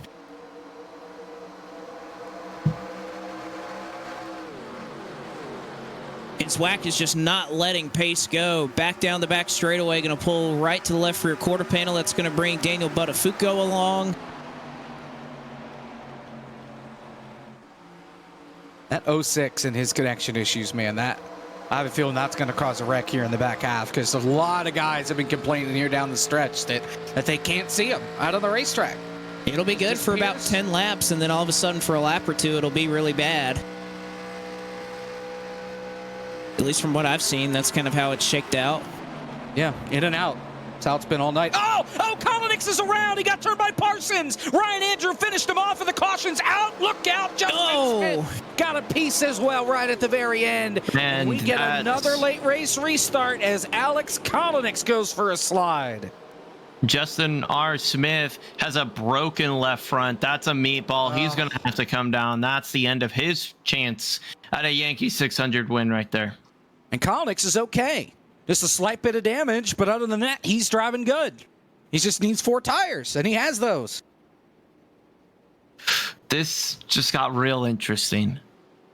Whether you have or don't have tires is now going to become the biggest question probably to finish this race. You can see Chandler Parsons right there gets into the back of Alex Kolonix, getting into turn 1. And, you know, for every event that we've run, I've intentionally tried to put tire sets in place just so, you know, if we have a race where we have a lot of cautions, you don't want people pitting every time. I've wanted to make it enough that it probably won't be a factor, but enough that you can't pit every single time. And I think we've hit the nail on the head in terms of how many tire sets. 10 seems to be exactly the right number. And again, we went the first 85 laps of this race green, so it looked like it was going to be too many, but now we're kind of at that point that you either got 1 or 2 left, maybe none. Did you save a set? And now's the point where you really got to be careful, because you could use your last set here thinking we're done. We get a caution inside 10 to go, then you decide to use another set if you have it, and that could be the difference maker right now. But everybody's coming back. Money stop right here. Butler leading them on to pit road as he has a number of times here tonight. No mistakes is what you need right here on pit road. Butler backs up his entry into the box to make sure he doesn't overshoot it. Oh, Pierce may have... Oh, he missed it. No, he was too far, and he's too far to the left. Well, but it's pitting him. I'm just gonna mention right now that Cattell, Buttafuoco 2 tires, Chase Pierce 2 tires, Kemp 2 tires.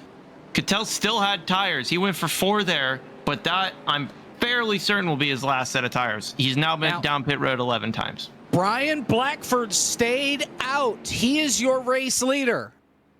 He took 4 last time on pit road 16 laps ago. And he will be a race leader. Then the 3 guys that took 2 tires, Pierce, Kemp, and Buttafuoco, then everybody else that took 4. So Pierce and Buttafuoco, they took 2 last time as well. So now their left sides are even more off cycle than they were the last run. They're going to have only lefts, basically, next time they come on to pit road. I don't think they'll have any right side tires left.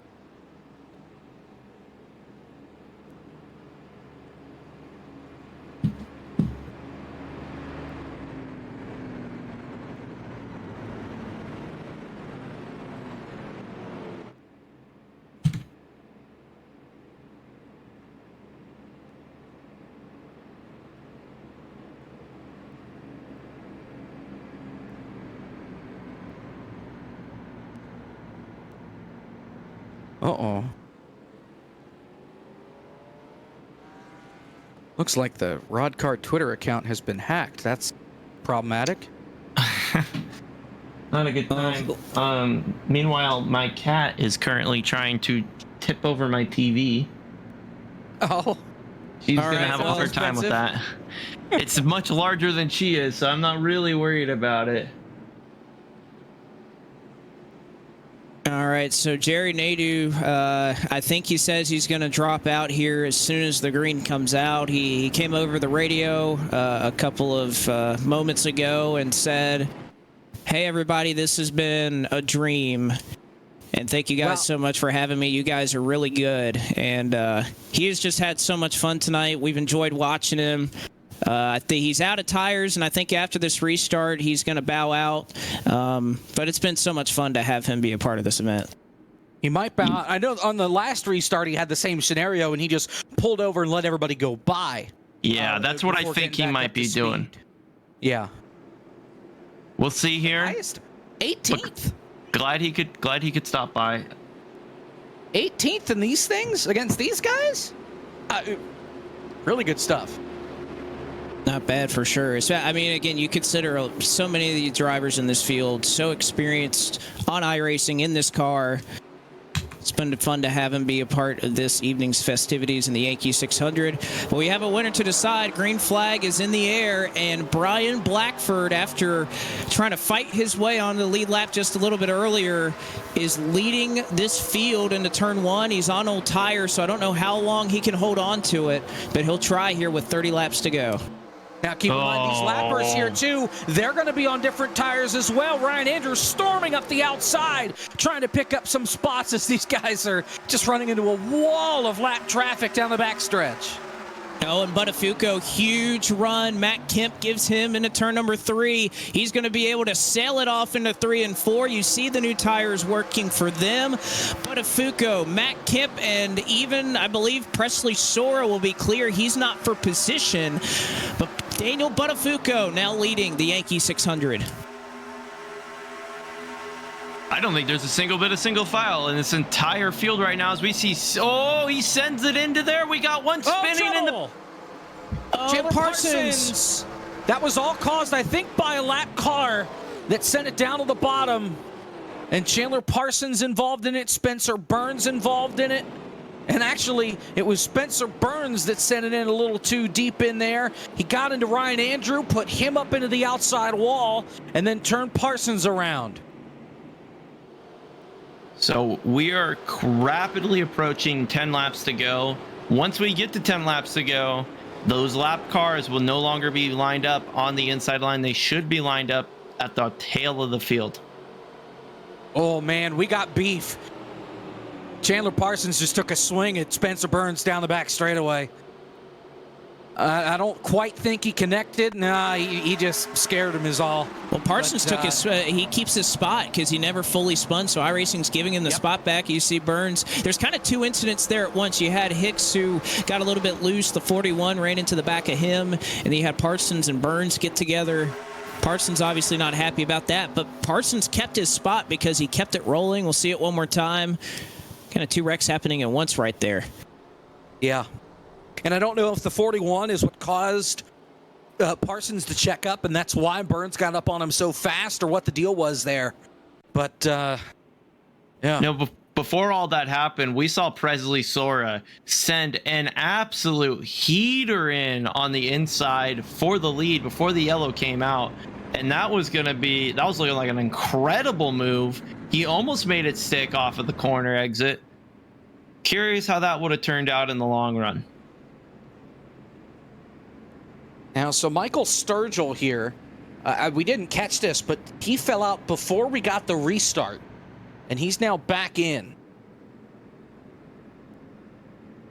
And he's asking for his laps back because I believe he was on the lead lap at the time that he fell out.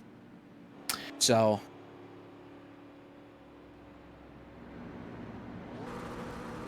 I think what the FTF rule, and probably I'd want the same in this, is to get him down to one down. I think is fair for an internet fallout like that. He right now is 2 down. He would need 1 back. He can't hear anyone on voice chat either. So somebody has to type it into the literal chat function in iRacing, and tell him that, all right, we'll wave you around once, and we'll get you back to 1 lap down.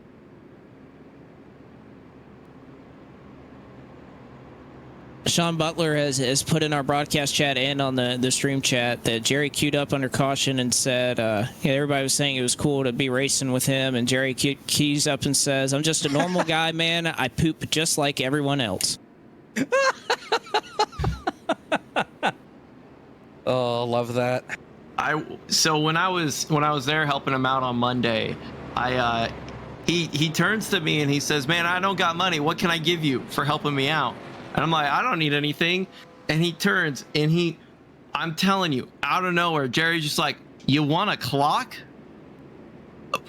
I don't know where, and out of nowhere, he pulls out a straight up Jerry Nadeau clock and hands it to me. That's incredible. So you kept it? Yes, I brought it home with me. That is very cool.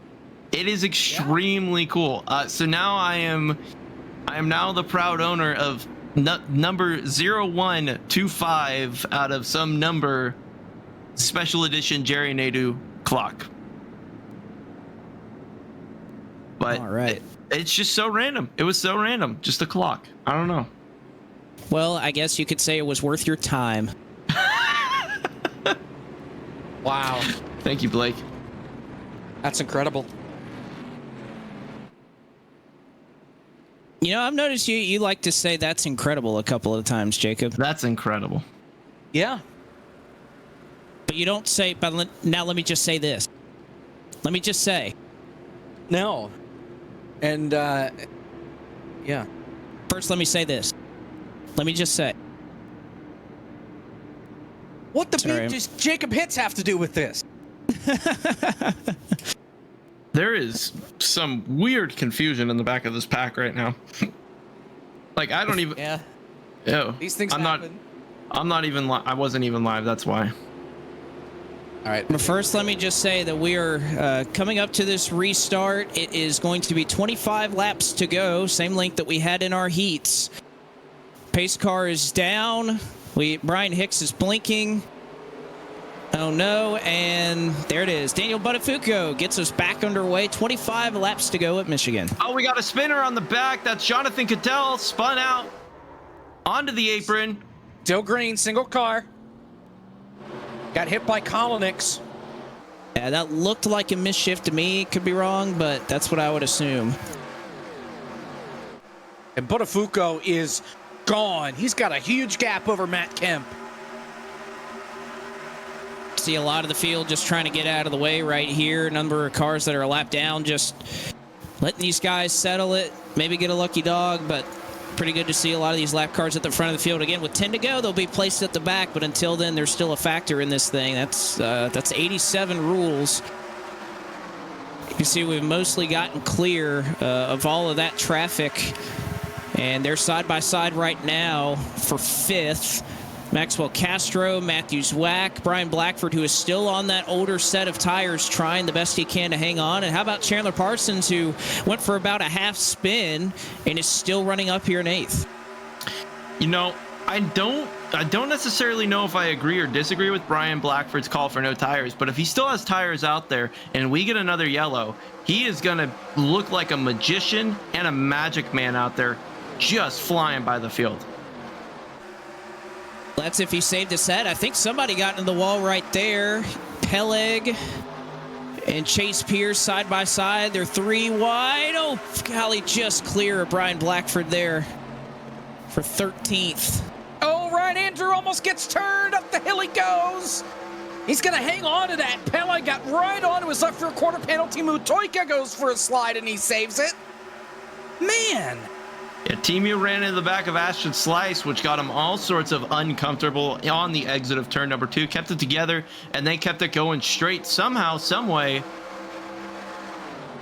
Battle up front. Brandon Cattell has found his way by Daniel Buttafuoco with 23 laps to go, but at the stripe that time, it is a dead heat. No separation. 0.000 seconds between Daniel Buttafuoco and Brandon Cattell.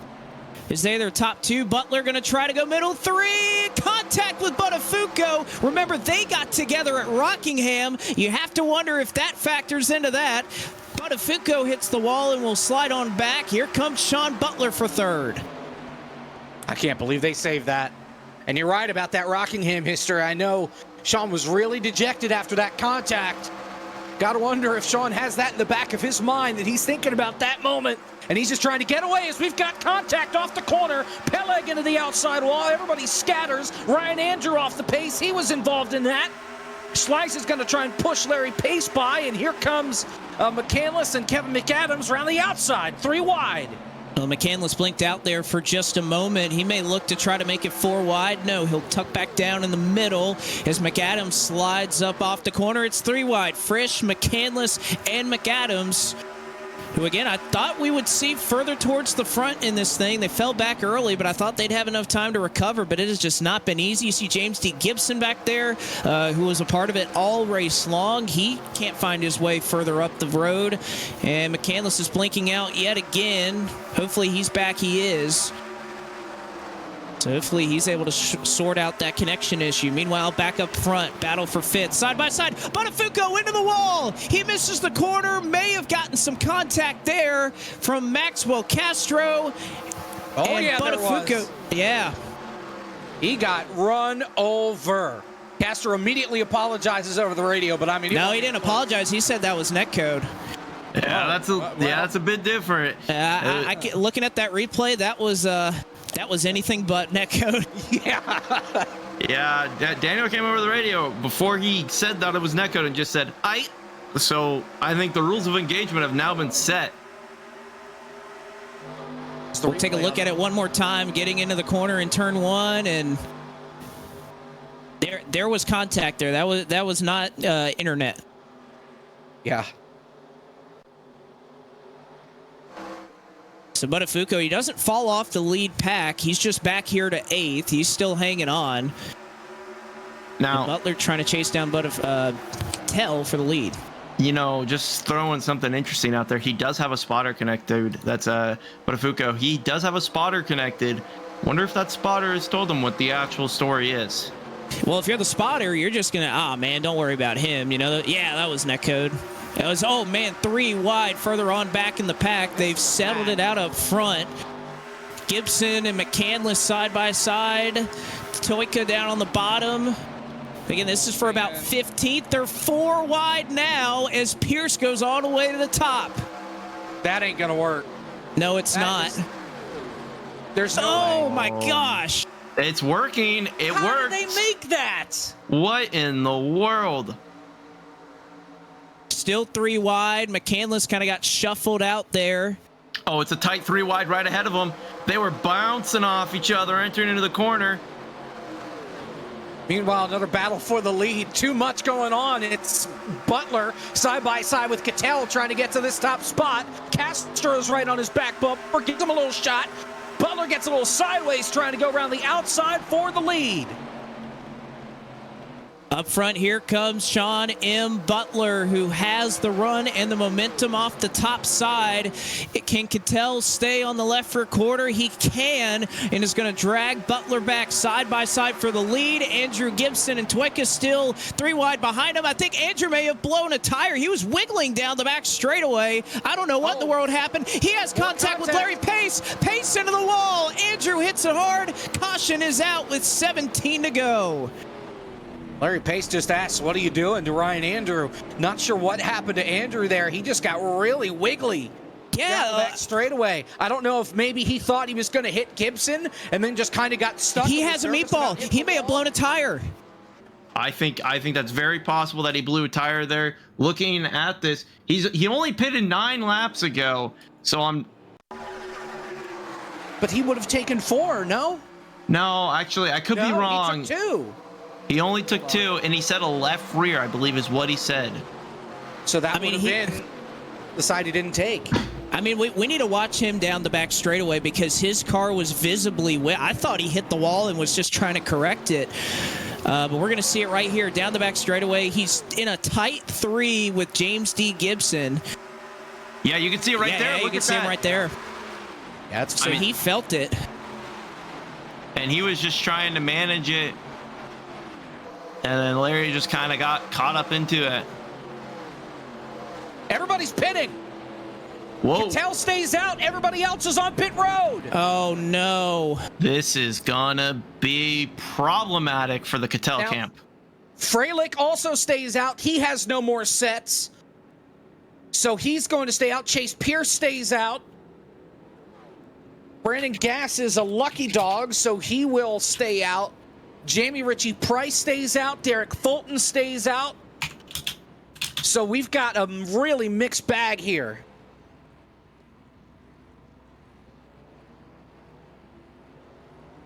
First off of pit road, looks like it's Matthew Zwack. I think he just edged out Spencer Burns. Yes, he did. Matthew Zwack with a 2-tire stop. You got somebody wrecking? Oh, maybe not. Yeah, we got a spinner. Oh, yeah, we did. Oh, that was Ryan Andrew. Ryan Andrew, I think that was pretty much his, I'm going to go back and tow and call it a night. He was still sparking when he was going down that backstretch, so there might have been more with that wrong with that car outside of the meatball required repairs. So, guys, do you think we might be able to talk with Brandon Cattell here before this restart? He's in the Discord. Sure, why not? All right. Let's see if we can talk to the man with the plan, your race leader, Brandon Cattell. How are you? What's the plan? Man, we spun out on pit road earlier tonight, and we had to use one of those 4 fresh Goodyear Eagles. And now we're, what they say, S out of luck. So you're out of tires completely. Yes. Man. And I assume that's the case for the guys that stayed out behind you as well, just looking at how many times they've come onto pit road. You have a little bit more of a buffer than some of these other guys have had when they've tried strategy up here. Do you think you have anything to hold those guys off, or those fresh tires are just going to manhandle you here once you get about 2 laps in? We're going to try. I can tell you we're going to put on a show, and I hope everybody is still watching. We got a couple more miles to go out of the 600, but it's going to be tough. It's going to be real tough. Well, Brandon, best of luck, Godspeed, and hopefully we'll see you at the end of this deal. Hopefully. That's Brandon Cattell, your race leader, the man with no tires. This may be the last time that we see lap cars on the inside. 14 laps to go. Once we go to 10, they line up at the tail end of the field. Yeah, so this should be it here. I mean, unless we get a restart caution here, then they may get lined back up. But 29 cars on the lead lap right now. Brandon Cattell at the front of them all. Freilich and a couple of others once again taking 2 tires. We'll see if it works out for them with 13 laps to go in the Yankee 600, benefiting Brad Keselowski's Checkered Flag Foundation. Green flag is in the air. Brandon Cattell, a late launch on that one. How about Richie Price is up here in the top 5 as well? Oh, it's the 13 car. Buttafuoco. Oh, man. Jeez. How about for the lead, though? Here comes the 3 of Sturgill. That's not a leader. Never mind. That's a lap car. Frail. Oh, trouble, trouble, trouble. The 70. They can't save it. Parsons hard into the wall. Adam Cabot.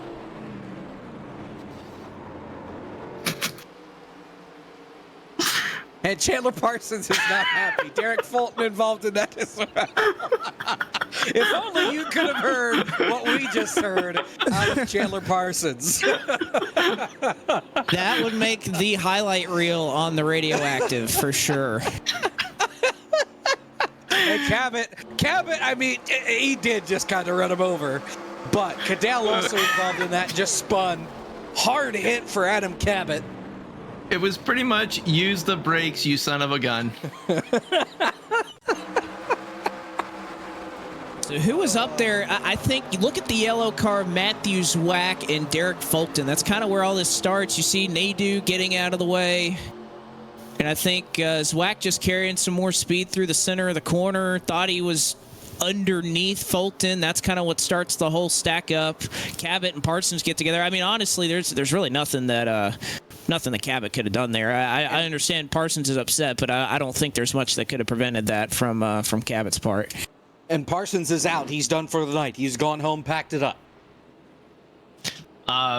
Interesting note here. Michael Sturgill, who was 2 laps down because of an internet issue, is the lucky dog, or should be given the lucky dog here, and will be back on the lead lap. Yeah. All right, so I was just about to say we are 4 hours and 6 minutes officially into this race. What time is it over on the Eastern Seaboard, Blake? 12:21 a.m. It is now Friday morning. So we see Michael Sturgill get his lap back. The Phillies play baseball today. All right.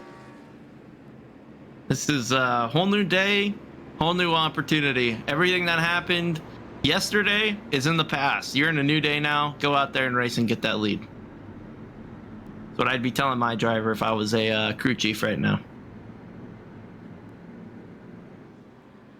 Also, holy cow, how did the Flyers win a game today?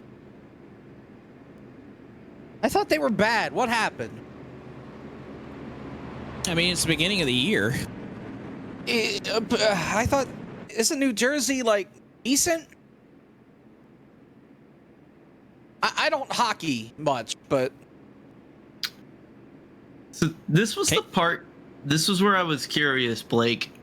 We may be going to green with 10 laps to go. Is that going to put those lap cars back on the inside? Yes. Or it's okay? It should put the lap down cars at the tail end of the field, so everybody up front it'll still be single file, but we will all be on the top of the racetrack. Nobody on the inside. Oh, so you think that it will send them to the tail? Yes, it should. Okay. If we go to 1 to go here, it's going to be questionable. If we stay yellow here, then it will absolutely send everyone to the tail. This is something that I'm actually genuinely curious about as a race controller, how it handles this situation, whether or not it considers 10 to go as eligible for those lap cars or not. I'm 90% sure we won't have any lap down cars. We'll see what it tells them to do. Lights are off. 10 to go. 1 lap to go. And yep, there you go. They're down at the bottom. Dropping. So they are giving way to the rest of the field. So that's the last we'll see of people racing for their laps back on the restart. It is now going to be strictly lead lap cars up there. And that's got to be a big sigh of relief for the guys that took 4 tires on that last pit stop, like Matthew Zwack, Spencer Burns, Sean Butler, just because that's now 5 guys that they have to pass instead of 10 at various rates of speed. They're all relatively going to be at the same pace when they get to them. It's going to be a little harder to pass them, but at least it's more consistent. Late in the race, it is upset city up here. You have Brandon Cattell started in 37th, hasn't been a factor all night. He's up front. Cole Freilich started 41st. Chase Pierce fell out on the grid. JB Ritchie Price snuck in through his heat, has run 3 races in this car in officials in his life before he signed up for this race, and he is sitting in 4th. Matthew Zwack in 5th. Started 22nd, has been around mid-pack all race long. It is anybody's race here as Cattell still sitting on those old tires, going to try to lead them to green, and we are under 10 laps to go. It is going to get good here, folks. This is what you paid to see as the pace car will pull down. Field is into the hands of Brandon Cattell. When we get the green flag, 9 laps to go in the Yankee 600 at Michigan. Cattell waits for the green. It is out, and he's able to jump out to a slight lead. We'll look further back and see if the restart is all clear. It is not. Gibson's to the bottom, 5 wide. Spencer Burns did not go, ran into the back. He just struggled on that start. Sean Butler was all over him. James Gibson gained about 6 spots in turn number 1, and he's going to make that thing stick. Roll over Ashton Slice down the back straightaway. No penalty for Gibson. Cattell doesn't have those lap cars to help buffer the cars behind him to keep this lead. Reminder, he started... Gibson! He saved it! He saved it! Contact with French, and he's gonna not! Oh my goodness, he saves it! Unbelievable! You cannot do that! What an incredible set of driving is... Oh my goodness, Presley Sorry got in the back of Lucas Hoytsman, almost caused another big one. He tries to go low on McCandless. They'll be 3 wide. Again, this is the battle for about 15th. My goodness, there is action all over this racetrack, and up front, Matthew Zwack has a huge run on Cole Freilich. They'll get down to the bottom. Everyone on fresh tires. Here comes Sean Butler up the middle, 3 wide with 8 to go. Great run from Sean there. He's going to be clear of the 15. Zwack drove it in really deep, trying to clear Sean. Not going to work. And now Freilic's going to get pushed up the hill by Chase Pierce. Here comes Ashton Schleiss, and that's 68 into the top 5. 7. Sorry, go ahead. No, this is absolutely wild. 7 laps to go. Brandon Cattell is still using a slightly set of older tires, and it is non-stop back and forth. It's just a slug match back and forth with a lot of these drivers, as we see some going 3-4 wide on these restarts. And Cattell going to go down. Yeah, he'll block Matthew Zwack as they head into turn number 3. They're stacking up on the bottom. Here comes Sean Butler up the outside. Cattell is loose with a little bit of contact. Butler is clear as they're 4 wide, and Ashton Schleiss spins, and there's the rest of the pack piling in with 7 laps to go. Oh, Larry Pace in that. Castro, they're still wrecking. Burns with a lot of damage. Peleg involved. McAdams involved. Most of the rest of the field, and that all right there. Spencer Burns had to check up for the 68, and the 27 got into the back of him. It spun all 3 of them around, and right in the middle of the pack coming off turn 4, there's only one option for everybody just to pile right on in. Again, hardly anywhere to go. This originated around Spencer Burns and Maxwell Castro.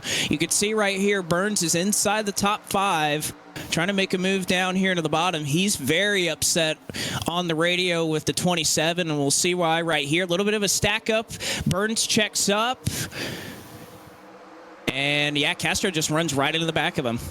I mean, that's difficult because as Castro, you think he's going to maintain that, and then suddenly he just gets stacked up. It's tough. It's really easy to call it from outside, but inside the car, I mean, that's just a stack up. Now, this is going to put us guys in a window where we're in a danger zone. If we wreck again and we get a caution, this thing's going to finish under caution. We're going to have 2 or 3 laps. Looks like the lights are out. We're going to shorten this pacing. We're going to have 4 laps to go. I don't think that's going to give us enough time, though, to give us a restart unless we have a 1-lap dash. So this could be the last restart of the day. And for Sean Butler, he may be hoping that it's not, so he can stay out in front and try and win this race. And I was just reminding the field of that, yeah, this race can end under caution. How in the... Oh, my goodness. How in the... Houdini. Wow, look at that. Just nobody behind him. He's the last car to make it through there.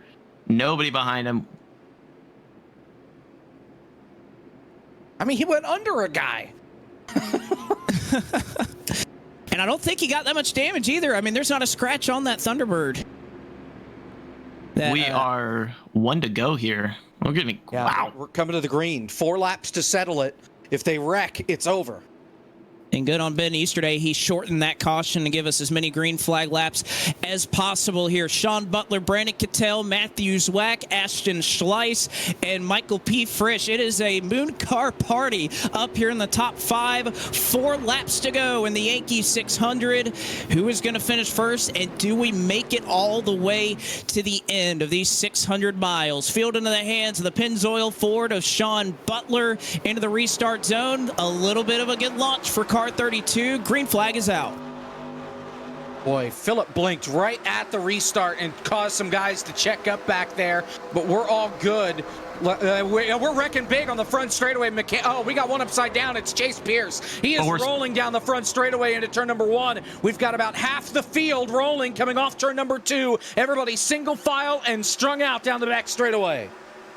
And every car is rolling, so we will stay green and let these guys try to race it to the end. Sean Butler is just yarding everybody right now. He's pulled about 6 car lengths on Brandon Cattell, who's holding off Matthew Zwack, and they have a decision. They can either work together to try to chase him down, or they can let Sean win this race. Black's got to pass him. Got to pass Cattell. Cattell is too slow with those old tires. He's not going to be able to get to Sean. They got to get that 80 out of the way pretty much this lap to give themselves 2 perfect laps to get to Sean Butler and maybe use the draft in order to get by him. But they got to get by him right now, unless he wrecks himself trying to block.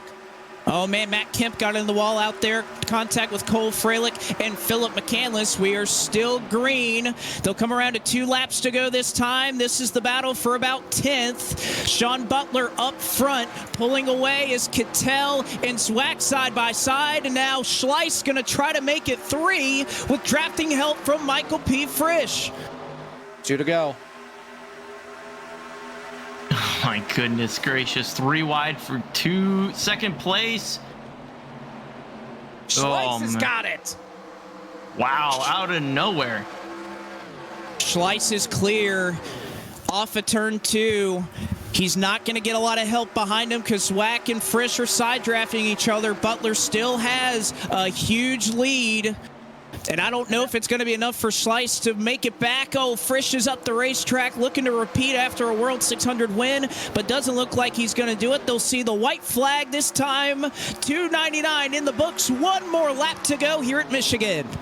Now, Ashton Schleiss, last time by, actually these last 2 laps, has been faster than Sean Butler, only by a 10th, and Frisch is blocking Timu Toika like crazy going down into turn number 1 for 3rd. That could allow Zwack to get by on the outside. They're leaning on each other coming off turn 2 for the final time. Racing side by side for 3rd and 4th. You can see Butler trying to break the draft from Ashton Schleiss, but boy, it is going to take a sin for Ashton to have a chance, and he might do it here. Down to the bottom of 3 and 4, and he makes contact with Butler. He spins Butler out. Who is going to make it back here first? It looks like Brandon Kittel has the lead right now. Brian Blackford. Oh my goodness. Here comes McCandless. Philip McCandless won it.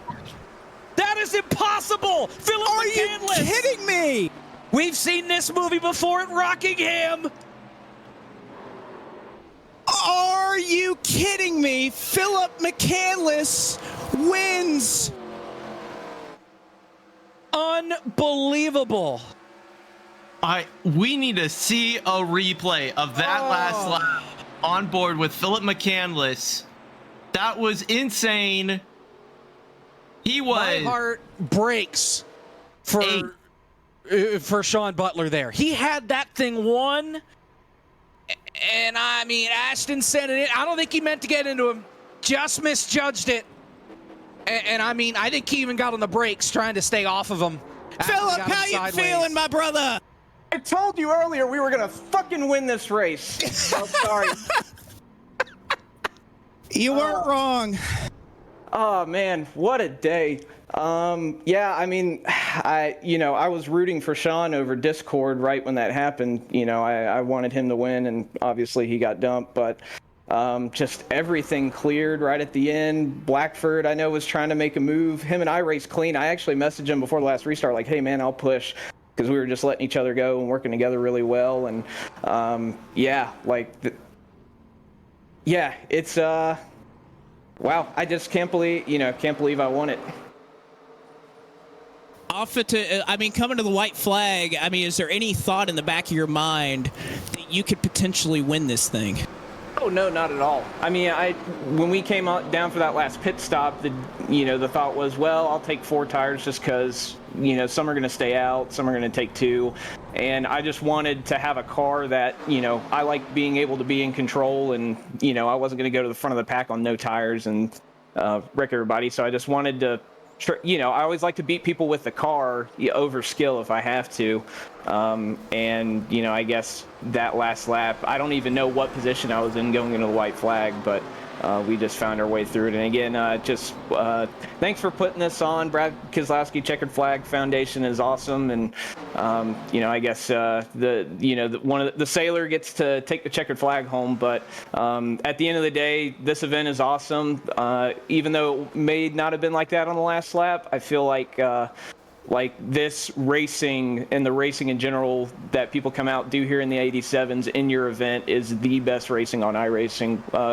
For 599 miles, we were having an absolute blast. So, and I guess on the 600th, I get to write the check home.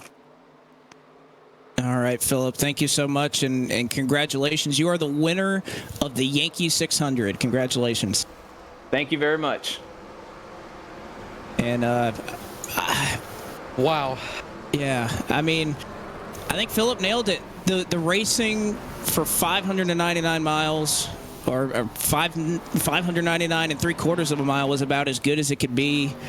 And I can't believe I thought Blackford had that, and then the lap car on the apron, he couldn't go anywhere.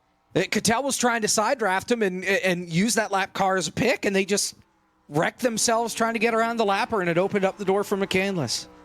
Well, let's see if we can get a word from Sean here. Sean, I know there's not a whole lot of words to say right now, but kind of what's going through your mind right now?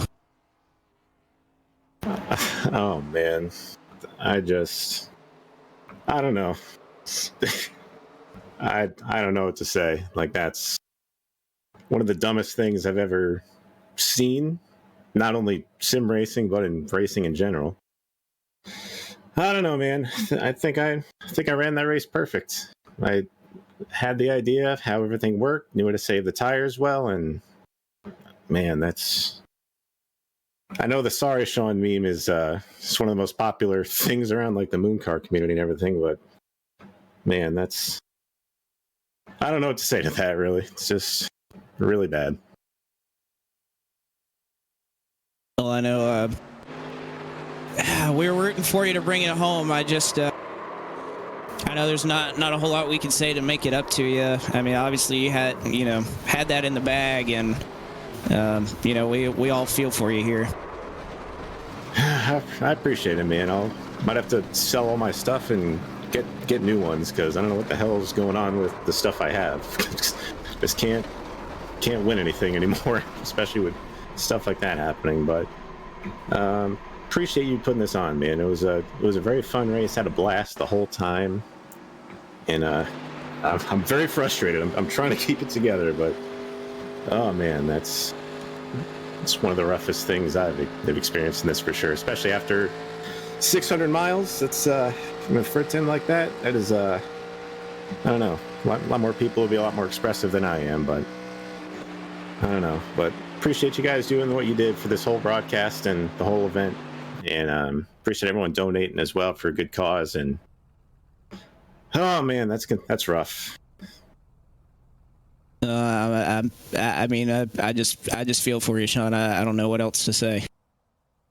It's all right. We'll come back from it, hopefully, and try to run in the next one. But appreciate everybody being here and watching as well. Seeing we had a lot of viewership in here too, and all the raids and stuff. So glad it was a successful event. So appreciate everybody being here. All right, Sean, thanks for talking to us. Yes, sir. Well, I mean, you have the joy of victory and the agony. God, I feel like crying right now. Yeah, that was an emotional interview. You can tell how much the win meant to him. Absolutely destroyed over not getting it. That's racing. Well, this is how they finish. We'll see. Maybe we can catch up with Cattell or Brian Blackford here in a moment. Right now, Cattell is muted. But we'll see if we can catch him again. So much shook up with everything that was happening there on the last lap. Philip McCandless is your winner.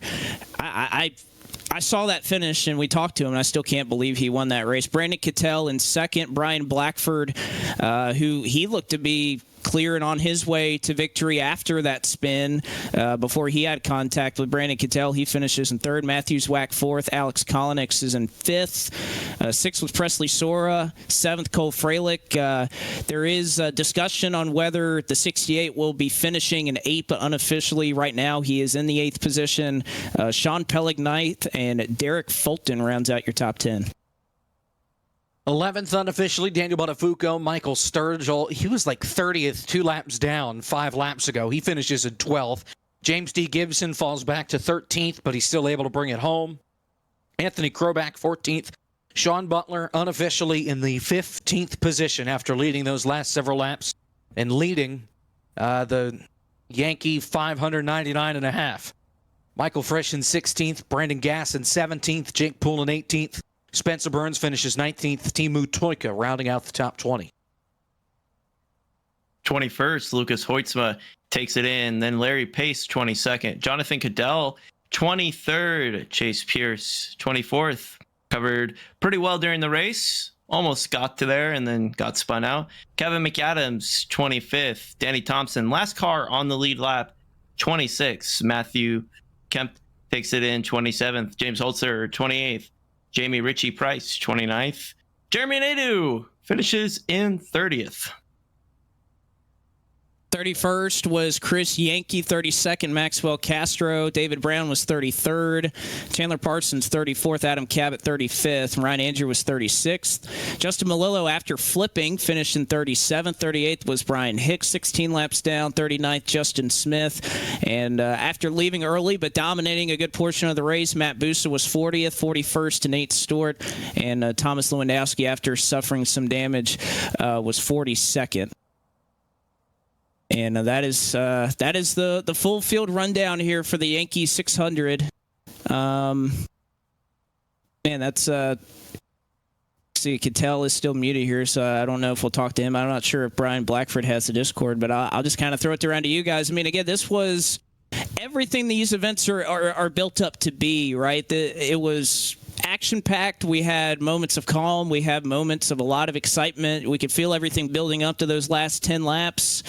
And obviously, I mean, just the ending, there's not a whole lot of words to describe it. It was just absolute chaos. And, I mean, Philip, I believe, started the last lap in ninth. No, he was eighth or ninth. Yeah. And he won that race. You know, it's not the way you want these finishes to go. You want to see a finish that is, you know, a hard-fought battle, close and good, not something like that. But at the end of the day, I mean, Philip McCandless did what he needed to do to get the checkered flag. He was in position, and he let the seas part in front of him. He did that twice. I mean, we saw one on board earlier in the race where there was that big wreck, and he managed to avoid it. If it wasn't for him avoiding that wreck, he would not be in this position. And then on the last lap, he was in position, avoided all the chaos, and was just barely fast enough to come across the line first. Can't hate Philip McCandless for doing that. He just did everything he needed to do. Well, Philip just sent me a message. He says, I feel awful right now. And I said, dude, it's not your fault. I mean, didn't Philip, do anything. Yeah, Philip just did his job. He missed that wreck with a couple laps to go. He got through it, and he dodged a couple more cars and did what he had to do to win. But certainly nothing. Yeah, certainly nothing wrong that he did. I believe so. It reminds me of the Xfinity race at Daytona about 10 years ago when James Buescher won and everybody else was crashing and wrecking in turn 4. That's kind of what this reminds me of. I know, obviously, a little bit different scenario, but you didn't expect James Buescher to win that race, and I don't think he felt bad necessarily for winning that race. He had really nothing to do with that wreck, just escaped through. The same deal there goes for McCandless. He didn't start the wreck. He was just able to miss it and get right on through there. That contact had nothing to do with him. All right, well, guys, I think that's going to be a wrap here for the Yankee 600. Again, all of this has been in support of Brad Keselowski's Checkered Flag Foundation. I posted the donation link in the chat here just a moment ago. I'll post it again. We've raised, at least through the entry fees so far and different donations that we've had, we've raised over $650 for the foundation. I have not checked to see if that has gone up since we started. I believe it has, so I'm sure that we're closer in about the $700 range or more. I'm even hearing that Ashton just made a big donation to the charity. So, again, this is what this is all about, is doing it for a good cause and giving the best cars in iRacing a hell of a show for you fans. And it was a show. We had some great racing throughout and just utter chaos at the end. Sometimes those type of races happen, but nevertheless, we look forward to doing it again with you here soon. Again, the All-In 650 is the next time we'll be out. One race, 2 different tracks, something that has never been done before in iRacing. We're going to try to pull it off, and I think it's going to be a lot of fun. So please be sure to stay tuned to socials and everything for when we set a date for that and get everything lined up. But I cannot wait to try that with you guys. And again, give the best cars on iRacing another show. So on behalf of everybody here, all the participants, I can't thank you guys all enough for being a part of this deal. And and being a part of this race. For everyone on the broadcast crew, Zach Johnson, who does a terrific job, as always, in the virtual production trailer. Ben Easterday, who did a terrific job as race control throughout this event. And for our broadcast booth tonight, Josh Mendoza and Jacob Hitz. I'm Blake McCandless. Again, thank you guys so much for making the Yankee 600 what it was, and we will see you out next time in the All-In 650. Congratulations to tonight's winner, Philip McCandless, the winner of the Yankee 600.